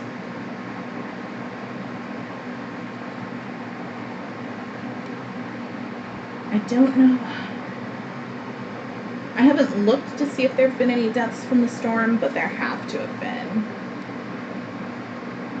I live down the street from a hospital, and I heard and saw so many ambulances going by, both during and after the storm. Like, they've already been pretty heavily traveling. They've already been passing by at a high rate because of the pandemic. But it's just been on another level. Today it's dipped a little bit. It hasn't been as... I saw a couple ambulances and a fire truck today that went my way. Other directions, I don't know, because I can't see that or hear it as well, so, yeah. But yeah, it's not been good. There's a lot of people injured. There's a lot of, there's people without houses because of the damage.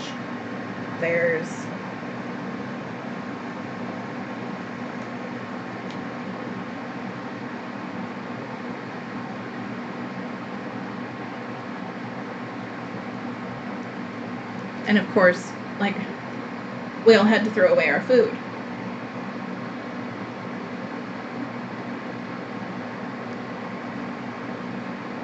I honestly went through and threw away stuff before, looking up a list of what was safe to keep and what wasn't. So I did wind up throwing away things that would have been safe. The meat in my freezer was probably fine, but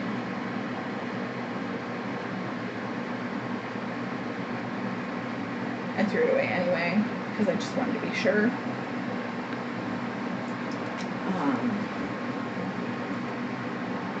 What did I keep? I kept my jelly, and turns out, according to the list of what's safe to keep, jelly is safe to keep. I kept my butter because, it's butter. You can literally leave it on the counter and it's fine. Not in my kitchen, though. It's, my kitchen's just too hot, and if you leave butter out on the counter, it will be liquid. So unless you're keeping it in a bowl, you don't do that. I learned that when I just had a stick of butter sitting on my counter, because I was like, what's I gonna use it for? I just wanted soft butter so I could spread it on toast or whatever. And it melted all over my counter. So my butter cannot stay out of the fridge.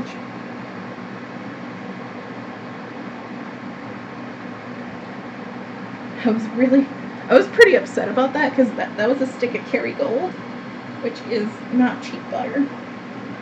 It's expensive. If you buy generic butter, which I normally do, generic butter is $2 for 4 sticks. Kerrygold is $3 something for 2 sticks. So $1.50 stick of butter melted all over my counter.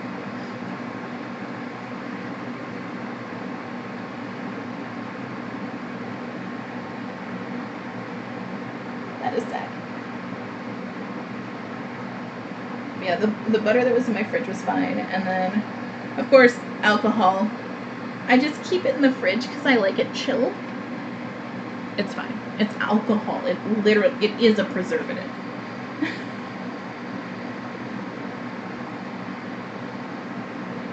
Yeah, I had to throw away all of... So, cream-based sauces, ranch dressing, mayonnaise, anything cream-based you have to throw away. Vinegar-based is fine. Yeah, I threw away everything except for my butter, my jelly, and my alcohol. So that's fun. And I haven't been to the store yet.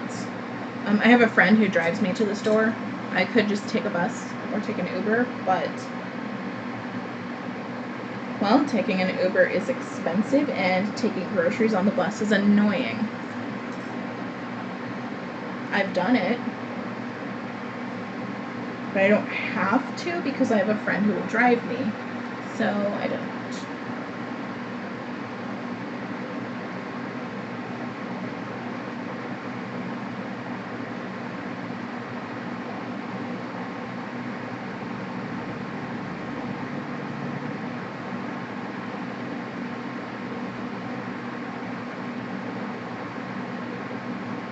Yeah, my friend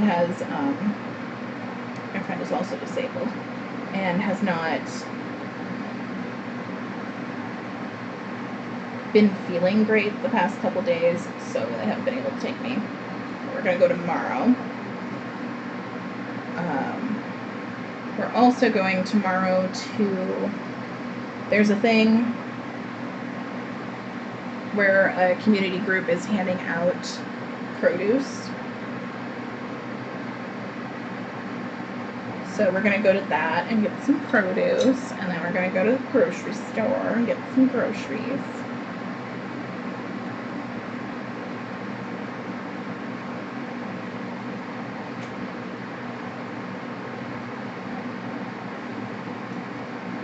Yeah, the one other thing I didn't throw away from the fridge was my coffee creamer, because it's non-dairy creamer. My mom honestly keeps hers on her kitchen counter. And she's not dead, so mine should be fine being in a only cool instead of cold refrigerator for 24 hours.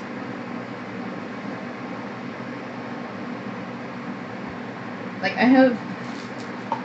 I've literally gone to my mom's house for, like, to watch my brother.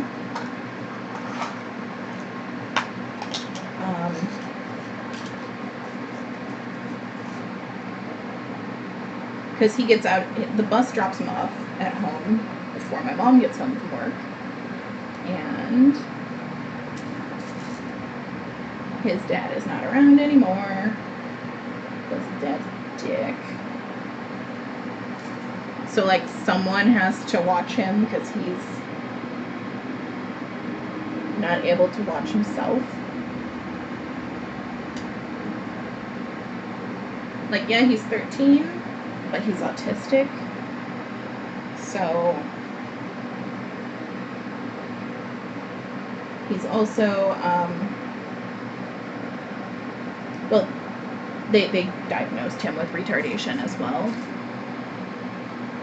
So he just, like, there's stuff he just doesn't get, so you just can't really leave him alone, even for a couple hours.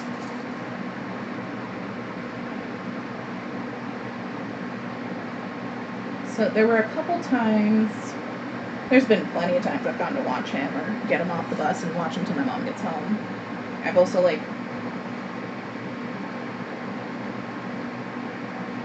there was also, when he was younger, I would, like, there were a couple of holidays where I babysat him because daycare was closed and mom had to work. And, like, I would go, she would tell me I can have coffee if I want. Like, there's some coffee left in the pot, have some if you want, because why let it go to waste? And I would always be like, oh, you forgot your creamer on the counter, I put it in the fridge. Or, well, I wound up, like, it was a couple of years ago, I went out there, like,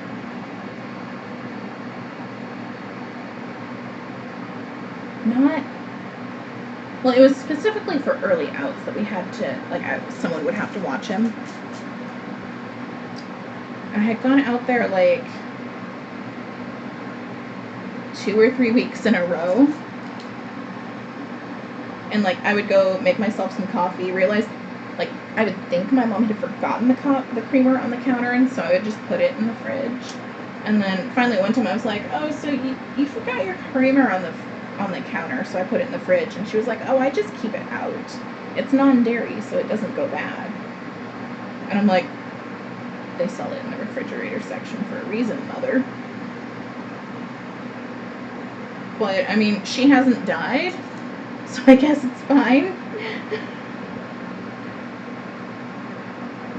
Then again, lots of things don't kill you, but aren't great.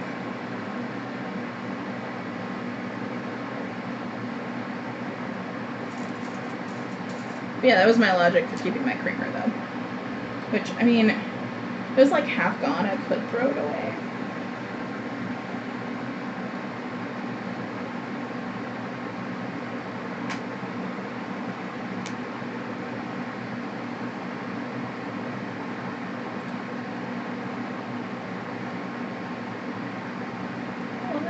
I've been on for 4.5 hours. Cool. But yeah. Lots, like, so many people are without food right now. It's not too bad for me because I typically only buy enough food to get me to the next time I'm gonna get paid.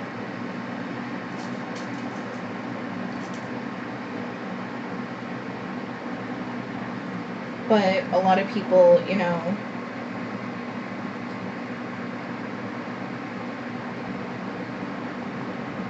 like, especially if you get paid monthly, or like if you're on food stamps, so you only get money for food once a month. A lot of people only do like once a month grocery shopping.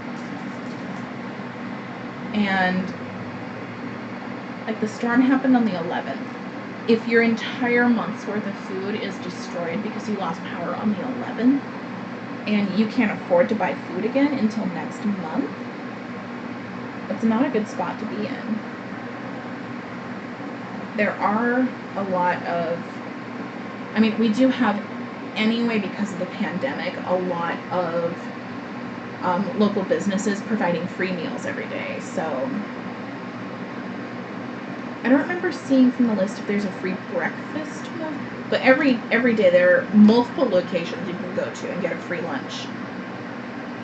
And then there's several other locations you can go to get a free dinner. So there is that. There at least are options for people to go get food. And there's also groups now, since the storm happened, that are like helping out with food relief for people who had to throw all their food away because of the storm.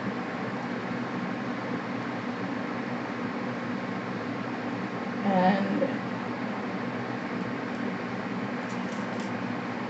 like, was it Tuesday? Yeah. Our local Black Lives Matter group was handing out like free,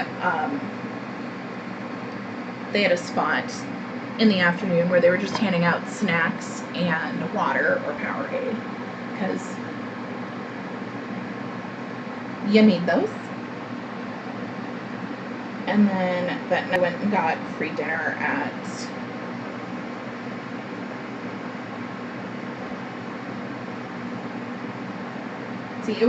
there were two different businesses that were contributing to it, but it was in one spot. It was at the Southside Library. And I had those were some delicious tacos. The other option that was there was some like jerk meatballs, from what I could tell, but they were out by the time we got in line, so it was just tacos at that point. But I'm not complaining, it's free. And it was delicious. I did see the meatballs before they ran completely out, but like by the time I got to my turn, they were out. They looked really good. They smelled real good.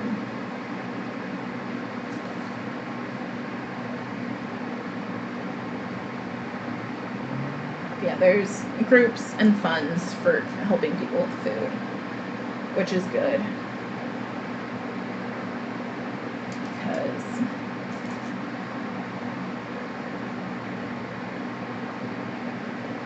a lot of people lost a lot of food because of the storm.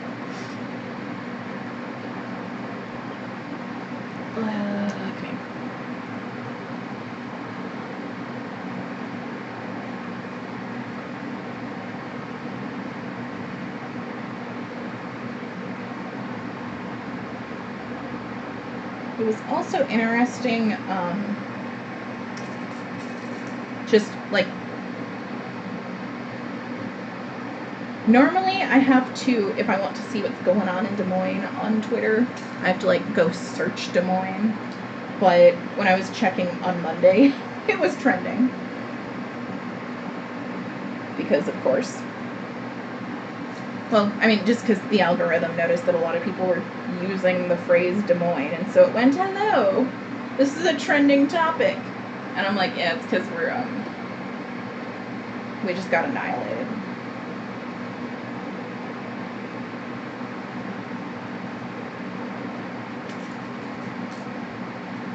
And, what was I saying? Oh yeah.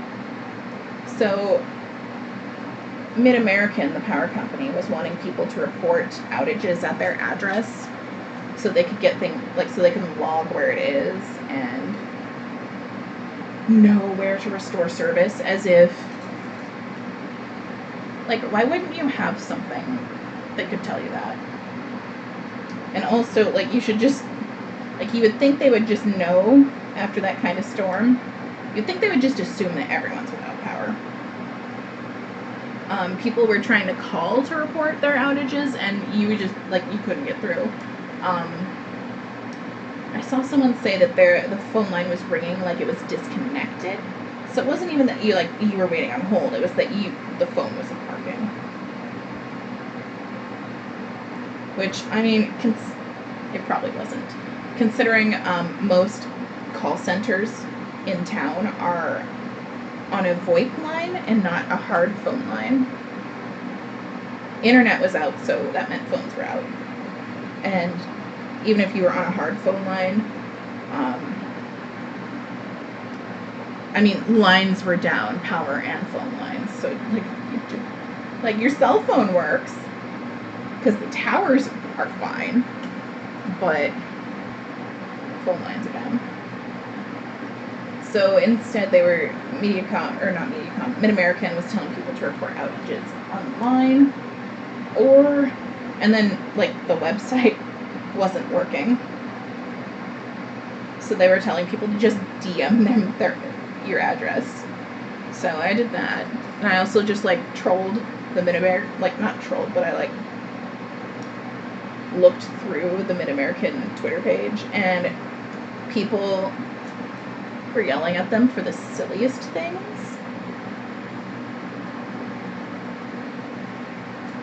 Like, there were a few, like, white dudes acting as if they're the only one without power, and so my power needs turned on right now. I don't pay you for not having power. Dude, the entire city's out. Can you please calm down? Like, there are things I can understand people being upset about. For example, the Capitol never lost power. Downtown had power restored immediately. Parts of West Des Moines never lost power because rich people. We can't let the rich people go without power. However, it's totally fine if the poor don't have power for a while. Who cares?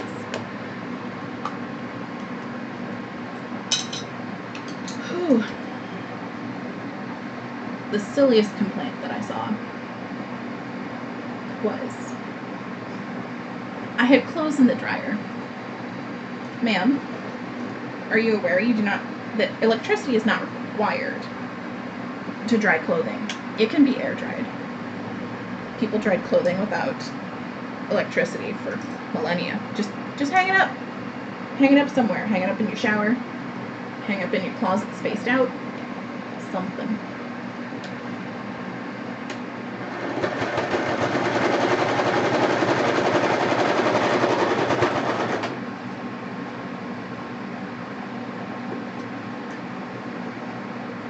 Yeah, I sat through Monday just like, I had a Pop-Tart. I had a pack of Pop-Tarts for breakfast, and then I had just, like, no lunch. Because, well, at that point I was still, like, I wasn't sure when the power would come back on, and so for some reason I was just like, you cannot open the fridge until the power is back. So I was like, well, I can't have a peanut butter and jelly. because I can't open the fridge and get the jelly out. I don't want to eat another Pop-Tart because it's just not that filling. Like, I was hungry and I needed protein, and a Pop-Tart was not going to provide that for me. So I just sat there hungry, hand sewing on my front porch. And I kept trying to see if I could order something if anywhere in town was open and had power.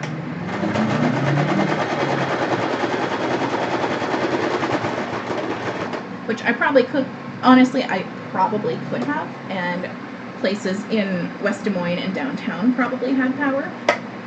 But I have Sprint, and their connectivity is like, I could not get Uber Eats to load. I could not get Grubhub to load. And so I was just like, well, I'm just gonna be hungry. Wow,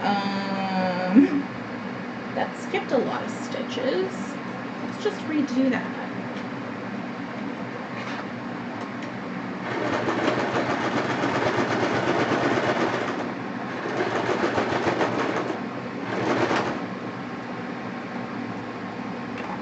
And then I did have dinner Monday.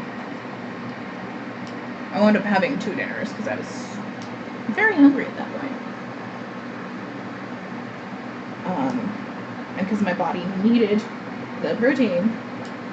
So a friend was going to go get dinner from somewhere in West Des Moines that was open. Like, they just drove around and saw what was open. The same friend who takes me grocery shopping. They were like, do you want us to pick you up something? And I'm like, that would be awesome. So let's see, what was open was Burger King, Wendy's, and Taco John's. So I got some Taco John's. And then later that evening, my landlord was having his brother's birthday party, and like he had already planned to grill food for it, so it wasn't that hard. It's like, hey, I'm gonna grill anyway. Perfect. So we had chicken and corn.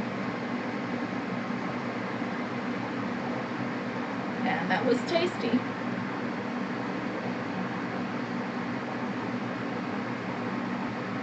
Then Tuesday, I was finally able to get Uber Eats to load Tuesday morning. So I got McDingles for breakfast.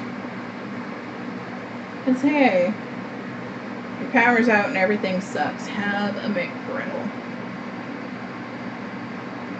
And I ended up having to order lunch too, because I was like, the power came back on, so I was like, sweet, let me go to the gas station and get some taquitos.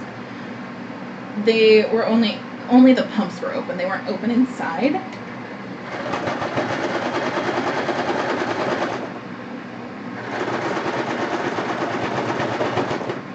And my landlord suggested in the little shopping strip next to us to go to the Mexican grocery store, because they have, what did he say they have?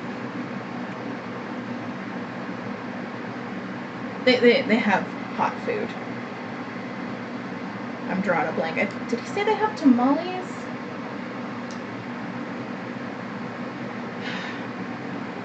What is a functioning memory? I don't know. But yeah, they have hot food. So like, I started walking over there, and as I got up to the store, I saw the sign that said cash only, and I only have my debit card, so I ordered something for lunch. I don't even remember.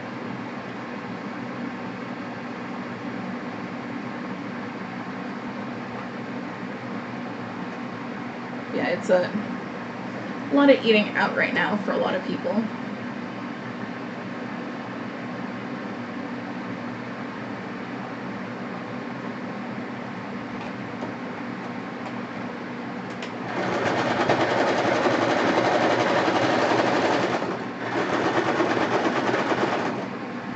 the flood of 93, only for different reasons. Oh my lord. Went completely off of that scene.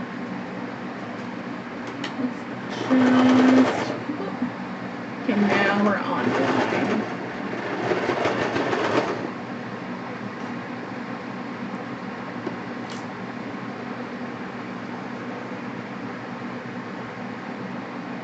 Now, when did I eat breakfast today?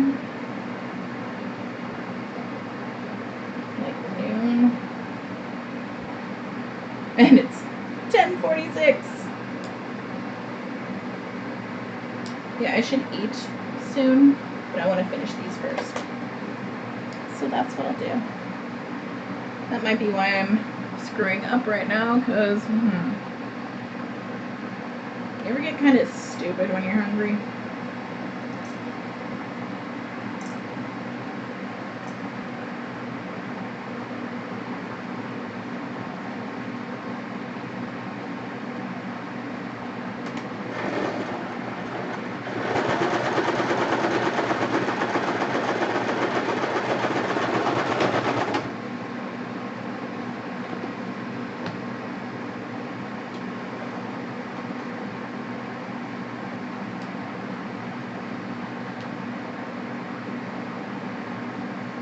Funny thing is, I don't really feel hungry.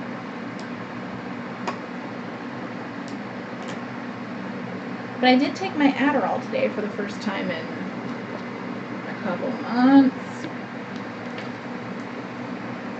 And yeah.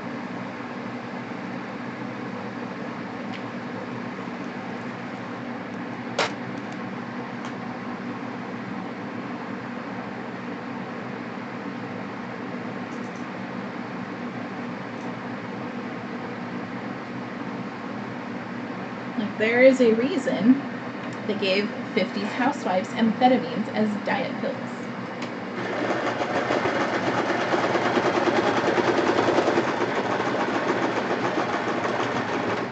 Because stimulants kind of suppress your appetite a little.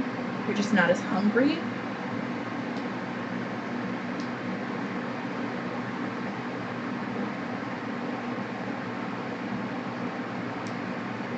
Kind of interesting. It also makes me less, like, my mouth less dry. I normally have a very dry mouth, and like no matter how much water I drink, I never feel like I've had enough. Like, even on the rare occasions where I like sit there and force myself to drink enough water that day, like my mouth will still be dry. But if I take Adderall, suddenly my saliva glands actually work. I don't know. And I mentioned that to my doctor. And apparently that can be a sign of diabetes. But I don't have diabetes because, oh boy, they test me for that all the time because I'm fat.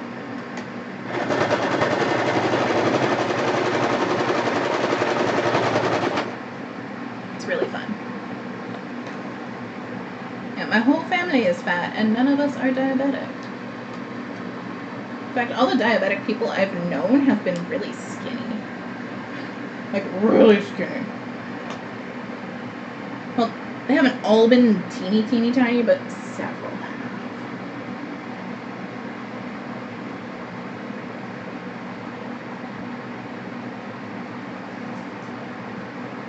I had one doctor just like, it was actually my gynecologist. Well, my old gynecologist. I don't go to her anymore because she said I can't possibly have endo, and I do. So, you're not my doctor anymore. I've fired you. But yeah, she was like insistent that I have to have diabetes because of my weight, and was like having me run through my family history of who else has diabetes, and I'm like, the only relative I know that was ever diabetic was like my grandma's half-sister. Like, not even a full relative. Like,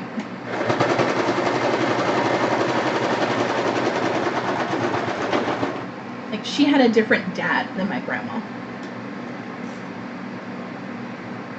Yep. That was scandalous back then.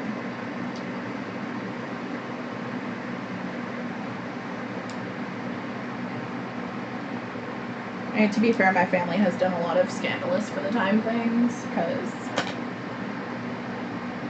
it's just how we are.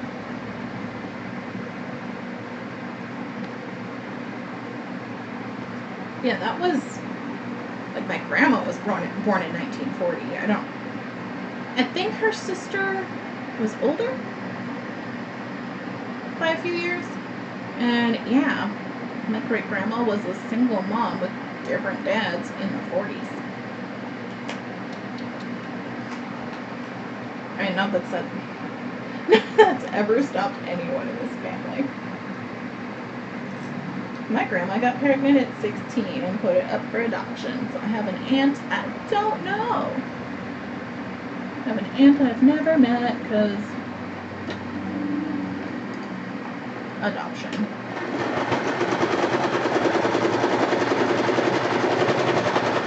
Then my grandma had another kid with another guy.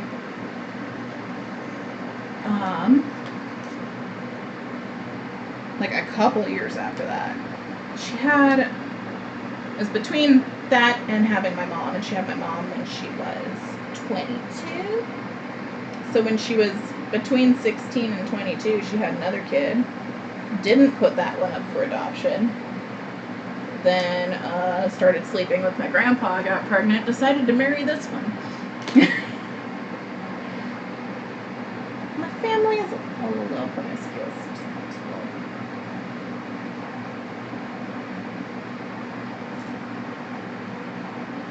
So honestly, I think the best story of family promiscuity is my grandma's grandma.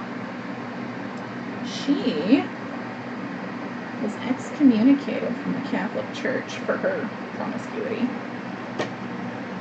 She was helping a Protestant man take care of his dying wife. She then became pregnant by him out of wedlock. And, well, apparently you can't be Catholic and pregnant out of wedlock by a Protestant. It was somewhat acceptable if it was another Catholic. Protestant was too much.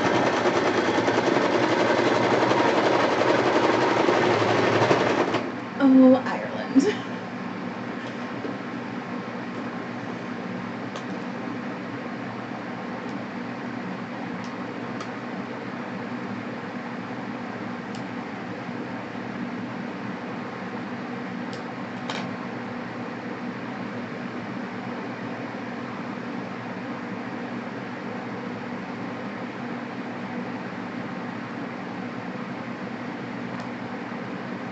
That would have been in, like, the teens. Things were not good then.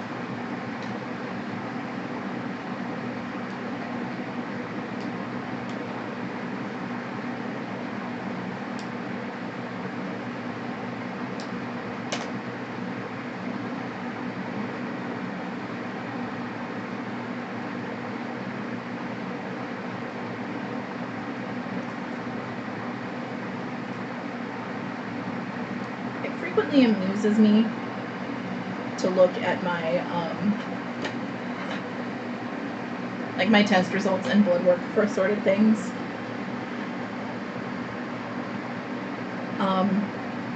Compared to what people just assume has to be true for fat people. Because I have low blood pressure and healthy cholesterol, and I am not diabetic. Like, I have chronic illnesses, but as far as, like, weight-related concerns, I'm healthy. I'm not gonna have a heart attack.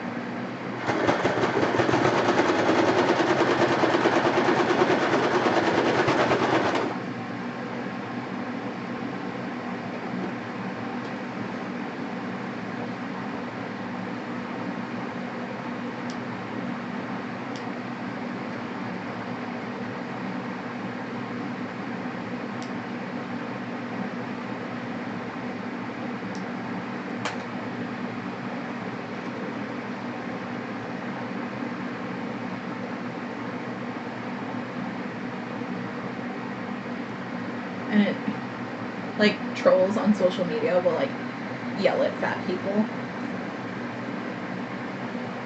and assume things about our health that aren't true, and it's just like, okay, dude.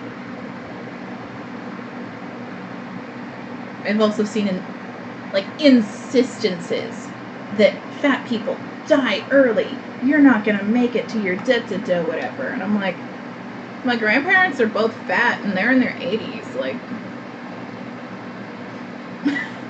we're just big, okay? Like, it is what it is.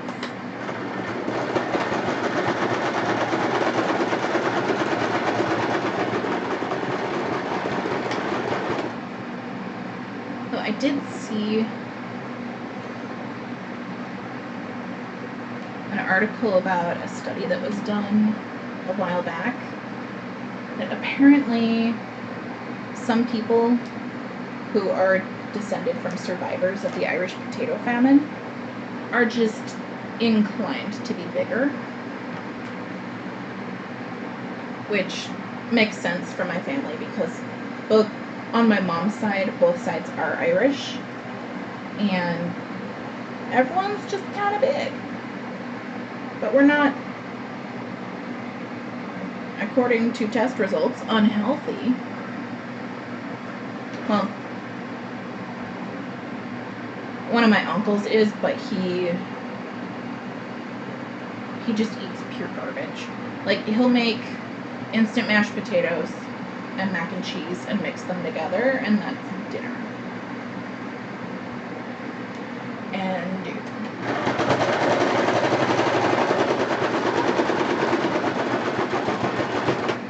he's also the kind of person whose version of eating healthier is he'll go to Wendy's and get a triple baconator and a large fry and a large soda and a cheesy fry and a salad. And I'm just sitting there while he's ordering going,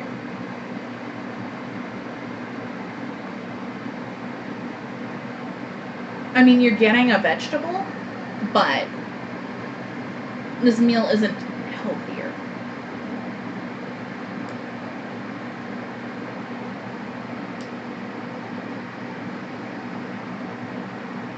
I'm not saying I don't eat garbage, like, everyone eats garbage sometimes, but, like, this dude is just especially,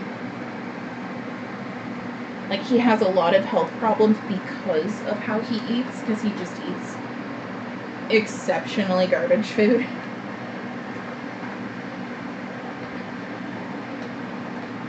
And he just, like, just does not change anything about it. I'm like, man, I at least buy spinach and put it in everything I cook. Like, come on. But he's something. He's basically an incel, only he hasn't encountered the incel community to fully become one of them.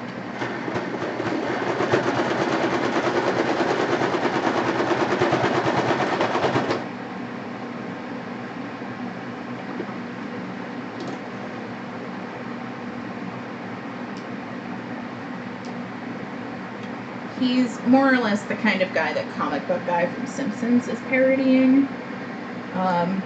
Just nerd in his 50s, never had a girlfriend, never had sex. Only he's like way more misogynistic than comic book guy. Because he does this thing where like he'll go to a convention or like he is a photographer. And so he'll go to conventions or run fairs and take pictures of people's cool costumes. But he doesn't take any pictures of fat women in cool costumes. He'll take a picture of a dude in a cool costume, but if it's a fat woman, he doesn't. Like, we were at Planet Comic Con, and there was this woman about my size who had this phenomenal Dalek dress on, and he, like, acted like he didn't see her. He'll also, like, if a girl is, like, not even fat, just, like, average, like, a little chubby, but not chubby, like, size 10-ish, I would say. He'll be like, she's a little too fat. And I'm like, dude, you are 400 pounds. You have no room to talk about too fat.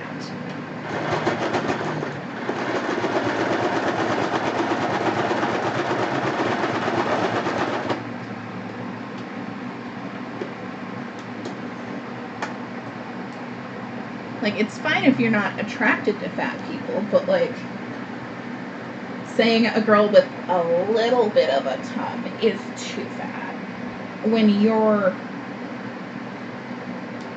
much bigger than her is just, dude, no, just don't do that. Do not do that. Like, he will show me a picture. He'll be showing me pictures he's taken at an event and be like a girl fat, too fat size. He'll be like, oh yeah, she's got a cool outfit, but she's kind of chubby. And I'm just like, shut up. First of all, you're fat. Second of all, you're saying that to me. I'm not skinny. Shut up. Then again, hopefully he's not sexually attracted to me, because that would be gross and weird.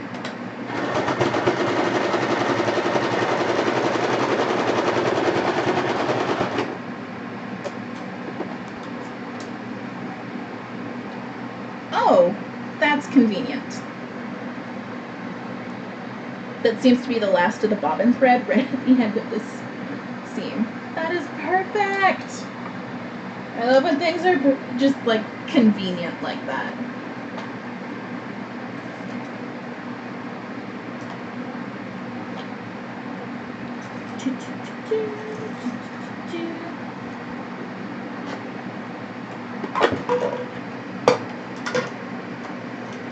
Oh, baby, you're gonna need defluffed again soon.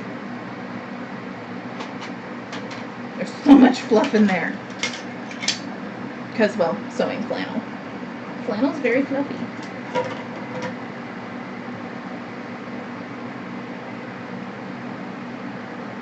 Yeah, I went and wound up a bunch of my vintage thread onto bobbins, and I opened the bobbin container upside down. Good job.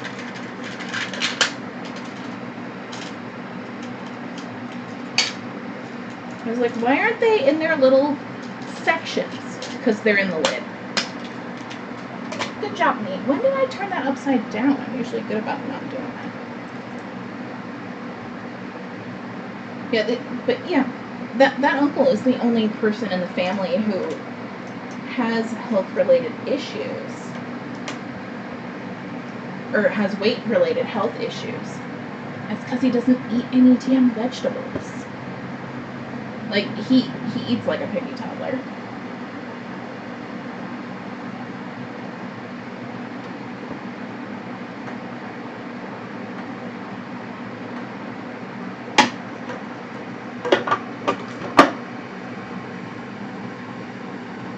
Oh my god.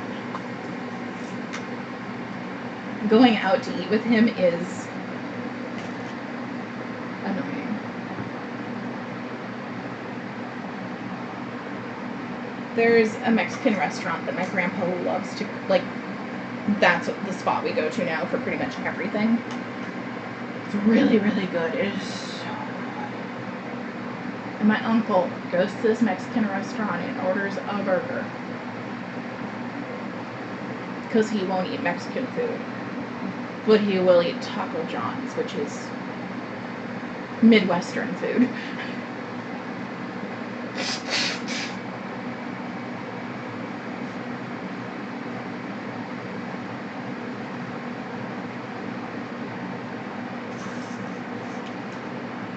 Like, Taco John's is pretty delicious.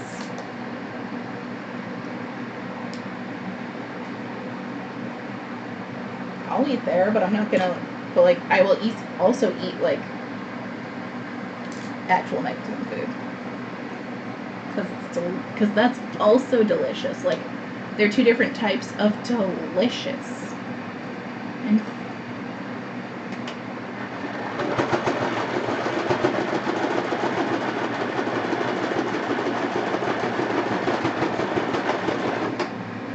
like, I'm someone who's pretty adventurous in my eating. I love trying new things. Like, I will try just, like, there's some things I'm like, I cannot possibly eat that because, like, just the idea grosses me out. And it's like things like liver. No. But I will try any new cuisine.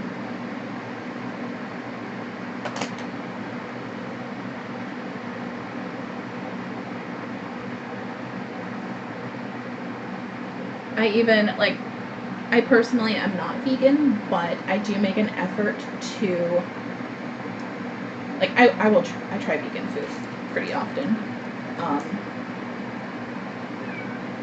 It's also delicious. Meow. It's a Frank.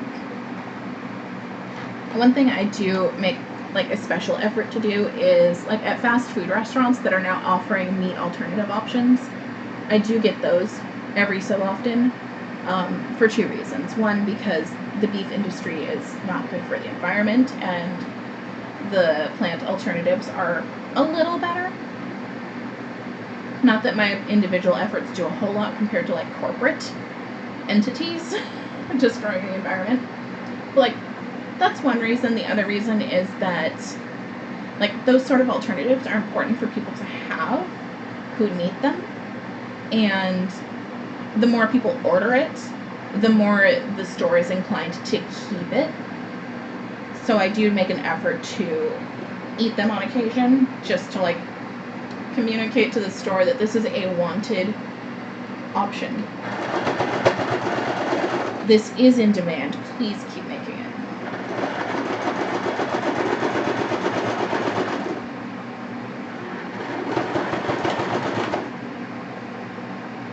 And honestly, they're pretty tasty.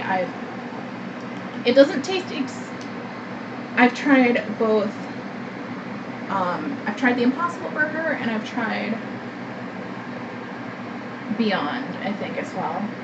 I've tried whatever Burger King has and whatever Hardee's has, to be honest. I don't remember exactly what Hardee's has, but I have tried theirs, and it's pretty good. I wouldn't say they taste exactly like beef, but, like, it does hit the spot for a burger. Like, I would not be mad if there were no beef alternative and or there were no beef option and I had to have the veggie burger. They're good. So one thing that surprised, the first time I tried the Hardee's one,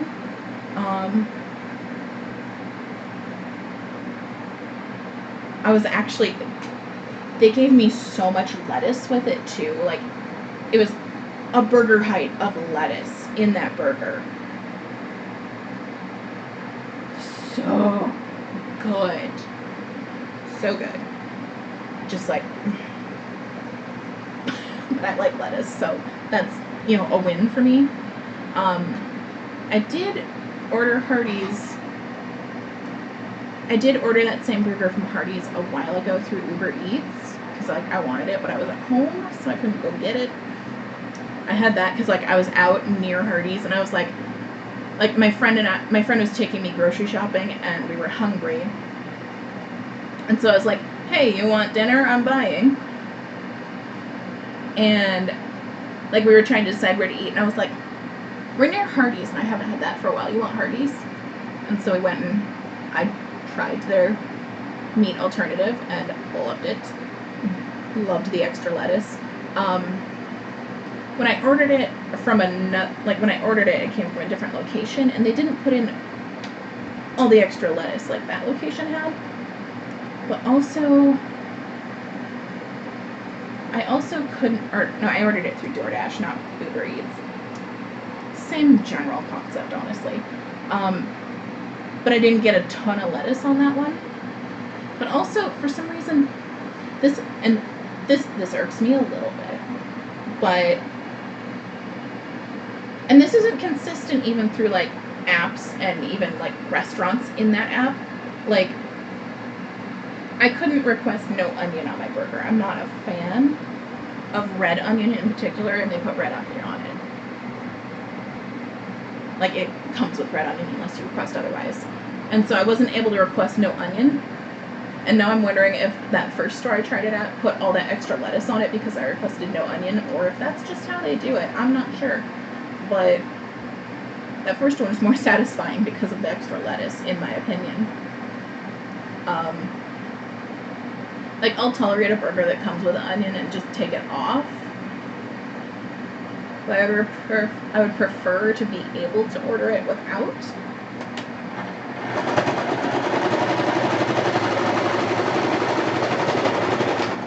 And, like, also when I was ordering it, like, there wasn't even a field where I could, like, put notes to the kitchen or something to request no onion there.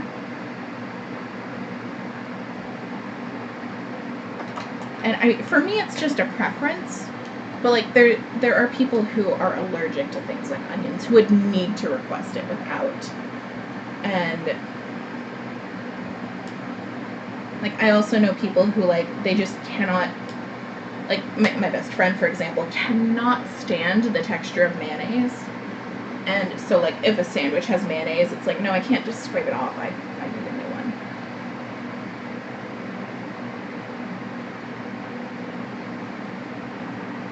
But,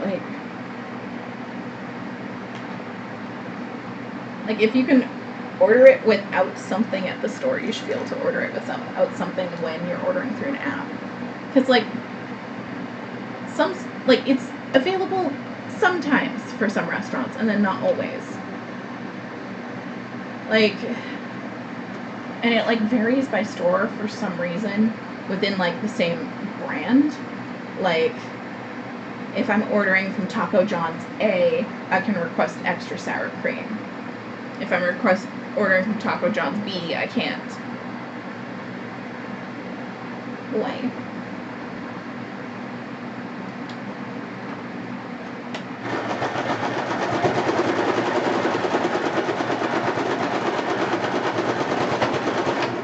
Like, it's a little thing to complain about, I'm fully aware, but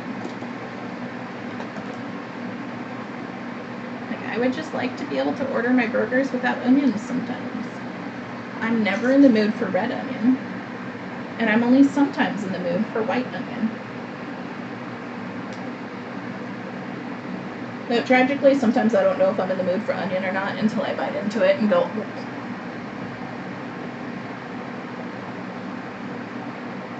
in that case, that's just me.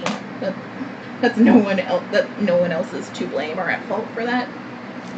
That's just my body not giving me warning that we are not feeling onion today.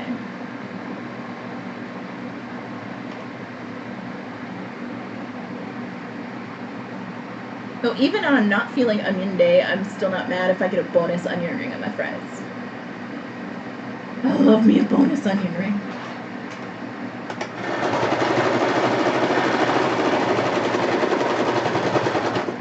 Like, bonus onion rings make my day. One time I got a ton. It was this January. I had an ovarian cyst burst, and I went to the emergency room, and I was there for hours. I was in so much pain. And, like, they gave me tramadol, but the ultrasound hurt so bad that the tramadol quit working, and I was in even more pain when I left than I was when I arrived. It's great. And I went there immediately after work. I didn't go home or anything. And my friend came and kept me company and moral support while I was in there. And so I got there at 6, and I was there until just before midnight.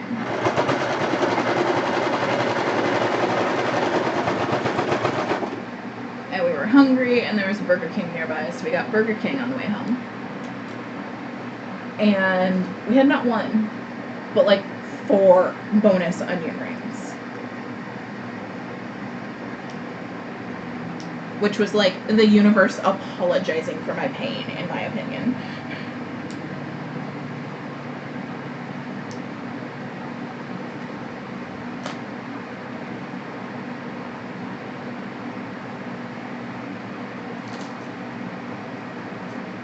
And on it, when it's that many bonus onion rings, I kind of feel like the employee did it on purpose.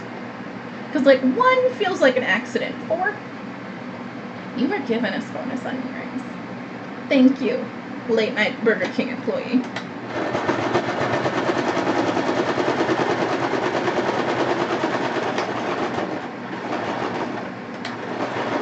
Ooh. He was low-key flirting with us a little bit, so he was probably yeah, cute, have some onion rings. I am okay with that.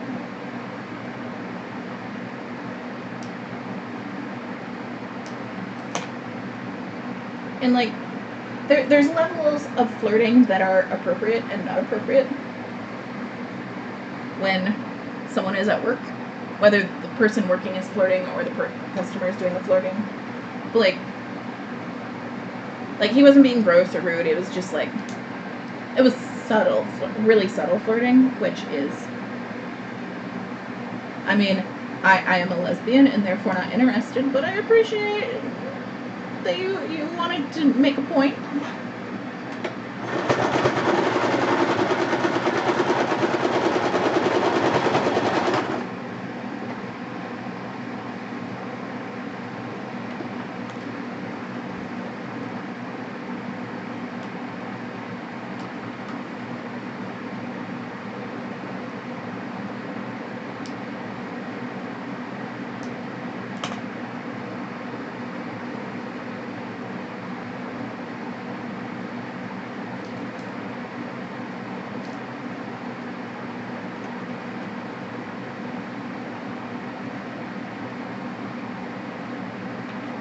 So, on the nature of appropriate and inappropriate flirting, I recalled a conversation on catcalling my friend and I had a while back.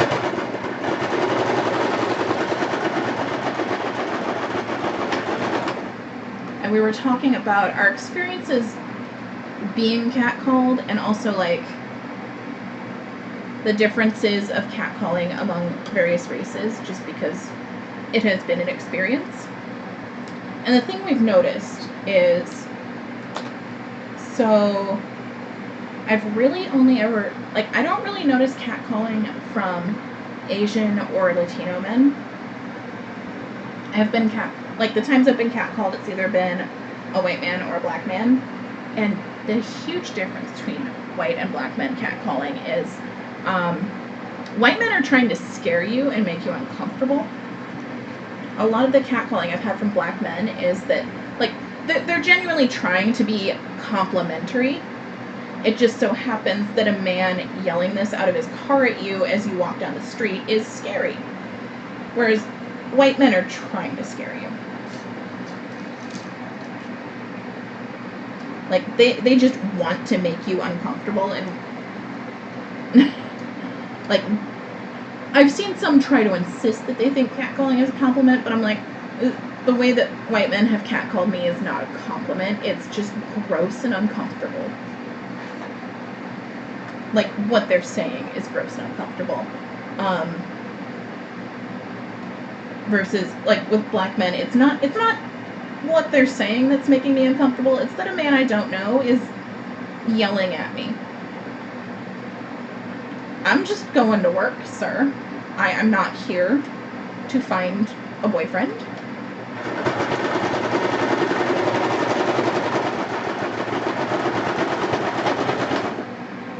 The fact that I'm a lesbian is entirely irrelevant to catcalling, because you shouldn't do it to straight women either. You shouldn't do it to bi women.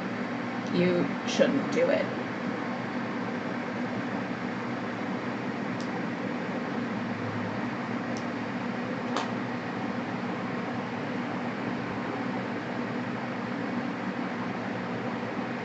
Also, the number of people who catcall and then try to get you in their car. No. Like, bruh, no, dude, no, just no, absolutely not. Like, what makes you think, I don't know what makes anyone think that someone they're catcalling, or that just a stranger in general wants to get into a, like, it's nothing against you, individual man, it's you're a stranger wanting me in your car. No.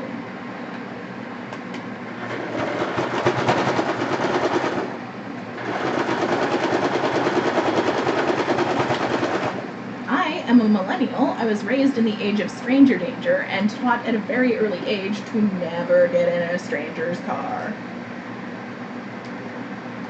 Why would I get in your car just because you random person asked me to? I will not. I will not.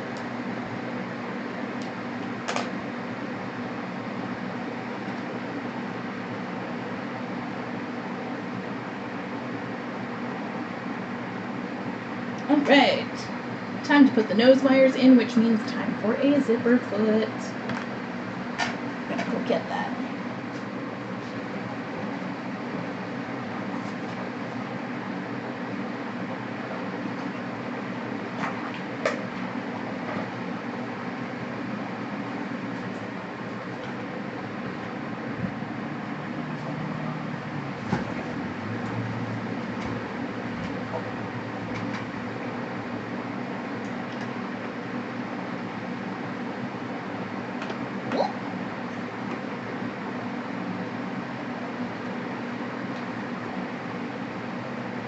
Alrighty.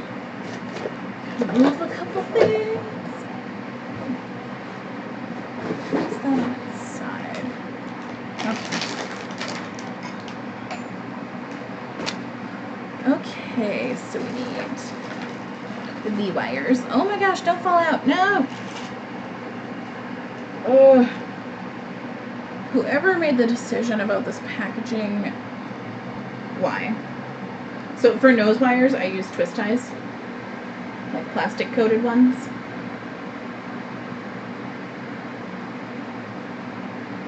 And for some reason, they come in a bag, but it has this little hole in the front, and they keep coming out of it. And I don't want that. Okay, I also need a measuring tape, which is in the same box I just got my zipper foot out of. Oh.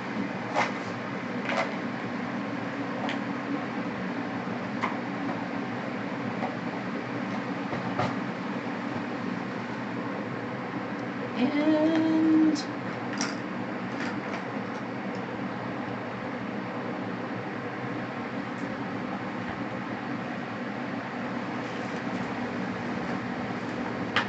seamstress pencils, or whatever they're called. So you're gonna hang out here. Okay, I'm trying to remember. What dimensions do I do for this again? So the nose wires are 4 inches long.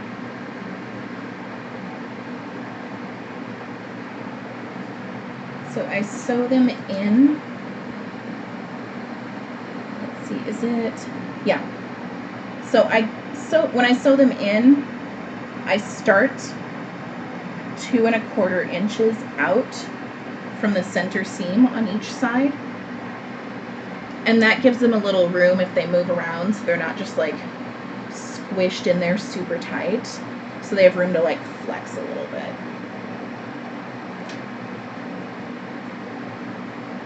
Because if I were to do it exactly 4 inches, they wouldn't really have room to move.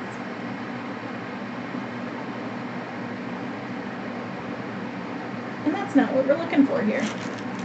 Like, we want them to be able to flex and bend, and they need some room for that.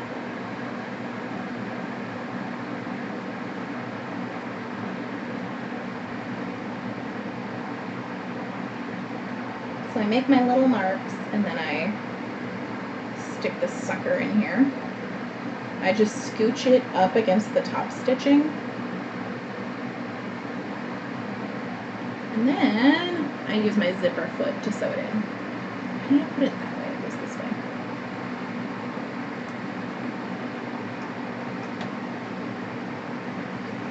Whoop, whoop, whoop.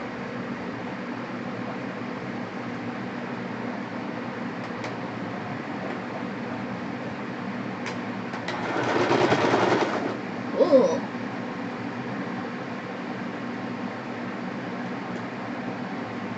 This requires like laser focus because it's very easy to go too far.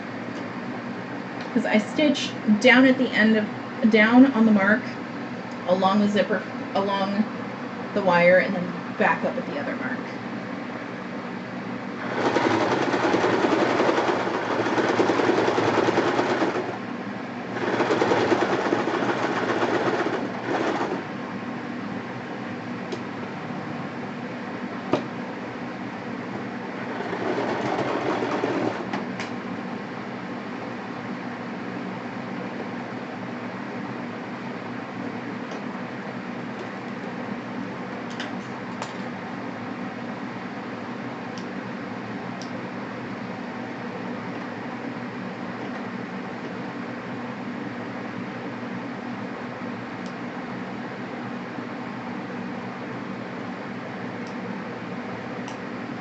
I went down too far on that one, but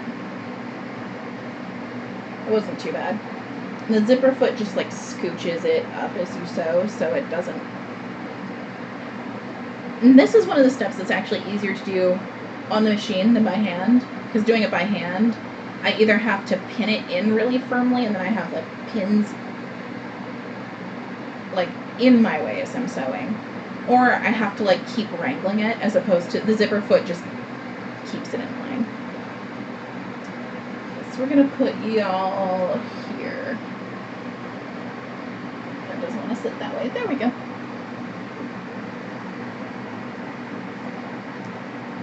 Almost done. All I have to do after this is the elastics.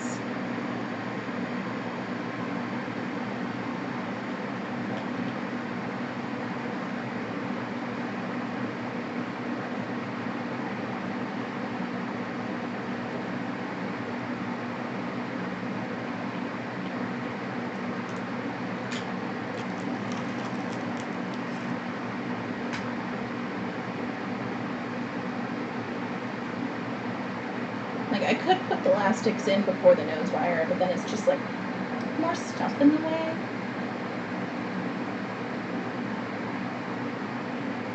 I could also do the nose wire before I do the hemming of the wire channel, or the elastic channel, but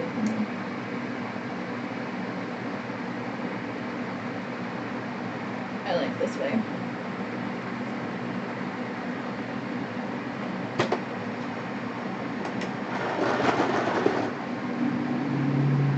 Oh, I didn't backstitch far enough. We want to really backstitch, because this isn't a seam that's enclosed by anything else, so it needs to actually stay put.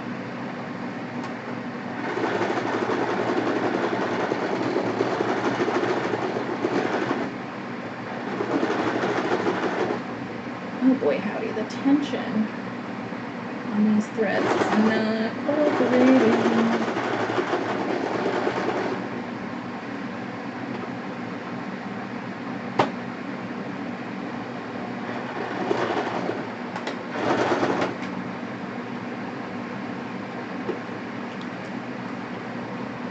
Oh.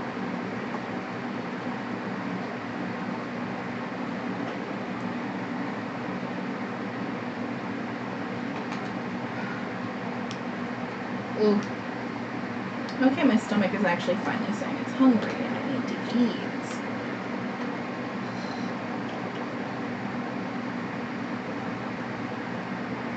I told you after I finish these.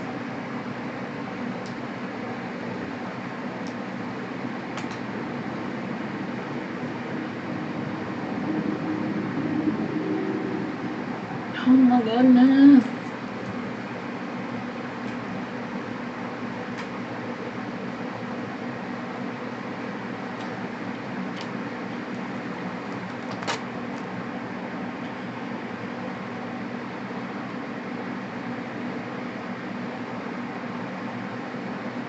I'm probably also pretty dehydrated because,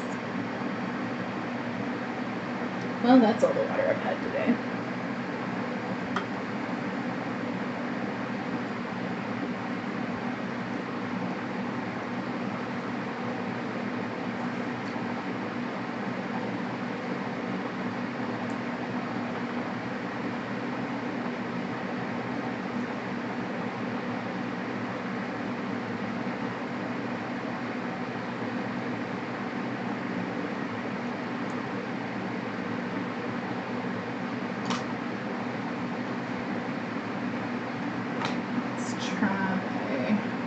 Moving the tension dial. Oop.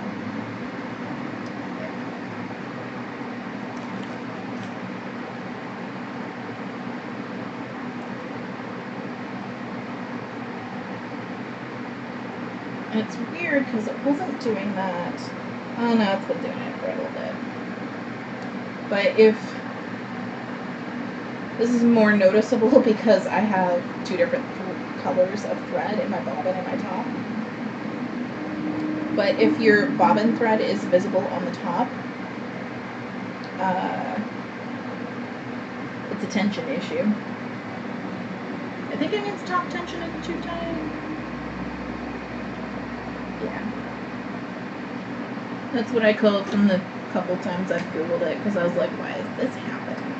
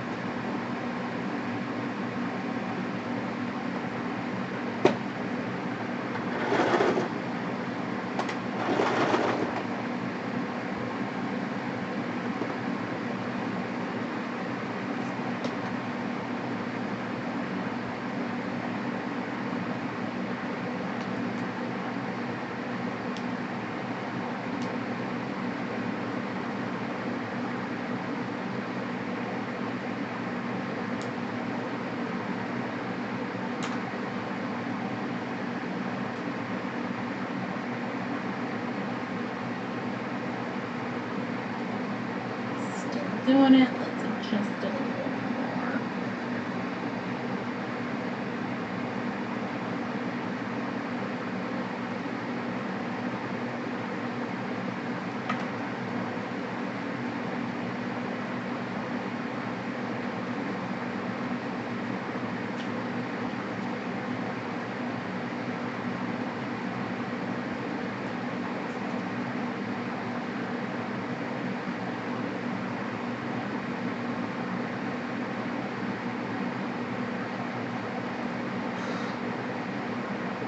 I'm just getting annoyed at my stomach because it's doing that I'm hungry, feed me thing. I don't wanna. I fed you once today. That's enough, right? You only need fed once a day? What do you mean you want food multiple times a day?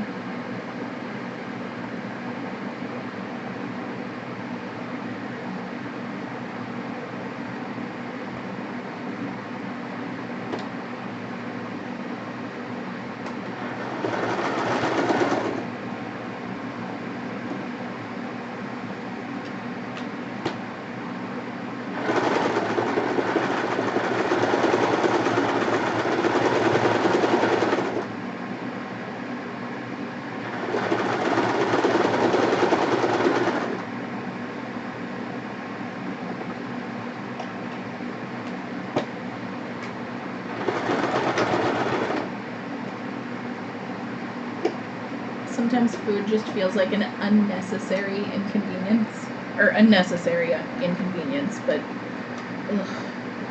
Like, I have to eat in order to exist as a human being. But doing that means I have to stop something I'm doing that I am wanting to keep doing because it's enjoyable.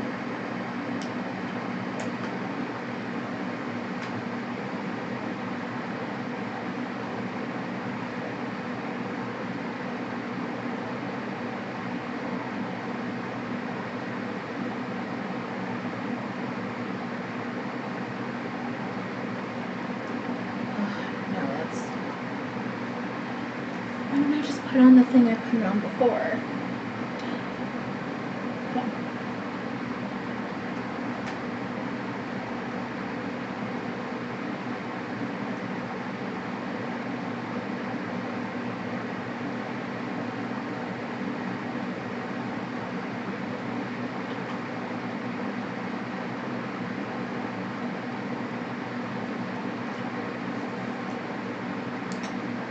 Excuse you.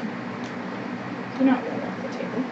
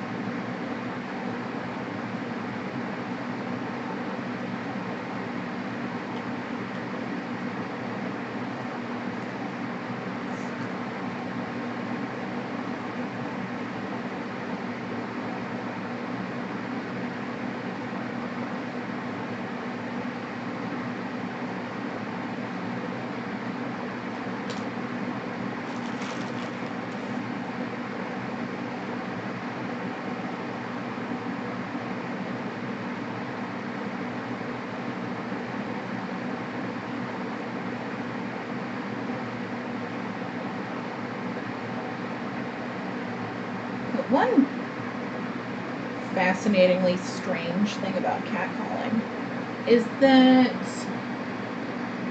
in my experience anyway, the pandemic hasn't stopped it. In fact, like, I moved into this neighborhood in December. The first time I was catcalled was in April, and it happened twice on the same day.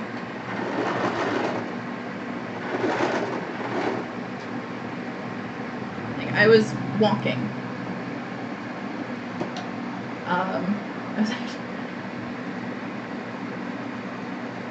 I was walking to the post office playing Pokemon Go because the post office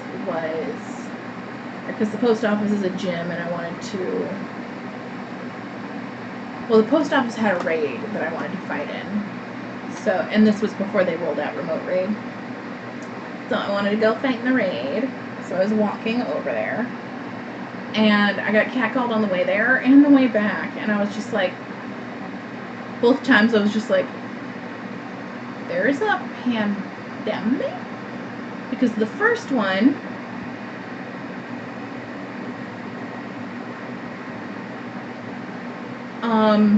propositionally, like I was just crossing a driveway in front of his truck and he said, I'll give you $5 to sit on this beard, which first of all, $5 is not enough for that, sir. And second of all, there's a pandemic. And then the other one, like, offered me a ride, and I'm just like, there's a pandemic?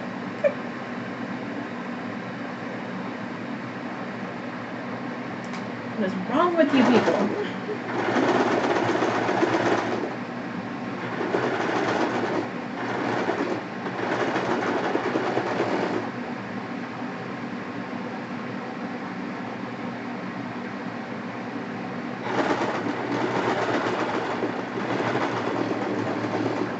The first one I flipped off because it was an old white man and he was gross.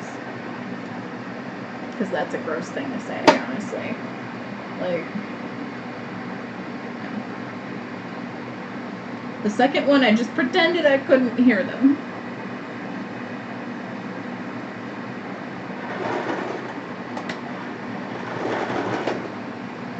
Like, I didn't even look up to see who was in the car and was offering me a ride. I was just like, I'm catching Pokemon right now. I can't hear you.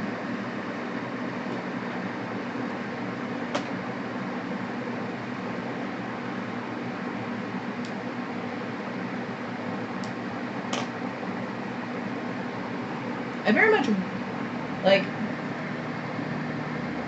it probably would have been satisfying to yell back there's a pandemic, but I was annoyed that it was happening twice on one walk when I had never happened before in this neighborhood. Like, I can literally walk to the gas station in leggings and a tank top and not get catcalled. But walk into the post office to play Pokemon Go, now I'm getting catcalled. Why?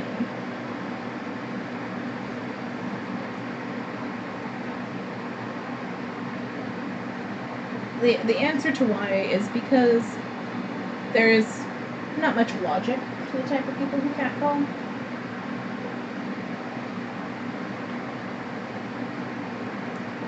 They just sort of yell whatever comes into their head at you, and it's annoying.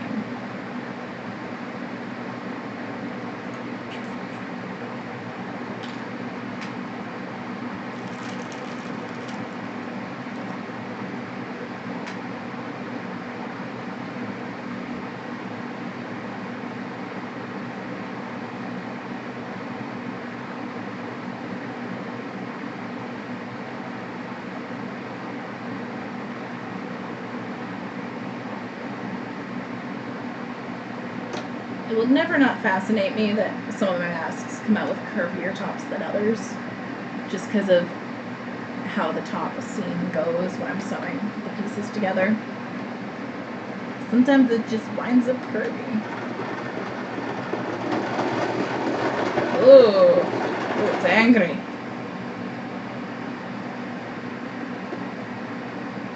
Oh, nope, we need to go down. Here we go.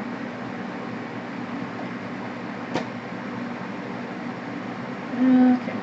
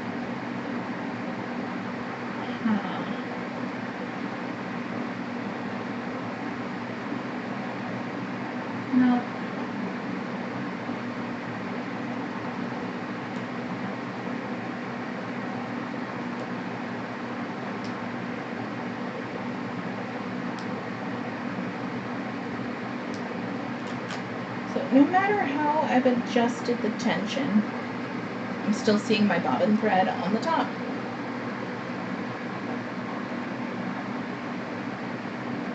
Well, no.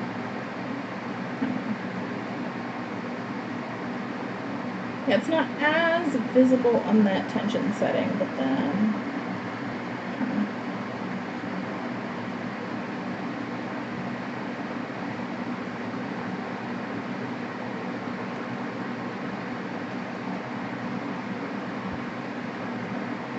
like here I can't really see it, but then on the back it doesn't look right.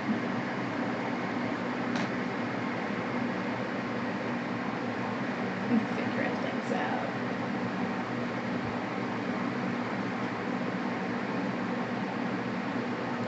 Just keep fiddling the knob around until it looks right.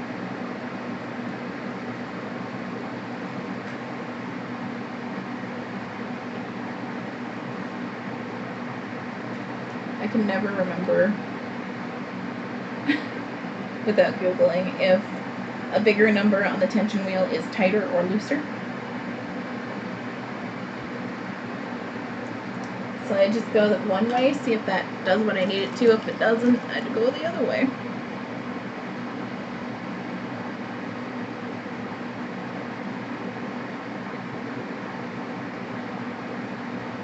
This almost but not quite right one was 0. So now I'm trying 1. I previously tried bigger numbers all the way up to 9, and it just was not changing anything. So, yeah, we'll see. I think I started out on 4? 3 or 4, I don't remember. I didn't even adjust it that long ago. And I already can't remember what it initially was.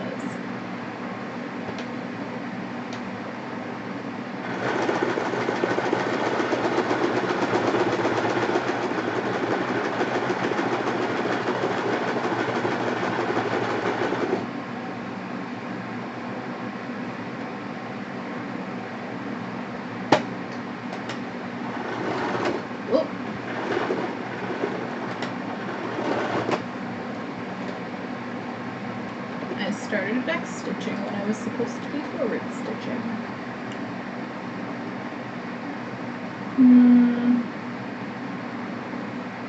Let's try 2.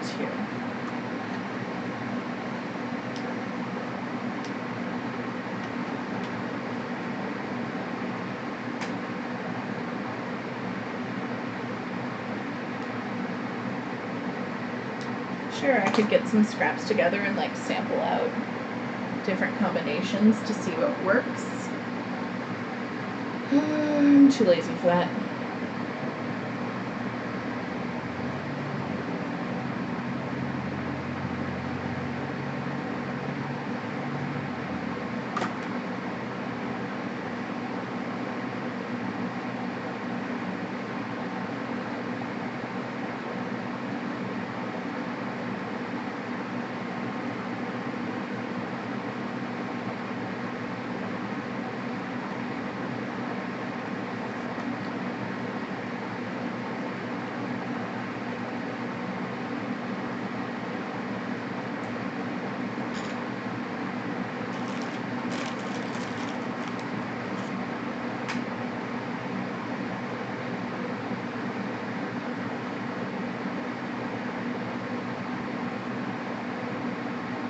But sometimes it's impossible to get, even fudging the tension knob around, it's impossible to get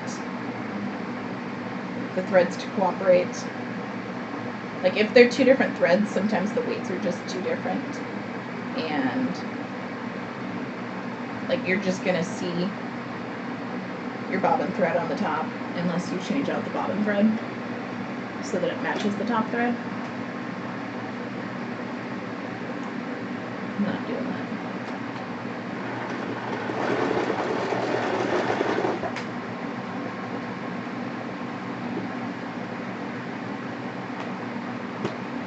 Like technically I should wind some of this onto a bobbin and use that in my bobbin, but I don't know.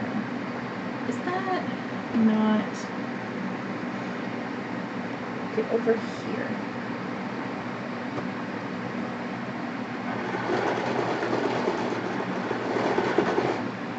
The nose wire was trying to be in the way of the needle, like the beginning of it, and that's not okay.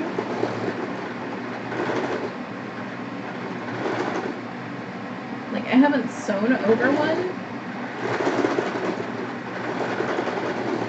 yet. So, like, I haven't even done it to test what happens because that might break the needle and I don't wanna.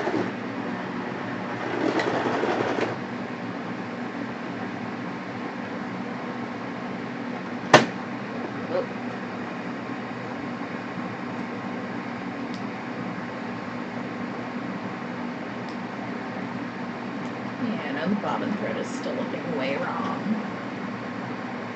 3.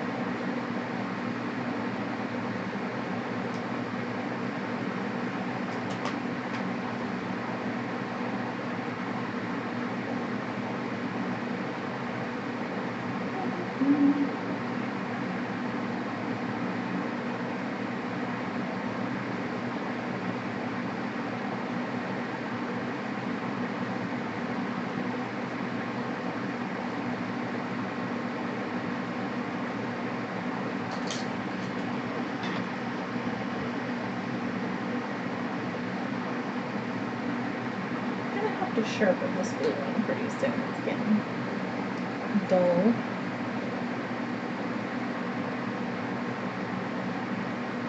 They don't have to be super precise, but the chalk does need to stick out past the wood.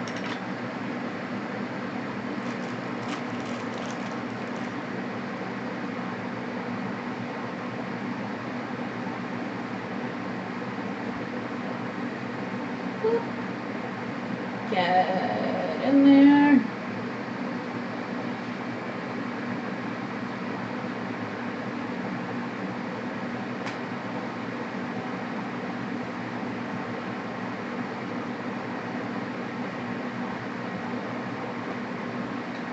Getting the wire to go past the center seam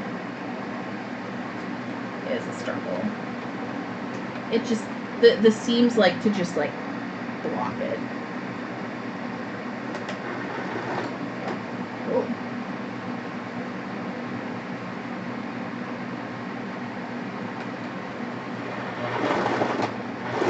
Whoa. What was that?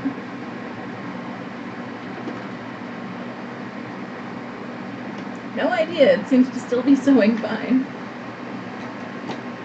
Sometimes it just makes a noise like it's breaking, but it isn't.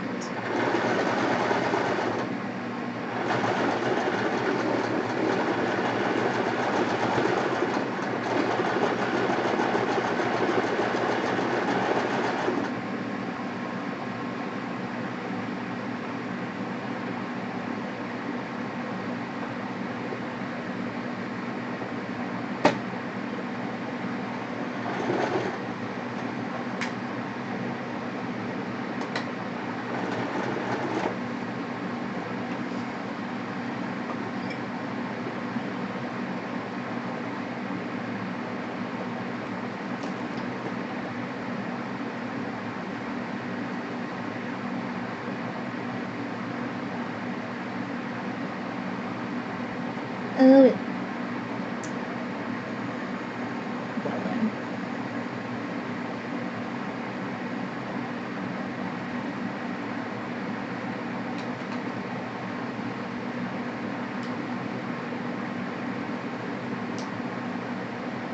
Oh, it did break the thread a little bit there, so I will just have to just go back over there.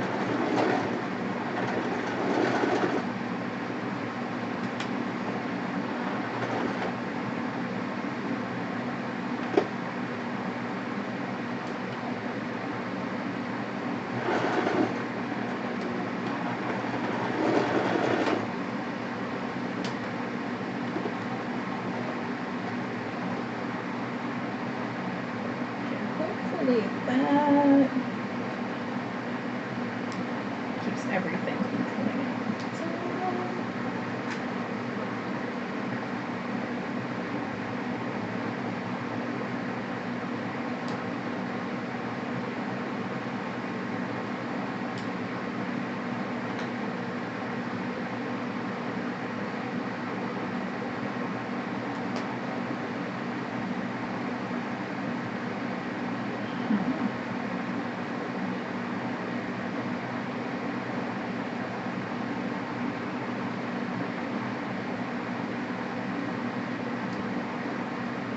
I think that's as perfect as the tension is going to get between these two threads.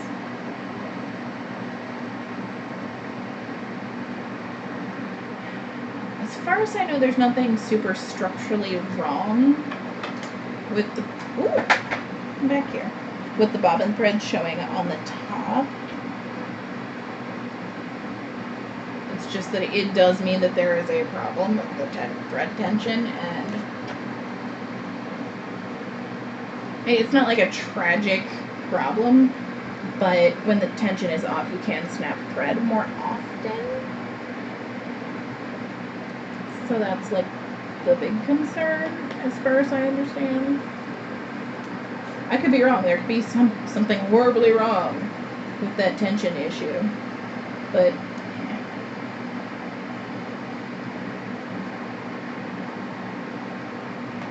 it's a mask. It's fine. Like if I were sewing a garment, I would try, well, first of all, I would use the same thread on both. But it's a mess.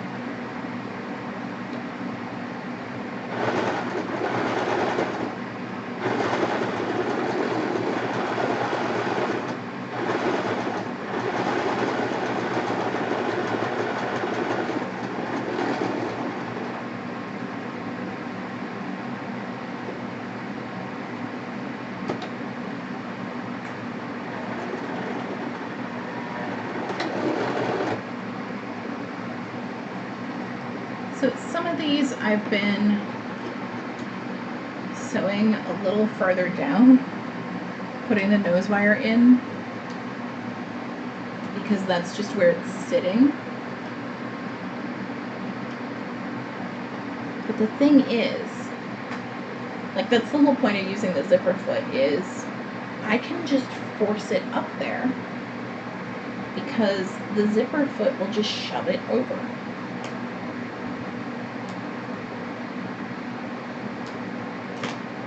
Unless I'm like shoving it where there isn't any more room to shove it. Yeah, that one looks tighter up there than the previous ones I've done so far because I wasn't committing to shoving it up there. Oh, here's the one that I sewed the top stitching way too far down. It's going to be interesting to see how this one wears, because there's just going to be so much fabric up in behind my glasses.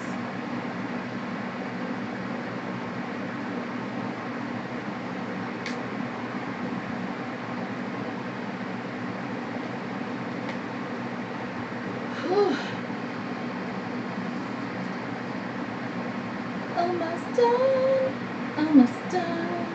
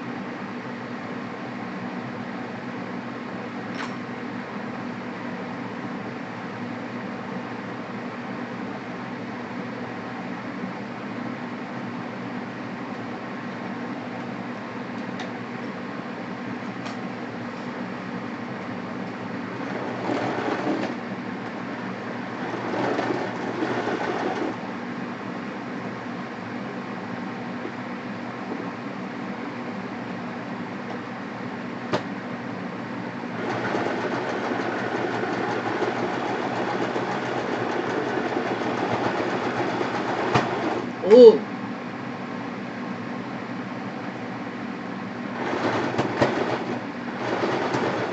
Oh no.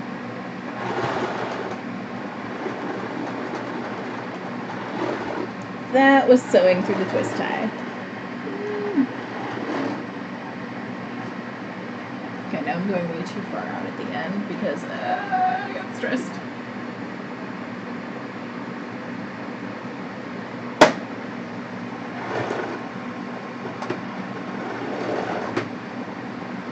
Okay. So sewing over a twist tie does not break the needle. Okay, it just makes it breaks the twist tie. That's what happened. The twist tie's broken. The needle's fine. Oh, nope. That's not okay. Seam ripper, where'd you go? Yeah, it's broken, so it's stabbing. And yeah, we can't have that. Like the metal part of the twist tie is poking through. And that's not okay.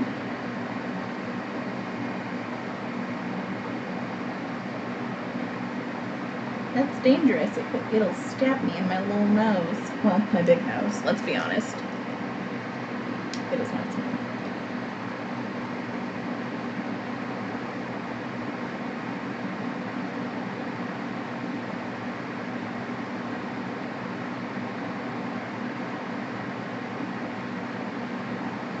Which, interesting thing about having this particular nose is it means I've never experienced one thing that some people experience doing yoga. Like, I forget what on earth I was reading where it was an ad for something. I don't remember what, I don't remember where I saw it. I just was like, this is dumb. But it was complaining about how your glasses get mashed into your face during child's pose, and I'm like, I don't experience that because there's plenty of room.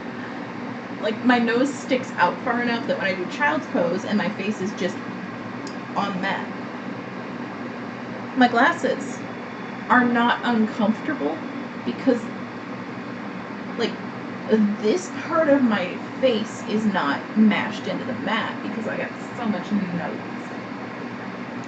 that the floor is just like this, and my glasses are not getting smushed.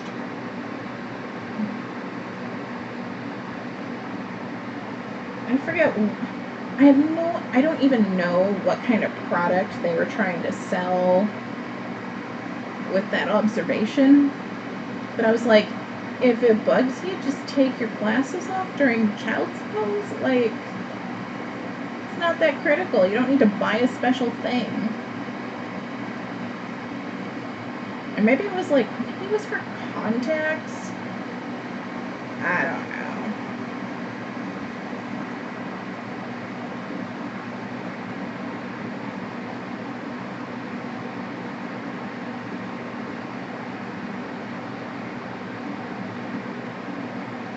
Not recall for the life of me. I just remember reading that and going, just take them off for a minute. And if you need them again, put them back on.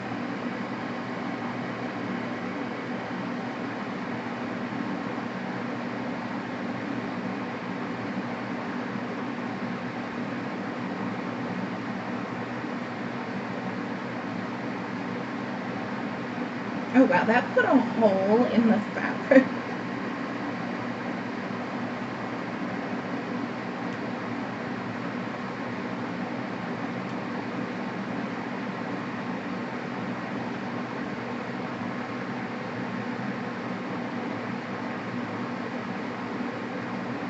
Oh, it's not completely broken. The wire is still intact, just the plastic is broken.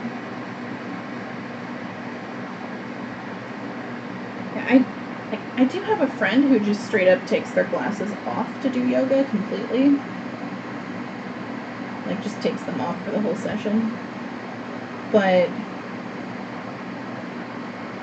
like, I need mine on to know what I'm supposed to be doing. Because this friend has much better vision without glasses than I do. Like, one eye, they have one eye that doesn't even need glasses, and then the other eye does, but it's not terrible.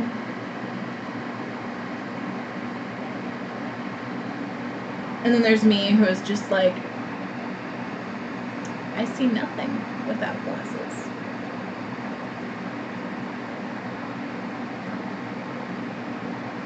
My vision is so bad that without glasses, I cannot tell that the E at the top of the vision chart is an E. I know it's an E because I've seen it 4,000 times. But if I didn't just automatically know it, I wouldn't be able to tell you.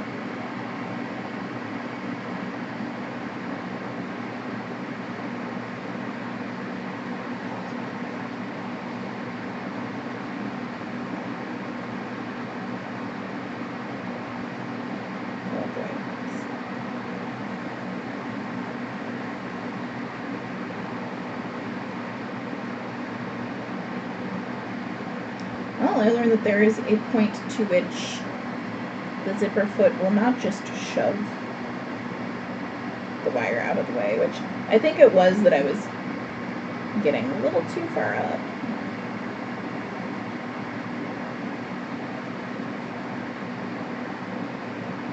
And where the thread went through it, it just like, it does not want to pick out. It does not want to pick out. It's so stuck in here.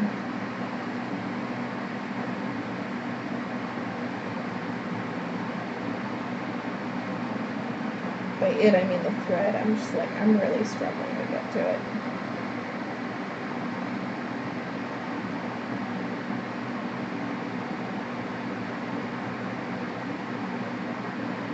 Oh no, that's the fabric.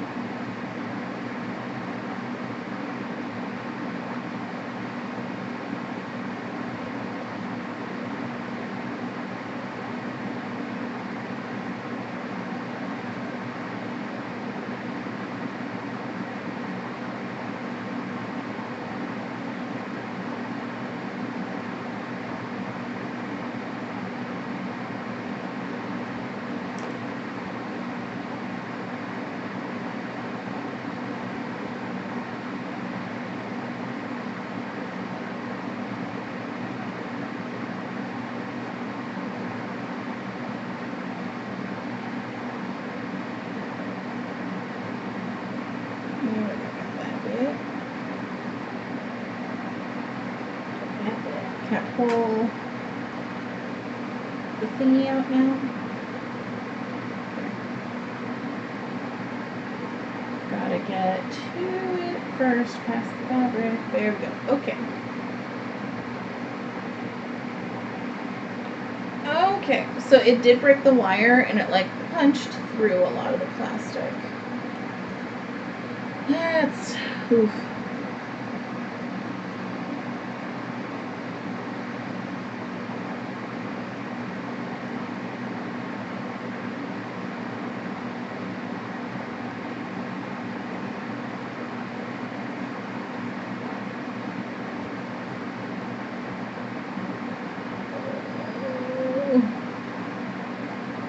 fun picking machine sewing is just